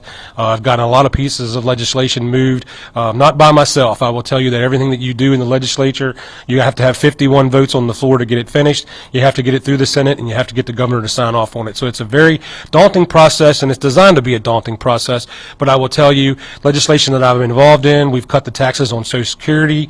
We've cut the taxes on retirement income. I've been able to pass a piece of legislation that has brought millions of dollars back to the Eastern Panhandle from Charleston. It's actually our money that gets sent to Charleston that is slowly being sent back to the Eastern Panhandle. I'm hoping to go back and get that speeded up and get that 100% this legislative cycle. So I've been involved in a lot of different things. Very hard-working delegate. So just remember to vote John Hardy on November 8th. Send me back to Charleston to continue the work that I've been working on. Berkeley County is a very interesting place to live right now. We have a lot of challenges, and just make sure that you're sending someone to Charleston that has the ability to make those things happen for the county. So I humbly ask for your vote on November 8th. Thank you very much. Gentlemen, thank you both very much. We wish you nothing but the best coming up on Election Day. Thank you for participating. Thanks. We are back with more in 5 minutes. Yeah, good to see you, buddy. Do you have someone in a nursing home, or are you worried about somebody you love going into a nursing home? The law firm of Daniel Staggers can protect your assets. Call the law firm of Daniel Staggers today at 304-267-3915. The Daniel Staggers Law Firm does elder care law, estate planning, and special needs trusts for disabled children and family members. Visit the Daniel Staggers Law Firm for your initial free consultation at 133 East John Street in Martinsburg. The Daniel Staggers Law Firm, when you need asset protection for you or for a family member. Find that new Chevy truck or SUV you've been searching for right here at CMA Chevrolet of Martinsburg. With over 100 new Chevys in stock, you have options. We have the Silverados, Equinoxes, and more to meet your needs. And we are not selling over MSRP. Get power and fuel efficiency with the all-new Silverado 1500 LTD, space and savings on a new Equinox. And that's not all. Every new Chevrolet has a lifetime powertrain warranty. And did we mention we are not selling over MSRP? Find new roads at CMAChevroletofMartinsburg.com, where owners just care more. Since 1991, the Eastern Panhandle Business Association has been the premier advocate for small business at the state capitol in Charleston. Over the years, our support for key economic reforms and the candidates to make that happen has been successful. As a result of our efforts, every West Virginian is better off. In the upcoming election, we endorse the following candidates. For State Senate, Charles Trump in the 15th. Jason Barrett in the 16th. For House of Delegates, Don Forst in the 91st, Mike Height in the 92nd, Mike Hornby in the 93rd, Larry Kump in the 94th, Chuck Horst in the 95th, Eric Householder in the 96th, John Hardy in the 97th, Paul Espinosa in the 98th, Wayne Clark in the 99th, and Bill Ridnour in the 100th. Please join us in supporting these great candidates this Election Day on November 8th. Also, vote yes for all 4 amendments, paid for by the EPBA PAC. I'm Jonathan Bodwell, Bodwell Insurance Solutions, your local Medicare and life insurance agency. We are here to help you navigate the Medicare maze. We represent all of the major carriers, and you do not pay any more to go through us than if you go directly through a carrier. But if you go through us, you have a local professional to help you with all your Medicare needs, not a voice that could be in some other part of the world. Bodwell Insurance Solutions, your local Medicare agency. BodwellInsuranceSolutions.com or 304-283-0864.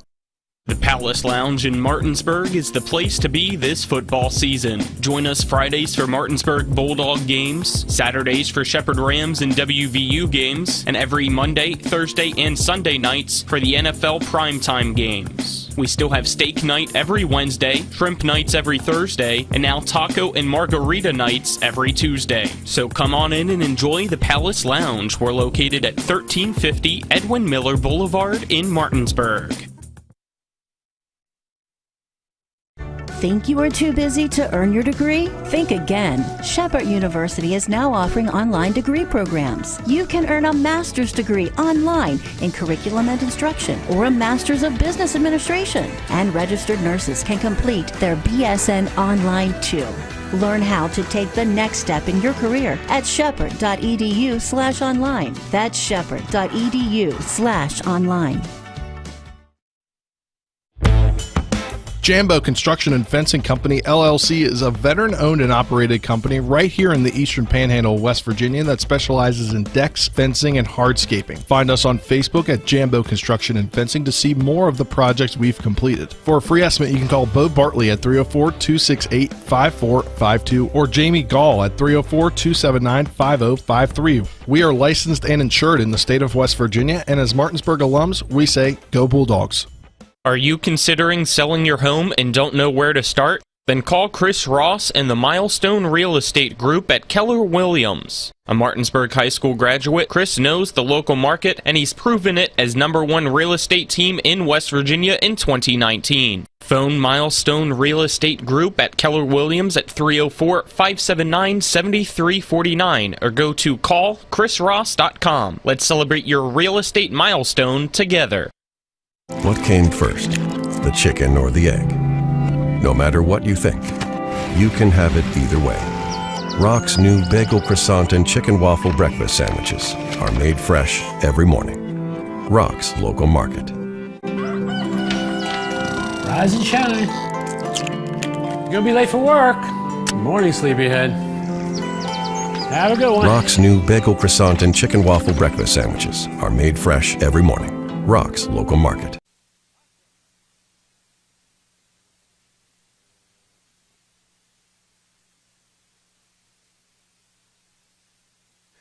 In this segment, we will meet the candidate for Berkeley County Clerk, Tony Petrucci. His opponent was invited, was unable to attend, and as a result, this will be a shorter segment than the amount of time we had budgeted for it, but we still wanted to give Tony, who was able to make it, the opportunity to speak and be heard, as his candidacy for the county clerk is soon moving to a conclusion here as we get to Election Day. Tony, thank you so much for being here.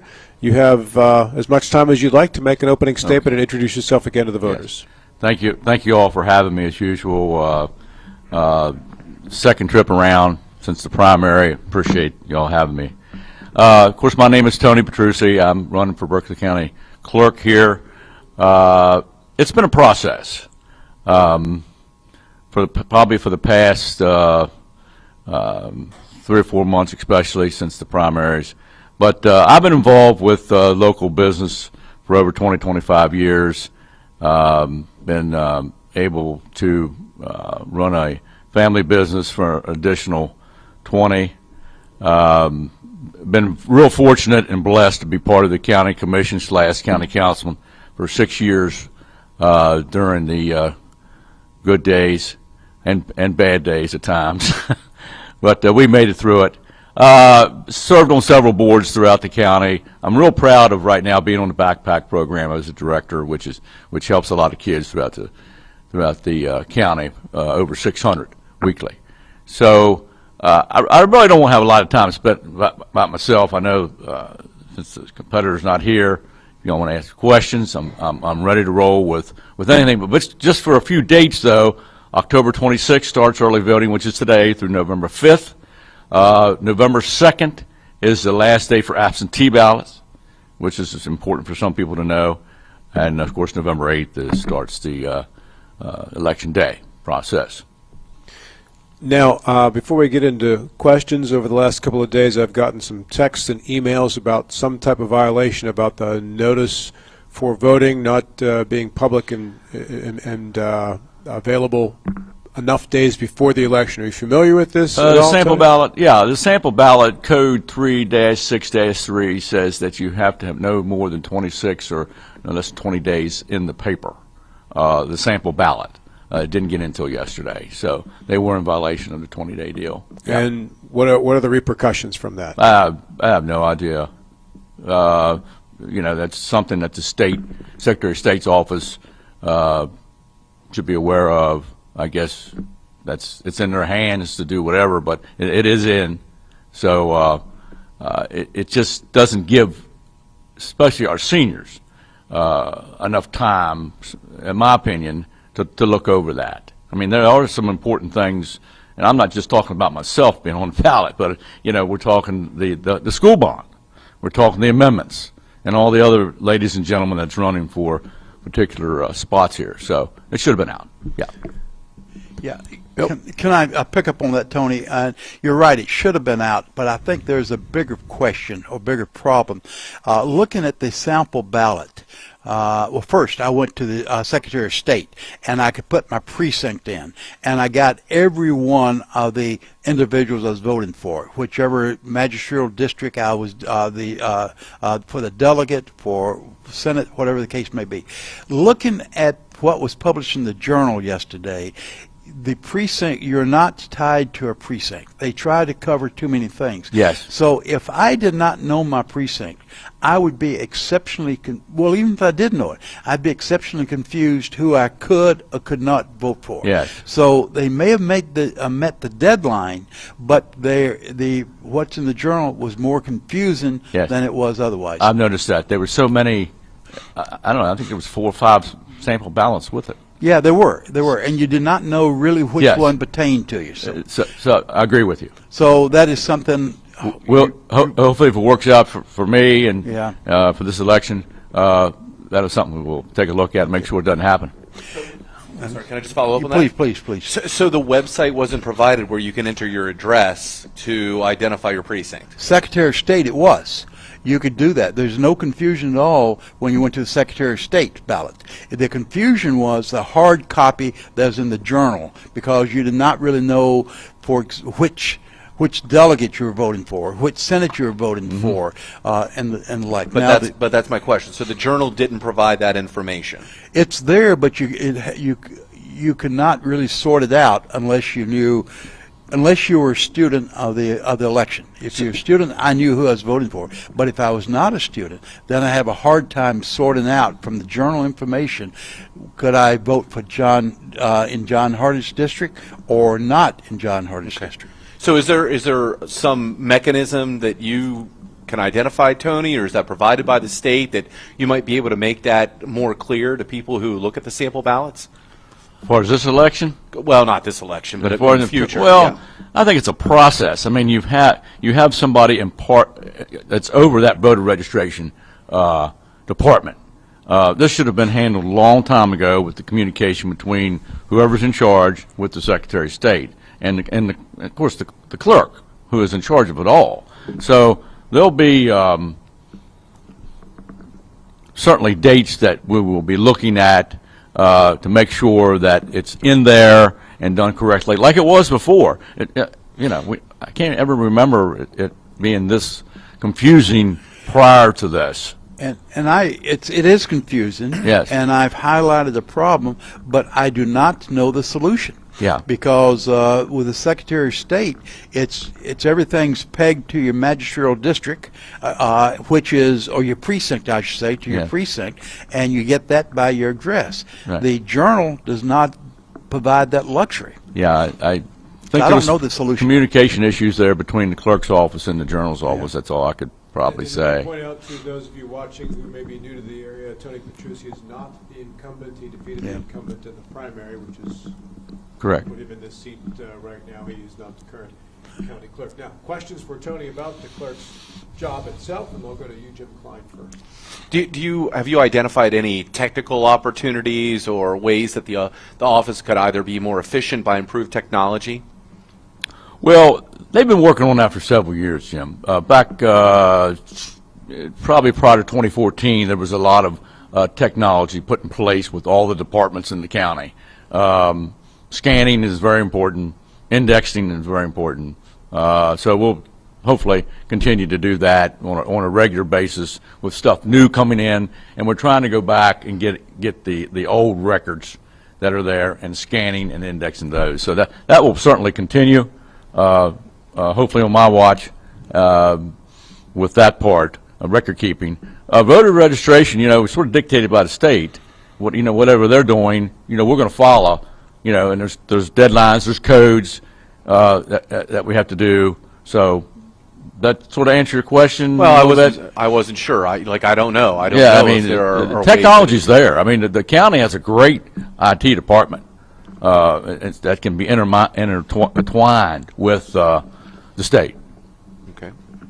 And to give Ms. Malk credit, she has placed indexing and back scanning as a high priority. Yes. But even with a high priority, how far back have you gone? Has the office gone? And how much farther back do they need to go? Well, we were asked that at the earlier primary debate, and we're talking, trying to wrap this up in a 5 to 7 year period. So how far? I just have to take a look at it once it happens. Just like the circuit clerk did. Exactly. Well, circuit clerk, as you well know, they blitzed all of it in a very short period of time. Right. But it's the indexing, I think, for the county clerk that's a given problem. It'll be an ongoing thing every day with that.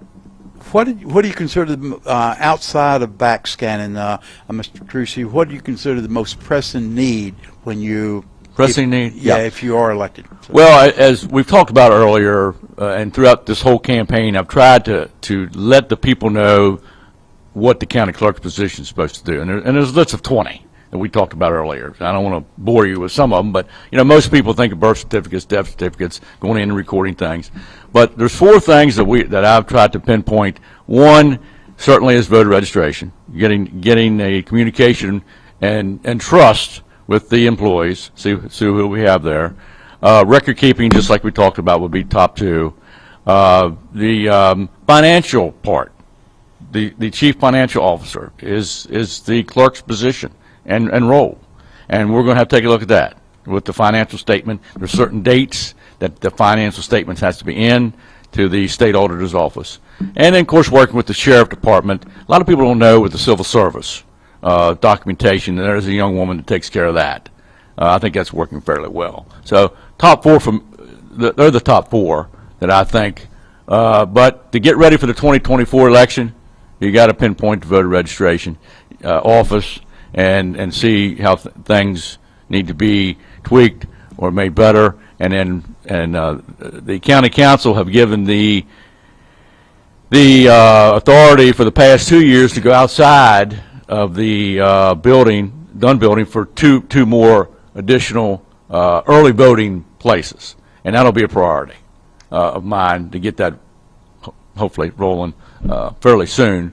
2024 and for all. And we missed the deadline for this year. Missed the deadline for this year, and I thought we would have had it for a trial run with that, but we don't. So, can I follow up one more question, Jim?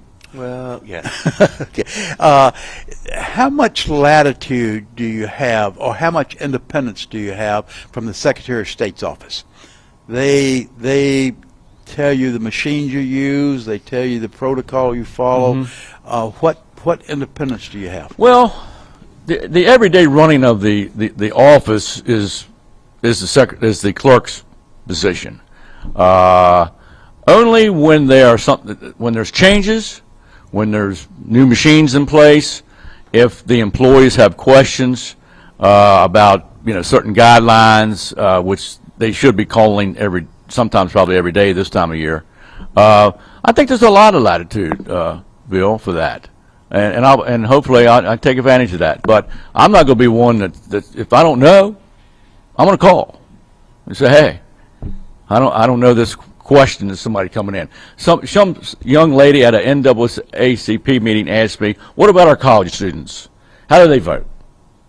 Well, there's a process. You have to, you can get the application online, for the application, but you can't vote online. So you get the application online, they send it to you, the clerk's office, or the Secretary of State, and then you'll be mailed a ballot.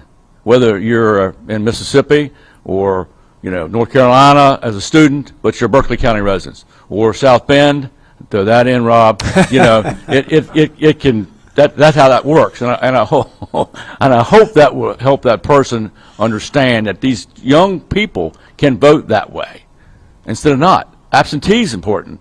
November 2nd. So. Jim, you have a final question for Tony? I do not. All right, Tony, we'll let you wrap it up if you want to make a closing statement. Well, I'm very fortunate, I feel, to be here. Our committee, our group, my family, we've worked very hard to be at this position. I was fortunate to be a county commissioner. I've been waiting since 2014 to get back in the game, and I hope that it'll work. I've tried to get the message out to the people of what is involved with the county clerk's office. Will we have problems? Will we make mistakes?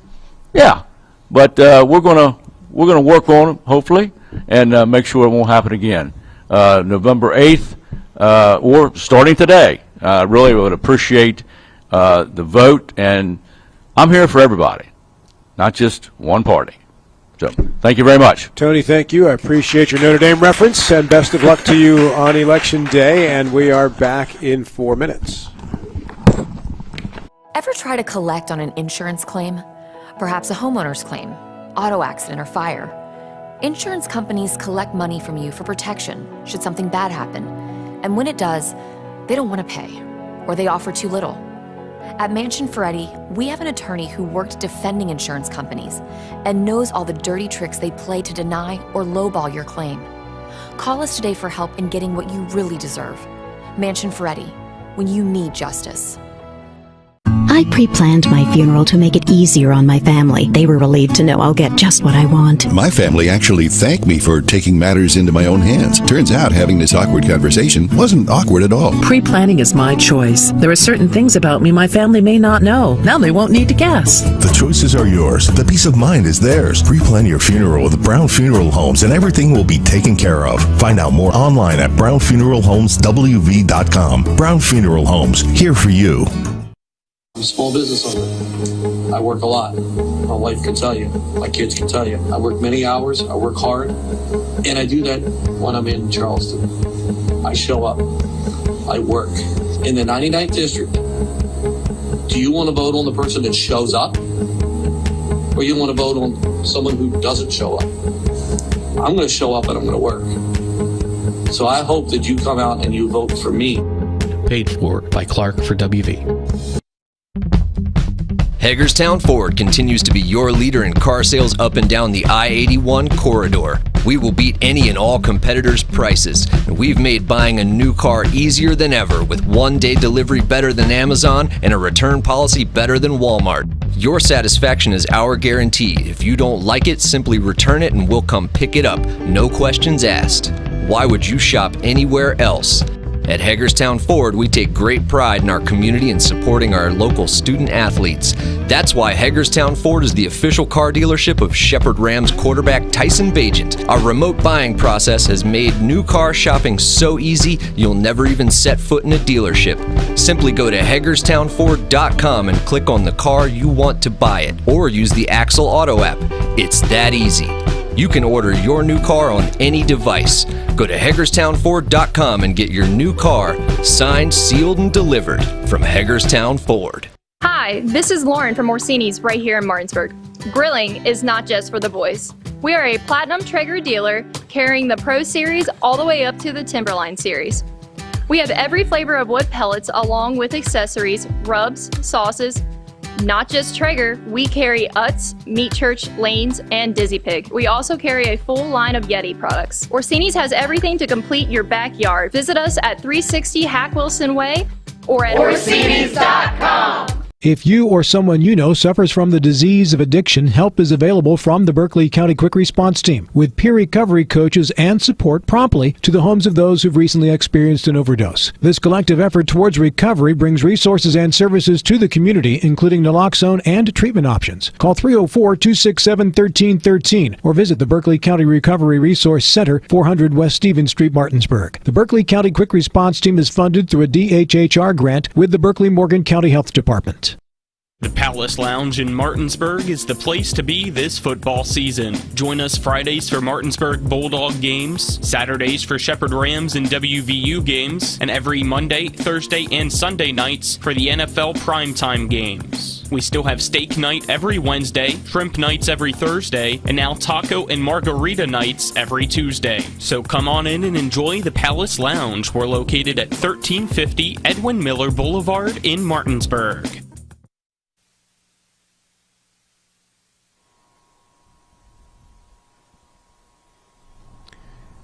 In this segment, we will meet the candidates for Berkeley County Council, and this would be out of the Valley District, Steve Catlett and Keith Hedges. Gentlemen, you'll get a minute each for your opening statement, a minute each or so for your closing statement. I would ask that you not interrupt the other during each of those. In between, questions from Bill Stubblefield, who I'm going to warn you, I got him working through the lunch hour, so he's getting a little hangry, so be careful. You don't know what's coming your way.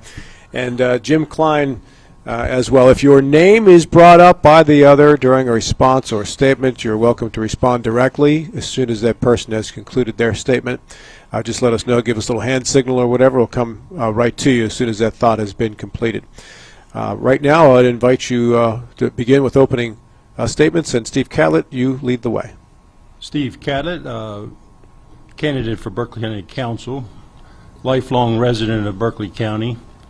At the end of last year, I retired after 45 years of working in our public park and recreation system here in our community.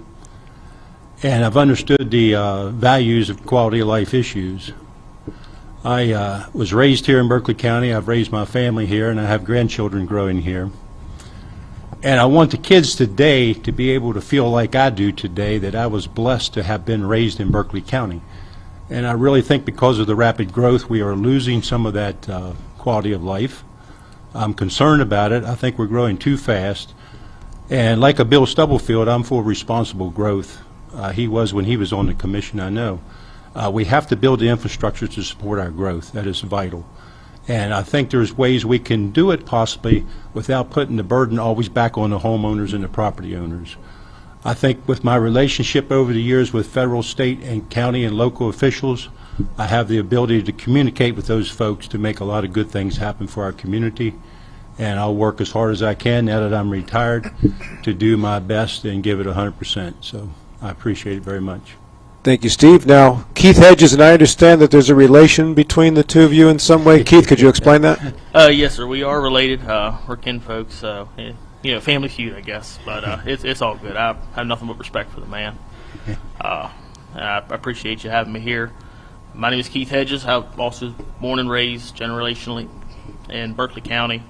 The home that I grew up in is pretty well gone at this point, and I want to try and do what I can to save what's left. You know, this has been my home. I want it to be my daughter's home. And I want her to be able to be proud of it, so we got to do what we can. The main concerns I really hear is also tied in with the growth. You know, there's houses in the cornfields, as they say, and you know, we have a rain tax now with it, which is something else that I think we really need to work on, drawing back and, you know, making this place what it used to be, giving power back to the people. And as Mr. Catlett said, we do need to work on our infrastructure a lot.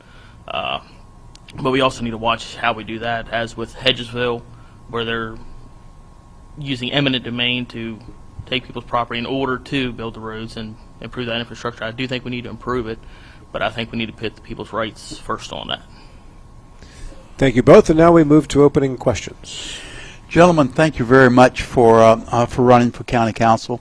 As I said earlier, I think it's the best elected job you can have in the state. But you both have expressed some concern about the growth, and there's no easy answers to it. And Steve, you kind of, Keith, you kind of alluded to the fact there's no easy answers. Looking first at Mr. Catlett, what specifically would you do? Without just kind of generalization, to ensure that we're not overly penalized by the growth? Right.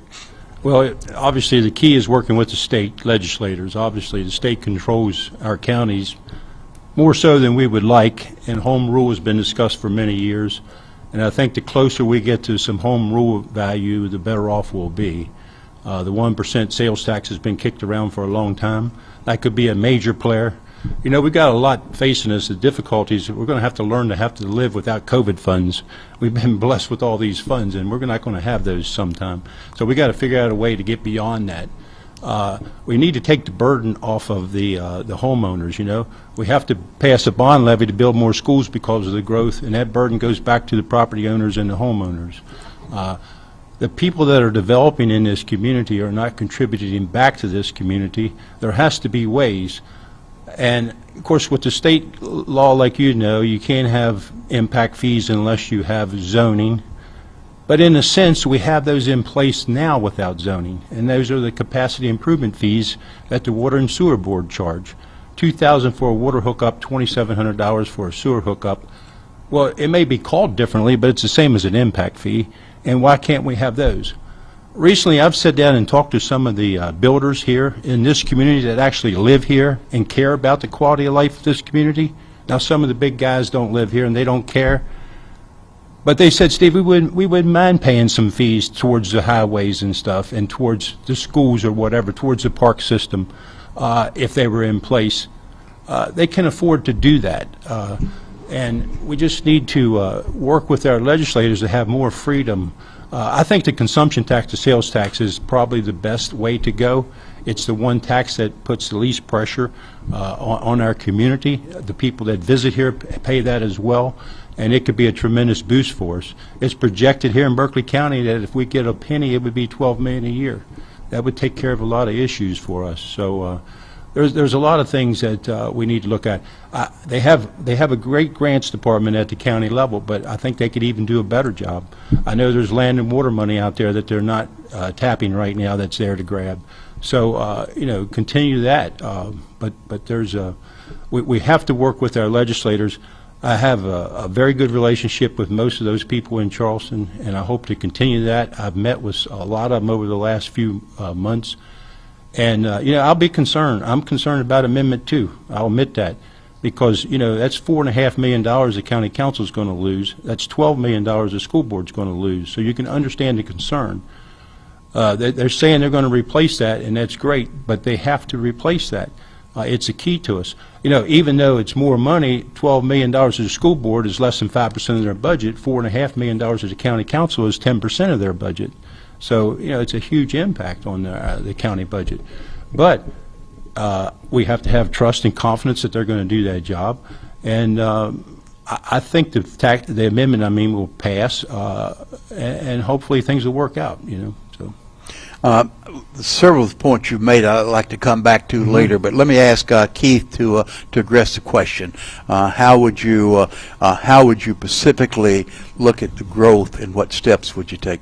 Some of the steps I'd like to take is hard for the growth, which I could be wrong, and if hired and people tell me I'm wrong, well, then I have to change that. But we would have to work, as he said, with the state legislature. I think impact fees could be beneficial, but only if we structure them in such a way as that it doesn't affect your average homeowner or someone that's wanting to build a house for themselves. There needs to be like a square footage amount before those fees kick in, so that we're not hurting the little man here.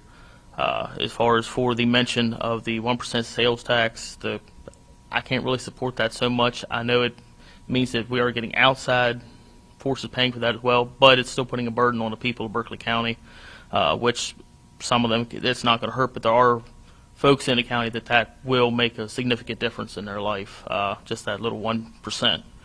And so I kind of want to stay away from adding those kinds of fees. I'd really like to see a stronger push for promoting farmland protection to try and get the farmers to hang on to their land. I don't want anything to be required, but I just want to emphasize to people how important it is and make it as easy as it can to try and preserve what we have. As far as for the Amendment 2 issue, I do believe that it probably will pass going through. Whether or not the state will make that work out in the end is to be determined. I don't necessarily have a lot of faith in the state government, but we can only hope that everything works out. So that's kind of where I'm on that. I don't want to force anything, but I want to encourage people to naturally hold on to what they have and to try and spread more towards, instead of a housing development of townhomes, maybe more of a single-family home. But I don't want to go a zoning path either, as that tends to cause more constraint on the people that have farms or that are wanting to start a small business, just such as a mechanic shop out of the garage. I don't want to put any kind of force against them. So I just want to try and make sure that everyone has the ability to live as they see fit and try and slow up the growth, but I don't want to force it. Isn't that kind of a, excuse me, I don't want to be critical, but isn't that kind of a dream world that you want them to slow, but yet you're not going to give any stimulus to slow the growth? I agree. It is a dream. I know it's going to be a uphill battle with that. That's why I say, like working with the state legislature to make it to where we can make that easier on us. I don't want to make it to where they can't grow. I know housing developments on a personal level I'd like to not see any, but I know that's not going to happen on any way, shape, or form. I know it's a fact. It's going to happen, and they have the right to develop their land. But I would like to see it to where, when they do, they're putting back into the county. For one, that'll help, I believe, slow things up a little bit, and it'll help improve our roads, our schools, put more back towards farmland protection, and help encourage a natural slowing down of it. I did warn you in advance, when Bill gets hungry, the questions get tougher. So just saying, I did warn you. Jim Klein. Yeah, we'll start with Mr. Catlett. Based on his experience, what is your stance on shared functions between city and county, and what opportunities do you think might exist to create efficiencies? Well, I don't think the relationship has been as good as it should have been over the years, okay? I think it's better now in recent years, but there's been times where it hasn't been, and I think it's ridiculous. I had the fortune of working for 45 years with the City, County, and Board of Education, all three with my job. And I know the key to, I always said one of the best things they ever did together was create the Park and Rec Board, because they could all share in the responsibility of trying to create our park system. And I have nothing but great respect for the city officials, and we should work with them hand in hand on everything that we do. And the thing of suing each other in the past and all that needs to never happen again, as far as I'm concerned. It's just we're too good a community to let that happen. And if we work together, I think we can make a lot more, better things in our community, quality of life issues addressed. And they're starting to work together on some trails and things that we're way behind on. Now it's been a long time coming, and I think my relationship with the city will help enhance that situation and make it even better than it's ever been. So. Very good. Thank you, Mr. Catlett. I do want to bring up a point that Keith mentioned, and it was a good one, was about the property transfer tax. I worked hard with John Hardy at the state to get the property transfer tax bill passed that brings the money that Berkeley County is contributing from the property transfer to the state that they were keeping. And they were keeping now to the tune of almost $3 million a year. We got the bill through, but it's only coming back at 10% in 10 years. And we're only in the first year. We need to make that come back now, the entire amount come back now. We need that $3 million. We're the growth county that's creating that tax. We should have it back for our infrastructure and that support. And that would be huge. That's another source of revenue that wouldn't fall back on the homeowners and the property owners. And we need that source of money back now. So we're going to continue to fight to get that bill changed so it comes back immediately. With a $1.3 billion surplus, I think now's the time to get that money back. And the farmland protection gets, they used to get a third of that money. The county gets a third and the state gets a third. Well, the county has actually increased their share, where they're getting 50% more than the other two now. So it's a great source. It's a $3 million line item in the county budget of $44 million of property transfer tax.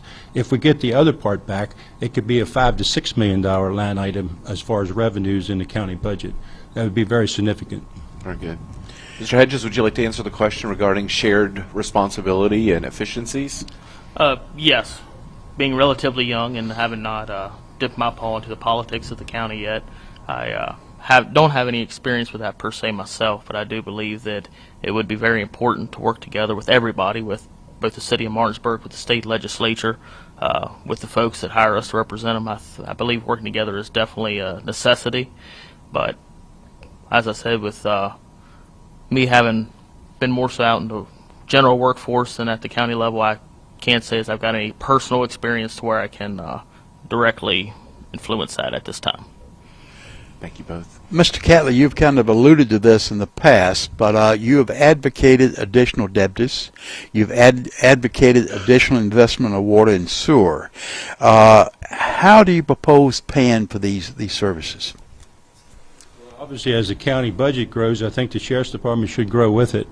Another issue besides law enforcement is our fire and rescue. The day of volunteer fire departments is behind us. And we have paid firemen, and we're going to, as the county keeps growing, we're going to have more.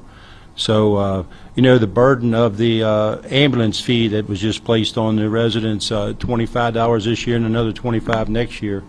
I would like to see that they're looking at, you know, the businesses right now in the community don't pay an ambulance fee. And there's places that the ambulance goes there once or twice a week, over 50 times a year. And they're paying zero on ambulance fee. And I live in Camp Frame Road west of Hedgesville, and it's been there once in 42 years for me, and I'm paying more than they are. There's something wrong with that. So I'm hoping that we can get the businesses to pay more towards the ambulance fees and fire fees and things so that we can take less of the burden off of the homeowners. And I'm hoping by the fee next year could be in place so that the $25, at least for those on homestead exemption, can be waived that additional $25. I think that's a possibility. But we just need to, again, the pressure is the money coming from the state. There's some significant infrastructure money still going to be available the next several years, and we have to take advantage of that money. And of course, the water resources is, you know, they're in tune right now. They're hoping to get $24 million now from the state. That is federal money that's been handed down. And hopefully that's going to come through. It's not a guarantee yet, but it's close. But there needs to be more, and we need to work on that to get more of that infrastructure money back here. Obviously, they're spending a lot of it on the roads. I think the lighting project out on 81 is a result of infrastructure money. I'd rather see it go to water projects and go to actual roads instead of lighting on the road. But that's just my personal opinion. But there's a lot of money still there, and we just need to work hard and develop the relationships to make sure we get our share. Mr. Hodges, you said that you're not in favor of 1% sales tax, but I'll ask the same question that I asked to Mr. Catlett. We do have needs in the county. How do you think we pay for these needs? One of the things that we can continue to do is try and watch our budget, where we put money, make sure we focus it where we need to, and if we are able to work with the state to implement an impact fee for new developments coming in, I would like to designate a large section of that to that infrastructure, because as we build, every bit we build, we're putting an increased strain on the water system, the sewer works, the roads, all that. So if we can set aside to individual projects towards that, that would be great. Whether or not that'll happen is to be determined.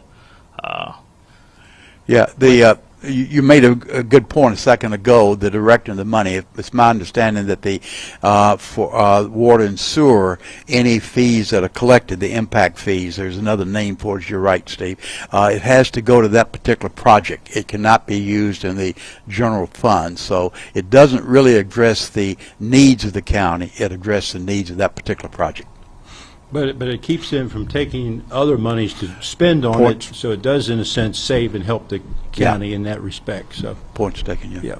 Jim? Yeah, I'd like to follow up. Mr. Catlett made what I thought was a very good point. I actually observed on TV10 the county council discussion regarding fees to businesses to pay for the ambulances.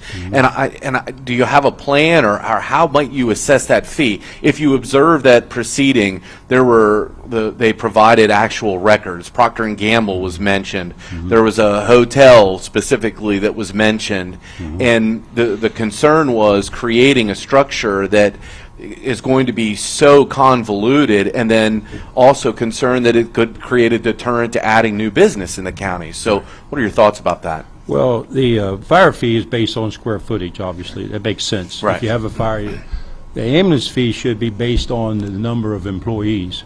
Okay. And, obviously, if you have 1,000 employees, you're going to have more ambulance calls to that business or that company. So it needs to be based that way. I don't want to see the small business people less than 10, 15 employees get hit at all. If anything, pay the residential fee at most, But it makes sense to me that these larger businesses, it's like, let's go back to the rain tax. Keith mentioned that.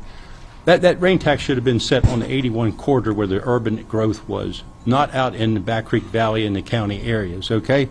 And even though it's a small amount of money, $42 a year, it's a principle of the thing. It's the principle of the thing. I'm sitting here, I don't have any water and sewer, I live in Back Creek Valley, all the rain that comes down is absorbed in my property, and I'm paying the same fee that Procter & Gamble's paying, $42 a year. Now, that's a billion-dollar company, and you think they're going to bat at a $5,000 fee for something at a company of that size? It's not going to have any impact on them at all. And, when we bring the businesses in, that's a great thing, but we waive their tax fees for 20 years, and so the burden falls back on the property owners to pass another bond levy and do that.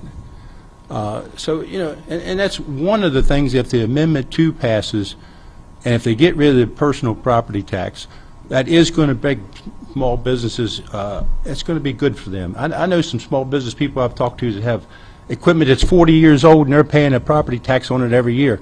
I drive an 08 vehicle, I'm paying property tax on it every year. I mean, that's ridiculous, So we have to,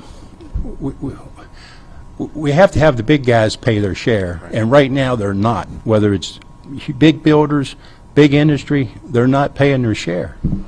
Very good. Thank you.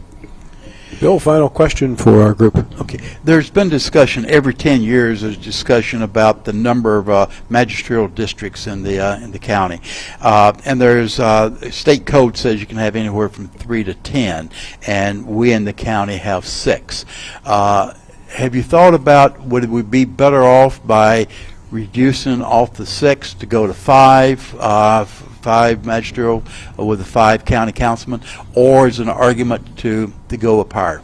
I've thought about it a lot, Bill. I'll tell you why. When I was planning to run for office, we just had the census done, so they were going to change the magisterial districts. And I was in a district, the Potomac district, that was unrepresented on the county council. So I was free to run. I was afraid they were going to move me to a district where I couldn't run for office. And it just makes no sense that if you have 5 council people, you have 6 magisterial districts. So my opinion is we should have 5, the same, so that now, in saying that, once you're elected, you're there to serve Berkeley County as a whole, and not just my Valley district that I'm in now. I was in the Norborn at one time, Potomac, and now I'm in Valley. So, but I'm a Berkeley Countyman is what I am, and I'm going to work to serve all Berkeley County. But there should be 5, in my opinion. Keith? I believe the number of districts and councilmen should match each other. Once again, we have to work on a state with some of this that I'm about to mention, but whether it be 5 or 6, either way, because the needs of the folks in the Valley District are very, very different from the needs of the folks in the Adams-Stevens District or the Potomac District. That being said, with having 1 representative per district, I believe it should also be structured in a way as to where each representative is selected for their district. I know it is running the county as a whole, but it's kind of, in my opinion, the way we do it right now, it's kind of like having a nationwide vote on who's going to be West Virginia senators.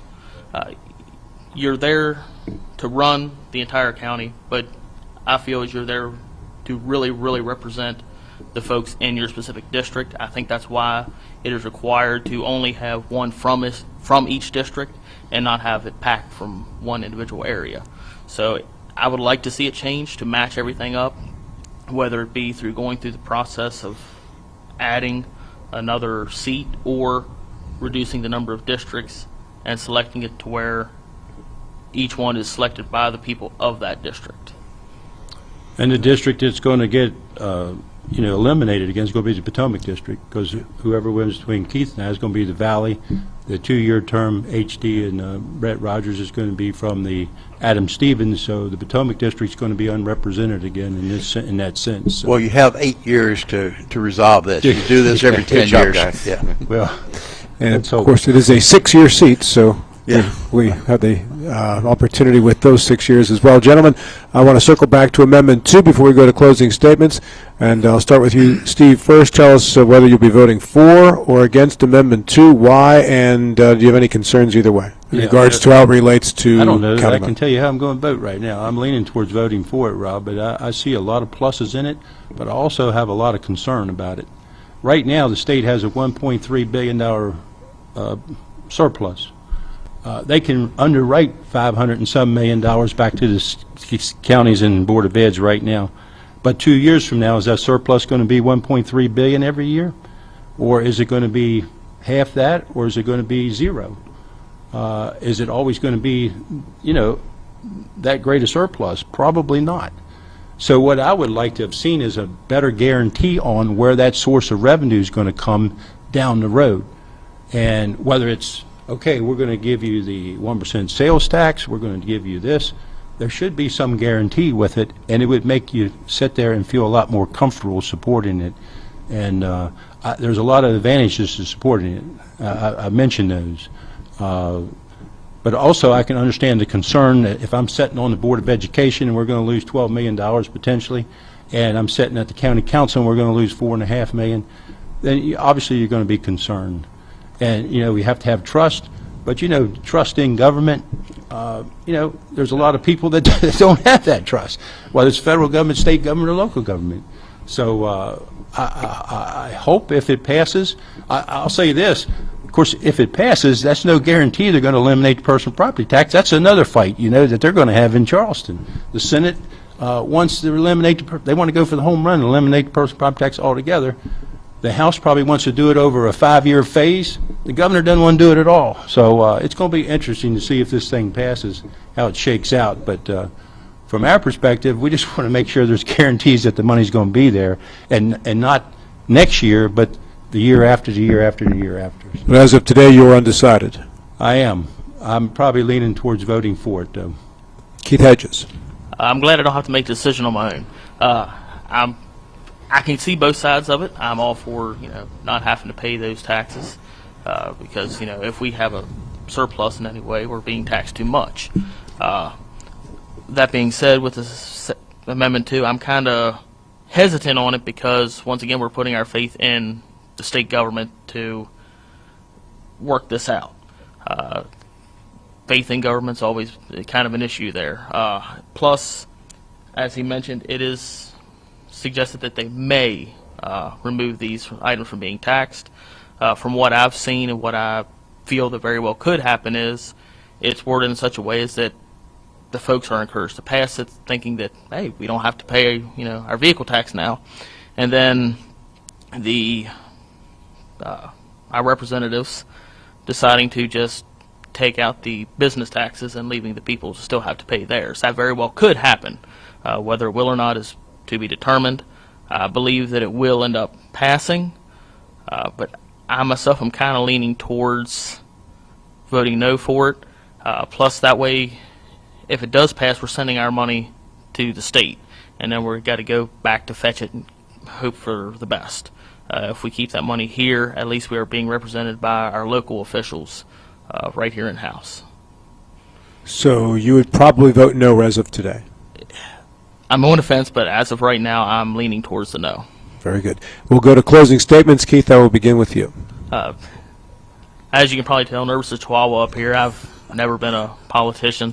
Don't really want to be one per se. But sitting back I just didn't like the way I was seeing, the way things were going. So I had to stand up and do something, and this is the best way I know to do that. I'm an employee. I'm a worker. I go to work 50 hours a week every week, and if brought over to the council, if I'm hired on, that's what I'm going to do for you. I'm hired to represent the people, and that would be my goal. Represent you. You're my boss. What you say goes. Thank you, Keith. Steve Catlett. I want to first say that I was very humbled by the support in the primary as my candidacy, and I appreciate greatly the folks in the community putting their trust and support in me. If elected, I can assure people this: I'm here for one reason and one reason only, and that's do what's best for Berkeley County, because I love this community. I want to see it thrive, and like I mentioned, I want to see kids grow up today, and when they become my age, be able to say, I lived in the greatest place in the state, in America, in the state of West Virginia, in America, where I grew up. And that's my only motivation, is to do what's best for our community. I do want to commend Keith on him running at his age. I think it's wonderful. If I weren't on the ticket, I'd vote for him myself. So, I appreciate young people getting involved. I think we need more of that. And I'm not the smartest person in the world. I don't have all the answers, but I go out and reach out to people that have the answers. And I think I really have the relationships and have developed those over my career with, again, federal, state, local officials, the city of Martinsburg, whomever, to make a lot of good things happen, hopefully, and have an impact, a positive impact on our community. So thank you very much. Gentlemen, regardless of what happens, it's going to make for one heck of an interesting family reunion the next time you guys get together. So thank you both for being here. We wish you both the best of luck in the upcoming election. Thanks for having us. Thank you, sir. And we will be back in 6 minutes. With 4 new car dealerships and 4 used car dealerships in 3 states, Parsons is the largest used car and fastest growing new car dealer in the tri-state area. Take Parsons Ford with huge savings on hundreds of new Fords, financing from 0%, Parsons' goal of financing for all, and Parsons' famous above-market trade-in allowances that help make Parsons #1 for used cars too. See why so many won't buy anywhere but Parsons Ford in Martinsburg. We became #1 by making you #1 first. Parsons. Hello, this is Mark Sutton of the Sutton & Janelle Law Firm. The right attorney can make all the difference in your case. That's why you should call Sutton & Janelle. We have been serving clients in West Virginia and Maryland since 1999 in the areas of family law, DUI, criminal defense, and personal injury. Sutton & Janelle works hard to obtain a favorable outcome for you at a reasonable rate with affordable payment options. Sutton & Janelle values your rights and is passionate about your success. Contact us today at suttonandjanelle.com. Mayhem is everywhere. I'm your new bangs, and you can't stop staring at me. That's it. Just tilt the rearview mirror over here. And while you're checking me out more times than a library book, your car is wandering into that lane over there. More bangs? Neat. And if you've got cut rate insurance, you could be paying for this yourself. So get Allstate. Call Martinsburg Allstate agent Gary Kelly today at 304-263-4596. Hi, this is Caleb Wilkerson with Boats and Soaps Cleaning Services, a fully mobile, veteran-owned and operated business. We provide commercial and residential cleaning services, mobile auto detailing, as well as vacancy cleanout services serving within 60 miles of the Martinsburg, West Virginia area. Call us Monday through Friday, 8 to 5 p.m. at 304-268-9198. Again, that's 304-268-9198. Or check us out on Facebook, Boats and Soaps Cleaning Services. Panhandle Printing and Design is your full-service local print shop. With over 50 years of combined experience, we know how to handle all of your printing and design needs. We can handle anything, from small business cards to wrapping large vehicles. Our in-house design team can do it all. As a staple of this community, we love helping people promote their events, businesses, and anything they're passionate about. Envision, create, and bring your ideas to life with Panhandle Printing and Design. Come out and support the Martinsburg High School football team, cheerleaders, velocity dance team, and marching band Thursday, October 27th from 5 until 8 p.m. at Coburn Field at David M. Walker Stadium for the Martinsburg Bulldog Bash. There'll be door prizes and giveaways during the event, as well as performances by the Bulldog Band, MHS cheerleaders, and the velocity dance team. Can't make it to the event? That's okay, because we'll have live coverage on TV10 and WRNR TV on YouTube. For more information, contact Randy Brown at 304-616-0605. Life can get in the way these days. We all know that. Work commitments, social commitments, volunteer commitments, family commitments. You put your heart into all of it. You've got enough to worry about already. Your roof shouldn't be one of those things. Everything should just work. But when your roof is in need of an upgrade, you shouldn't have to worry about that either. Modern Renovations, your four-state roofing solution. Reminding you that home is where the heart really is.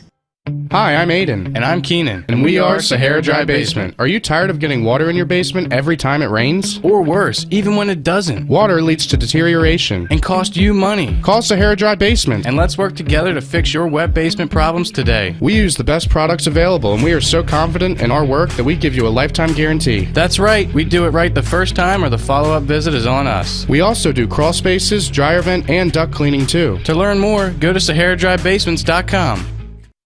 You've put up with your water long enough. It's time for Sunset Water Services, your local water solution since 1989, to fix your water problems. Get better tasting, better smelling, and better looking water today. Say hello to drinking your own delicious water for pennies per gallon. Say yes to healthier skin and hair and to softer and brighter clothes. Sunset Water Services delivers your bags of salt to you, so they'll save your back too. And our products come with a 1-year satisfaction guarantee. Call 304-754-9031 for a free water quality test today. SunsetWater.com. When you're looking for the perfect gift, look no further than L.A. Roberts Jewelers at 146 North Queen Street in downtown Martinsburg. Choose from a huge selection of unique items, from the finest diamonds that make your eyes sparkle to exquisite timepieces, figurines, and collectibles. Buying from L.A. Roberts Jewelers means that you've made the decision to do business with people who've excelled in the industry for more than 100 years. They'll be here tomorrow when you need them, and if you need your jewelry or your watch repaired, they'll do that too. L.A. Roberts in downtown Martinsburg. Old World Jewelers for a new age. Are you looking for a full-service web design company right here in the Eastern Panhandle? Then look no further than Pro Design LLC, specializing in web design and development, web hosting, and application development. Pro Design is a locally owned company serving local clients since 1997 with a reputation of quality, creativity, and personal touch. Let Pro Design build or redesign your dream website. Find them online at professionaldesign.com or phone 304-676-9940.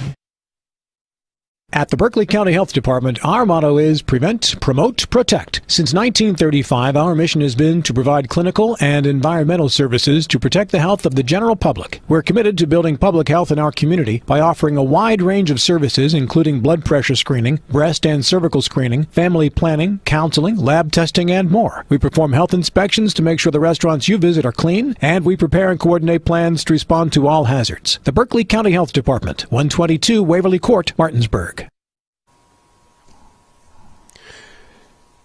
In our final segment, we will meet the candidates for the 91st Delegate District, Republican and incumbent Don Forst, and a member of the Americans Coming Together Party, S. Marshall Wilson, who previously held this seat as he was initially elected as a Republican as well before he left the party and became independent, and thus the Americans Coming Together ACT Party, the distinction between the independent party and being an independent and the ACT there. So, as we begin this, I invite you each to make an opening statement, and then at the end you'll have the opportunity to make a closing statement as well. In between, questions from Bill Stubblefield and Jim Klein as well. While you're making your opening or closing statements, I would ask that you please not interrupt the other while that is going on. If your name is brought up by the other, you have the opportunity to directly respond once they conclude their thought. For the opening statement, I will begin with the incumbent Don Forst. Don, thank you for being here. Thank you. It's nice to be here. Move a little closer. Pull that mic a little closer to you, Don. Okay. How about now? There you go. Okay. Just a couple words about myself. I'm a 20-year resident. I'm active in the community, and I'm relatively new by West Virginian standards. I'm still a newcomer, but I've learned to love this state and appreciate it. And so my real objective for running for this office is to pretty much continue what we started. I've learned a lot about this state. I've learned we have a lot of really nice advantages. We have more freedoms than most of the other states. People come here just for some of our freedoms. We have resources and a clean environment. I think we have one of the most pristine, clean environments in the whole country. Our air, our mountains, everything. We've had problems in the past. They've been fixed. The few of them are being fixed or actively being taken care of.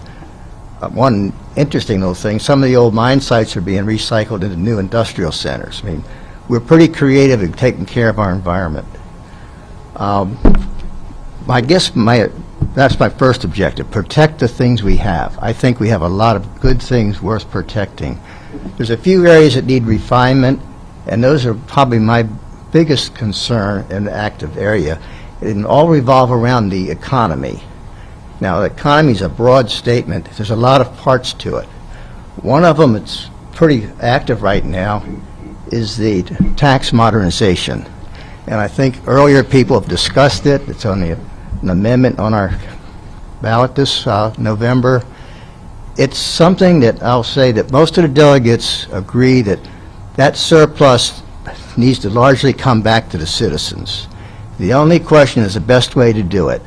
And that's what all the debate is. And it's something that probably should be done over a period of time. It's not one big fell swoop.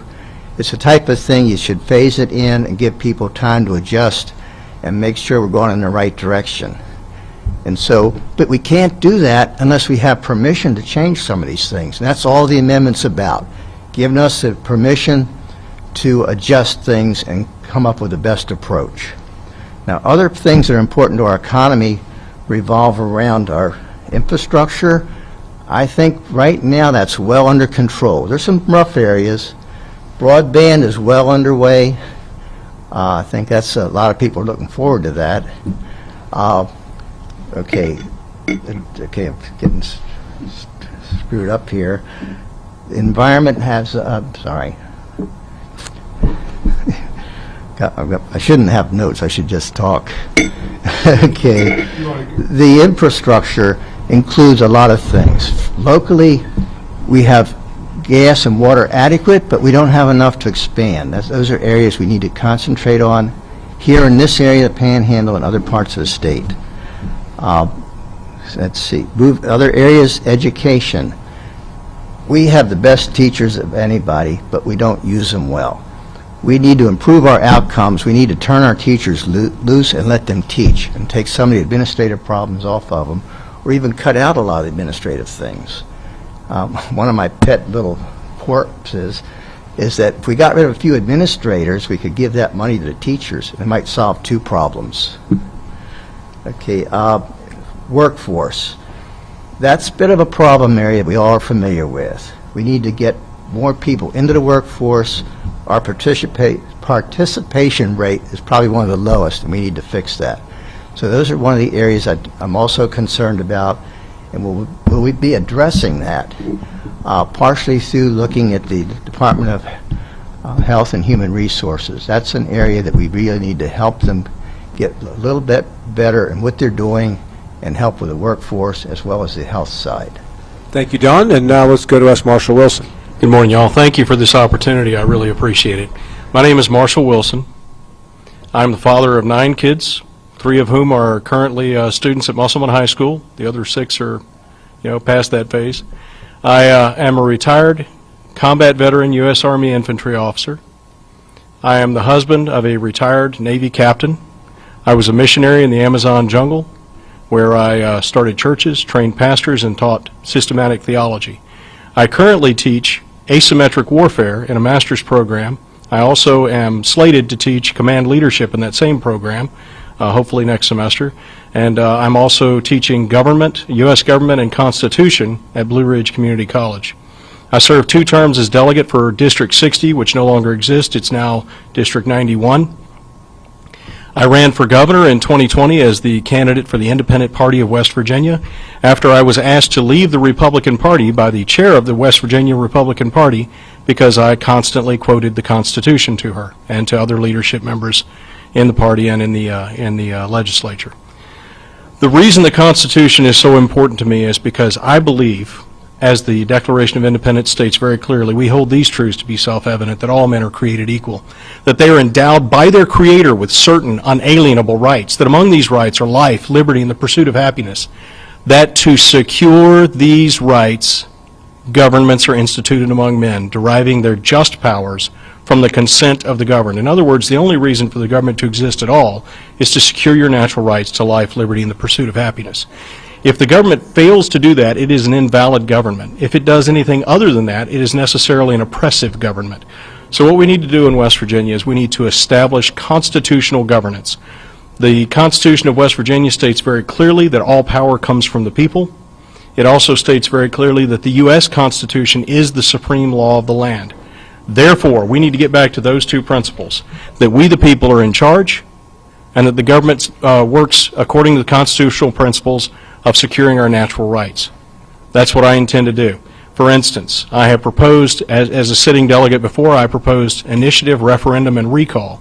Initiative means that we the people can propose bills that must go before the legislature, and they must consider them, just like they consider any other bill. We don't have to wait for a legislator to propose it. Referendum means that there is a certain set of bills. I proposed a referendum for any tax increase. Referendum means that even if the legislature, 100% of the legislature votes for a bill, even if the governor holds a big press conference and signs the bill with a big smile on his face, it doesn't become an actual law until we the people vote for it in the next general election. That's a referendum. I believe that we should have a referendum any time they propose a tax increase. Recall simply means that you can fire your poor employees that you've accidentally elected, or that you've elected and you've discovered that they're not who they presented themselves to be. I believe that the people have the right to fire their elected employees and not wait for the next election. So I'd like to propose that. That's a starting place for me. I also want to make sure that we do away with immoral, unethical taxes such as the property tax. Property tax means literally that the government lays claim to your property, your real property, your durable property, and says that it will confiscate it if you don't pay rent on it. That's what property tax is. Rent to the government on property that you have earned through the wealth that you've created or earned. Also, I consider the income tax to be illegal, unethical, and immoral. It used to be unconstitutional until the 16th Amendment. And, I understand that we can't undo the 16th Amendment federally, but what we can do is get rid of the income tax here in West Virginia. All taxes should be consumption taxes. That way you can control how much tax you pay, because you can control how much you interact in the market. That way you're actually paying the government to maintain a free and secure marketplace. Sounds fair to me. That's what the government is here for. Am I out of time? Just about. Yes, sir. Okay. Thank you very much. Marshall Wilson for District 91. Thank you. Thank you, gentlemen. And we move to the first questions now. Normally I'd ask a general question, both of you. I'm going to ask a specific question to each one of you, though. And I have to admit, Marshall, you may have already answered the question, but I'm going to come back to it anyway. Don, first, you said we need to deal with our drug problem in a more effective manner. Specifically, what should we be doing that we're not doing now? Well, actually, I think in the last year or so, we've made a lot of progress. I can remember a few years back, I knew somebody that was trying to find treatment, and they couldn't. All the local people they talked to couldn't do this or do that. They ended up trying to get into a place across the state, and that didn't work out. That problem, I think, is pretty much solved. I think we have local resources, we have day report centers. The whole area is being improved. It's not solved, but we're starting to get in place the mechanisms to bring people out of the addiction and back to the workforce. But yet your campaign issue does not imply that it's been solved. It implies that we have a long way to go. Well, okay. That's only part of the workforce issue. Okay. And we have a low participation rate for a lot of different reasons. Okay. Addiction is just one of them. Okay. Some of the people are retired, some are disability. Probably more people on disability than should be. We have a pretty big underground employment or underground economy.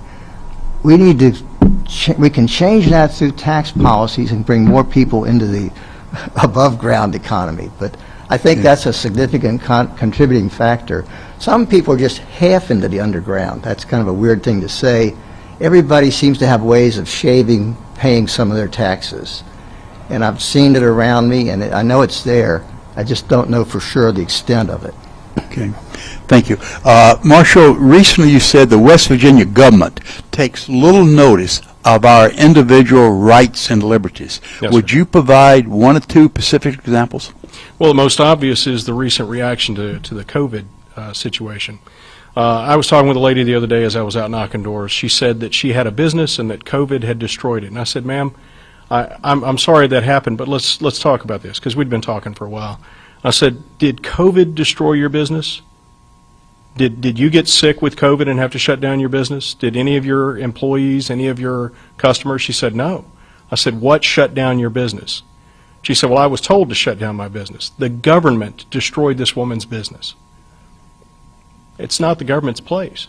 I spent about 15 years in emergency operations.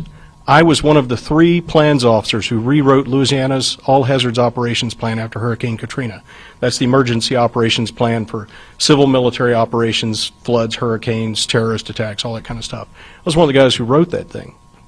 And the simple fact is the government has very specific duties, very specific authorities, and very specific powers. And as I quoted a while ago from the Declaration of Independence, the only valid reason is to secure the individual natural rights of each citizen. So when I sent out National Guardsmen to save people in a hurricane or a flood, we didn't have any right to compel them to leave their homes. Offer them the opportunity to protect their lives, yes. But once they said go away, we had no authority to compel them to leave. Now I know there are a lot of people who disagree with that, but that's beside the point. The fact is that the government has no authority to compel you to shut down your business.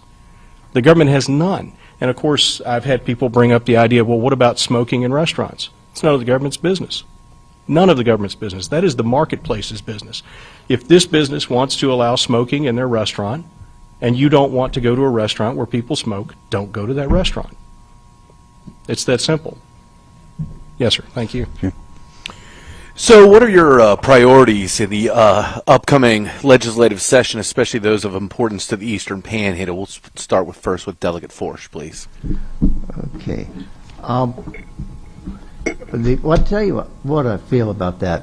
The Eastern Panhandle has some problems, but compared to some of the parts of the state, we're really doing well. And so I've been looking not just at locally, but across the state. Anything that will help the rest of the state will sure help us. And so specifically, I mentioned about the water and gas. We need to fix that and have more of that coming into our region if we want more business to come in. But we need to work with those same issues across the state. And we need to encourage other parts of the state to get their economy up, their new businesses in. That'll take a little bit of burden off of us and let us keep a little more of our money and invest it locally and use it locally, or lower our taxes locally. Thanks, Jim. That's a great question. So really what it comes down to is liberty for all, right? Liberty for the counties, liberty for the towns, liberty for the people. What I mean by that is I would love to see us go to home rule. Counties run their own business. See, here's the thing. We have a federalist government. That does not mean that the U.S. government is in charge, the states work for the U.S. government, the counties work for the state government, and the cities work for the county. That's not what it means. What it means is each has their own area of responsibility in which they are the sovereign. It's that simple. The idea that the state needs to run the county's business is silly. We've got brilliant people here. We've got good people who know how to run our business. Now, the problem in every level of government is that all men are corrupt. And yes, I'm including myself. We all need to keep an eye on each other. But the thing is, we've got to understand the sovereign, the ultimate sovereign in all government is the people. We, the people, are the sovereign. So what we do is we push everything down to the lowest level possible. We decentralize everything. And that way, we, the people, have more control over what our government is doing. And I'm talking about education.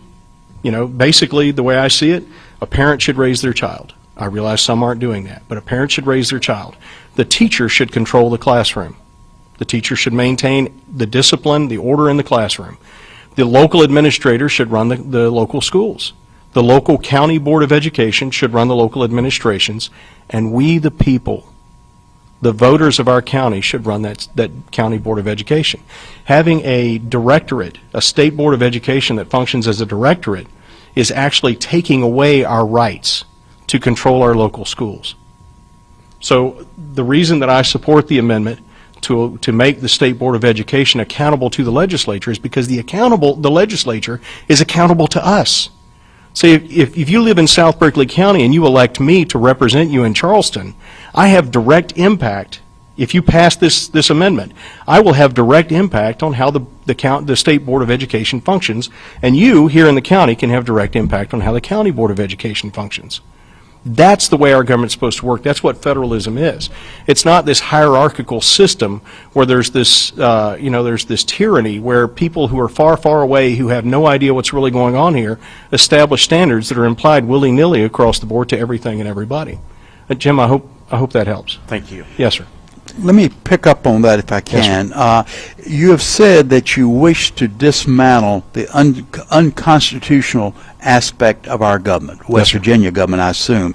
And from your introductory comments, I think I would read taxes into that. It's a huge part of it, yes, yeah. sir. Is there another part of our government that you view as unconstitutional?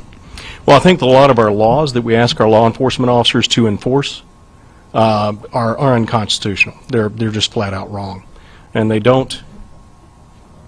not only don't comport with the Constitution itself, but with all of the principles behind the Constitution, both the U.S. and the West Virginia Constitutions. And more importantly, what you're doing is you're asking people to go out, put on a uniform, put on a badge, and put their lives on the line to uphold something that never should have existed in the first place. You know, we have people who are mad at the police officers. We have people who are angry about the fact that we have people in uniform wearing guns. The thing is, those people are supposed to be working according to those constitutional principles in service to us to protect our natural rights. The fact is that when the legislature passes laws that deprive you of your natural rights, and then we ask the law enforcement officers to enforce those laws, we're putting them in an untenable position. They live in the community. They want to serve the community, but they want to serve the community the way that the policing agencies have been formed to do. And it's critical that we absolutely make sure that each law actually comports with not only the Constitution itself, but the principles behind it. If I have a second, I'd like to offer an example. Sure. So a few years back, when I was sitting in the legislature, we had a bill come before us that literally it actually proposed the idea of a statewide bill. Now, this came from a delegate from Charleston, where people live a little more tightly packed than we do where I live in Back Creek Valley, and actually wanted to say that people could go to jail if their dogs barked. Now, don't get me wrong. I have dogs. My dogs act stupid sometimes, and you know, we have to deal with that. My dogs like to get out and bother the neighbors. We have to deal with that. I apologize for that. It happens. But the thing is, putting me in jail, taking my dog away if I prove to be an irresponsible dog owner, that's a great idea, right, after I've proven it. But putting me in jail, are you kidding me? There was another one. The idea was that if someone kills a deer, they go out hunting, they go through all the procedures to be allowed to hunt a deer legally and all that kind of stuff, and then they only take a certain amount of the meat out of the woods and leave the rest, they could go to jail for a year. A year of your life for not taking enough of the meat out of the woods. Listen, I understand that what we were aiming at there was trophy hunters, people who go out and cut the antlers off, take those home, leave the entire carcass out there. But you're going to put someone in jail for a year over that? That's the sort of thinking that's actually going on in our legislature. It's got to end. I'm sorry. I started preaching. You know how I am. Thanks. Fortunately, both of those did not pass. I remember both of them. Yes, Don, for you, recently you've said we need to attract new residents in the county. Others have said we're growing too fast. How do you reconcile these two positions? Well, okay, the growth, we are going to grow, there's no question about it. And we do want to encourage some new people coming in with fresh blood, so to speak. I think the real thing, and this has come up in some earlier discussions, is that we need to deal with the impacts. We need to deal with the rate these things happen. I think there's complications in terms of allowing the county to have impact fees, but that's something we really need to do. We seem to be reacting way after the fact. We put in a new subdivision, then we worry about the roads and the schools and all. We need to reverse that, and I think several other people probably mentioned that earlier today, and I think we all agree with it. And so that would also impact new people coming in. They're going to come. It's just a question of how we can handle them and how we time it and how we arrange to accommodate them, both utilities, schools, the whole thing. Jim? So we're talking about issues within the schools and different things along those. How might those plans include attracting new teachers and the shortage of teachers? Okay. That's that's one of my hot buttons. I don't think we need more teachers. We need better teaching techniques. I once took a course by television, and the instructor prepared them on a set like this and recorded it, and they were top quality lectures. And then he taught that class to about 1,200 people all at once, but they were divided up into classrooms of 30, 40 people with a graduate assistant. We were all exposed to top-notch lectures, and that person only had to do them once, and they were good for all the classrooms we had for those 1,200 people and for future years. I think we need to rethink how we teach and how we manage the situation. In other words, why do teachers have to do brand new lesson plans every year? The history hasn't changed, math hasn't changed. I think there's a lot of things we do. It's wasted effort, wasted administrative time. We can be a lot more efficient and let the teachers be a little more creative, and we could probably do a better job with a few less teachers, a lot less administrators, and a little more creativity. Thank you. Mr. Wilson, would you like to address? Yes, sir. Thank you very much. A while ago I mentioned that I believe that parents should raise their kids, teachers should maintain discipline in the classroom. And listen, I want to explain this. I was one of the most undisciplined students when I was coming up. I was the kid who had to be sent out of the room so that everybody else could hear what the teacher had to say. I was the guy sitting in the back of the room telling jokes and stories while the teacher was trying to teach. She was right to throw me out of the room. She was right to send me away. And the principal was right to tell me that I couldn't come back to school until I could control myself. I agree with that. They were absolutely right. There were people going to school who had a right to learn. So we need to give our teachers control of their classrooms. They are professionals, they're adults, they're educated, they know what they're doing. They have a right to say, look, you are disrupting class. You need to go find somewhere else to be. In-school suspension or however you want to do it. I don't want to write the policy for them, but the principle is they should control their classrooms. Local administrators should control their schools. The local administrator should be able to say, you know what, Marshall is disrupting classes in my school. We are trying to educate people. He is robbing them of that opportunity. Marshall needs to go to an alternate school. He needs to do schooling online. He needs to go get a job digging ditches, whatever it is. Marshall needs to go away. He's a disruption. We have a mission here. The other thing is that the teachers should be teaching their subjects. All this other stuff that we put on top of them, the social engineering, all that kind of, that needs to go away. All the politics that's going on in the schools. Now, I understand anytime you have a public system, politics is going to be part of it.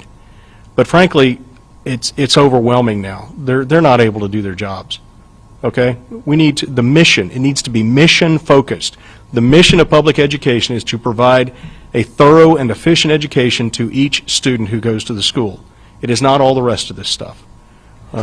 So is there more to the question? No. If you think that those, local control is the way to resolve teacher shortages and removing local control and also parent, taxpayer, and voter engagement. We, the local people, need to be engaged in how our schools are run. I'm not talking about disruptive. I don't mean being obnoxious. I mean actually paying attention, helping out where we can, being engaged in what's going on in our schools. Yes, Bill, you have a quick question? I have a quick question that can will require a quick answer. Yeah, well, one word answer.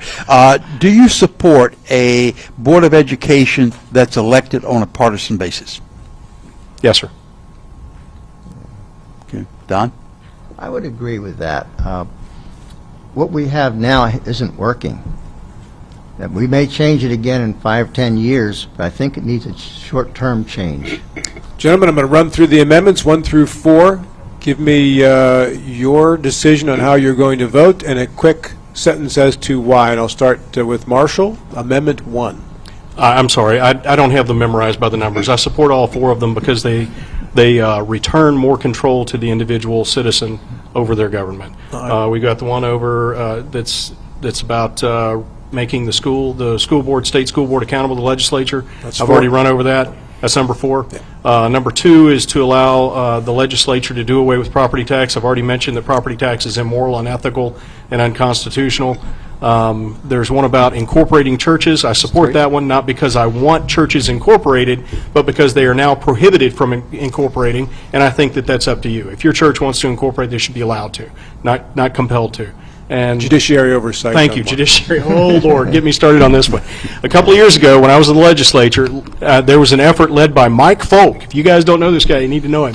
Mike Folk led this effort, and we impeached every single justice in the West Virginia Supreme Court, and we were right to impeach them. The Chief Justice went to federal prison, and then the acting Chief Justice, who was also being impeached, when her impeachment came up for trial in the Senate, she appointed a circuit judge, who was one of her juniors, to stand up and say, "You can't impeach my boss." And that ended it. The impeachments were over, and you, the people, didn't get to have your say through the legislature. Justice was not upheld. The judiciary wormed their way out of an impeachment that should have happened, or the trial of an impeachment. The impeachments did happen. This amendment will prevent that sort of thing. Thank you, sir. So he's in favor of 1, are you? Yes, sir. I'm in favor of all 4. Don, Amendment 1. Well, I'm in favor of all 4 of them. Put you down as a yes for all 4. And I've voted for all 4 of them and helped put them there. And Very I'm prepared to defend them. Now, 2 of them are pretty non-controversial, but I'm amazed at the controversy on the equipment tax. 2. That's number 2. Yeah. I don't understand why we're not on the same page for that one, and how we could have such a public disagreement. Things like that should have been negotiated well beforehand, and that's all I can say on that one. We'll move to closing statements then, and Marshall, you'll go first on the closing statement. Thank you very much. Once again, it's an honor to be here. I really appreciate you. My name is Marshall Wilson. I am your ACT Party candidate for delegate in District 91, which is South Berkeley County, basically south of Tuscarora on the western half of the county, and south of 51 on the eastern half. I am absolutely dedicated to establishing constitutional governance in this state, not because I have any political aspirations, not because I want to be a part of any kind of a group, but because I have 9 children. And my entire purpose in life is to ensure that my children can raise their children in a free country. The only way to do that is to establish constitutional governance that upholds and defends their individual natural rights. And the thing is that if I fight for my kids' individual natural rights, you benefit from it, because if you're not free, my kids can't be free. That's the bottom line. Thank you, sir. Okay, I'll probably be short and sweet. I agree with most of the things Marshall said about the rights and so forth. The only question, you can't do them instantly. The question is, how do you phase it in? How do you make it happen? It's not an easy thing to make it happen. We're making some progress. We're moving in the right directions. I'm proud of all the things that have happened. A lot of the things that happened started before I was there. I've only been there 2 years, but I've learned a lot while I was there. And okay, I guess I'm going to stand on my record, on my voting record. I think I've voted for the things that are going to help the state, improve the state, and I'd like to go back there and finish this job. I think the state's moving in the right direction. Gentlemen, thank you both very much for being here today. May I respond? Well, those were closing statements, so there's no response on closing statements. So I want to thank you both very much for being here today, and I wish you both the best of luck on Election Day. Thank you very much. Okay. Thank you. And that will conclude our coverage here on our political forum here. Bill Stubblefield and Jim Klein, thank you very much for your participation. Our pleasure. Thank you. And thanks to Mike Hornby, Donna Schaffner, Braden Schaffner, and also Colin McLaughlin, Nick Berzolini, and Spencer Dupuis as well. And one of the last thoughts that we'd have for all of you out there watching and listening to this is, please vote. And have a great day. That will wrap up our coverage today. Thank you. The playoff push for Hedgesville takes center stage Friday night as the Eagles host the Jefferson Cougars. If you're going to take the snap down, they're going to pass on a screen pass again to Matthew. Matthew breaks some tackles. He's to the 40, to the 30, to the 20. No one's going to catch him. Green grass in front of him. Touchdown, Hedgesville! We'll have all the coverage for you in this huge EPAC battle with pregame coverage beginning at 5:30 and kickoff set for just after 7 p.m. on your home for EPAC Sports, Talk Radio WRNR and TV10. It's the excitement of NCAA Division II football on TV10 featuring the Shepherd University Rams. He'll throw it. It's intercepted by Harrison. Dante Harrison is Mr. Touchdown on defense. Join us this Saturday, October 29th, for a Halloween weekend clash as the 3-5 Bloomsburg Huskies travel to Shepherdstown to face their worst nightmare, the undefeated Shepherd University Rams. Kickoff is set for noon with pregame coverage beginning at 11:30 right here on TV10 and WRNR TV on YouTube. Talk Radio WRNR and TV10 is the #1 source for local news and sports in the Eastern Panhandle. Is tonight the night that we finally see this jump from Spring Mills to be the top team in this section? Talking with Steve Catlett, by the way, he just announced that he's going to run for the county council. Johnson now in transition with the one-handed slam dunk. Let us showcase your business to our thousands of daily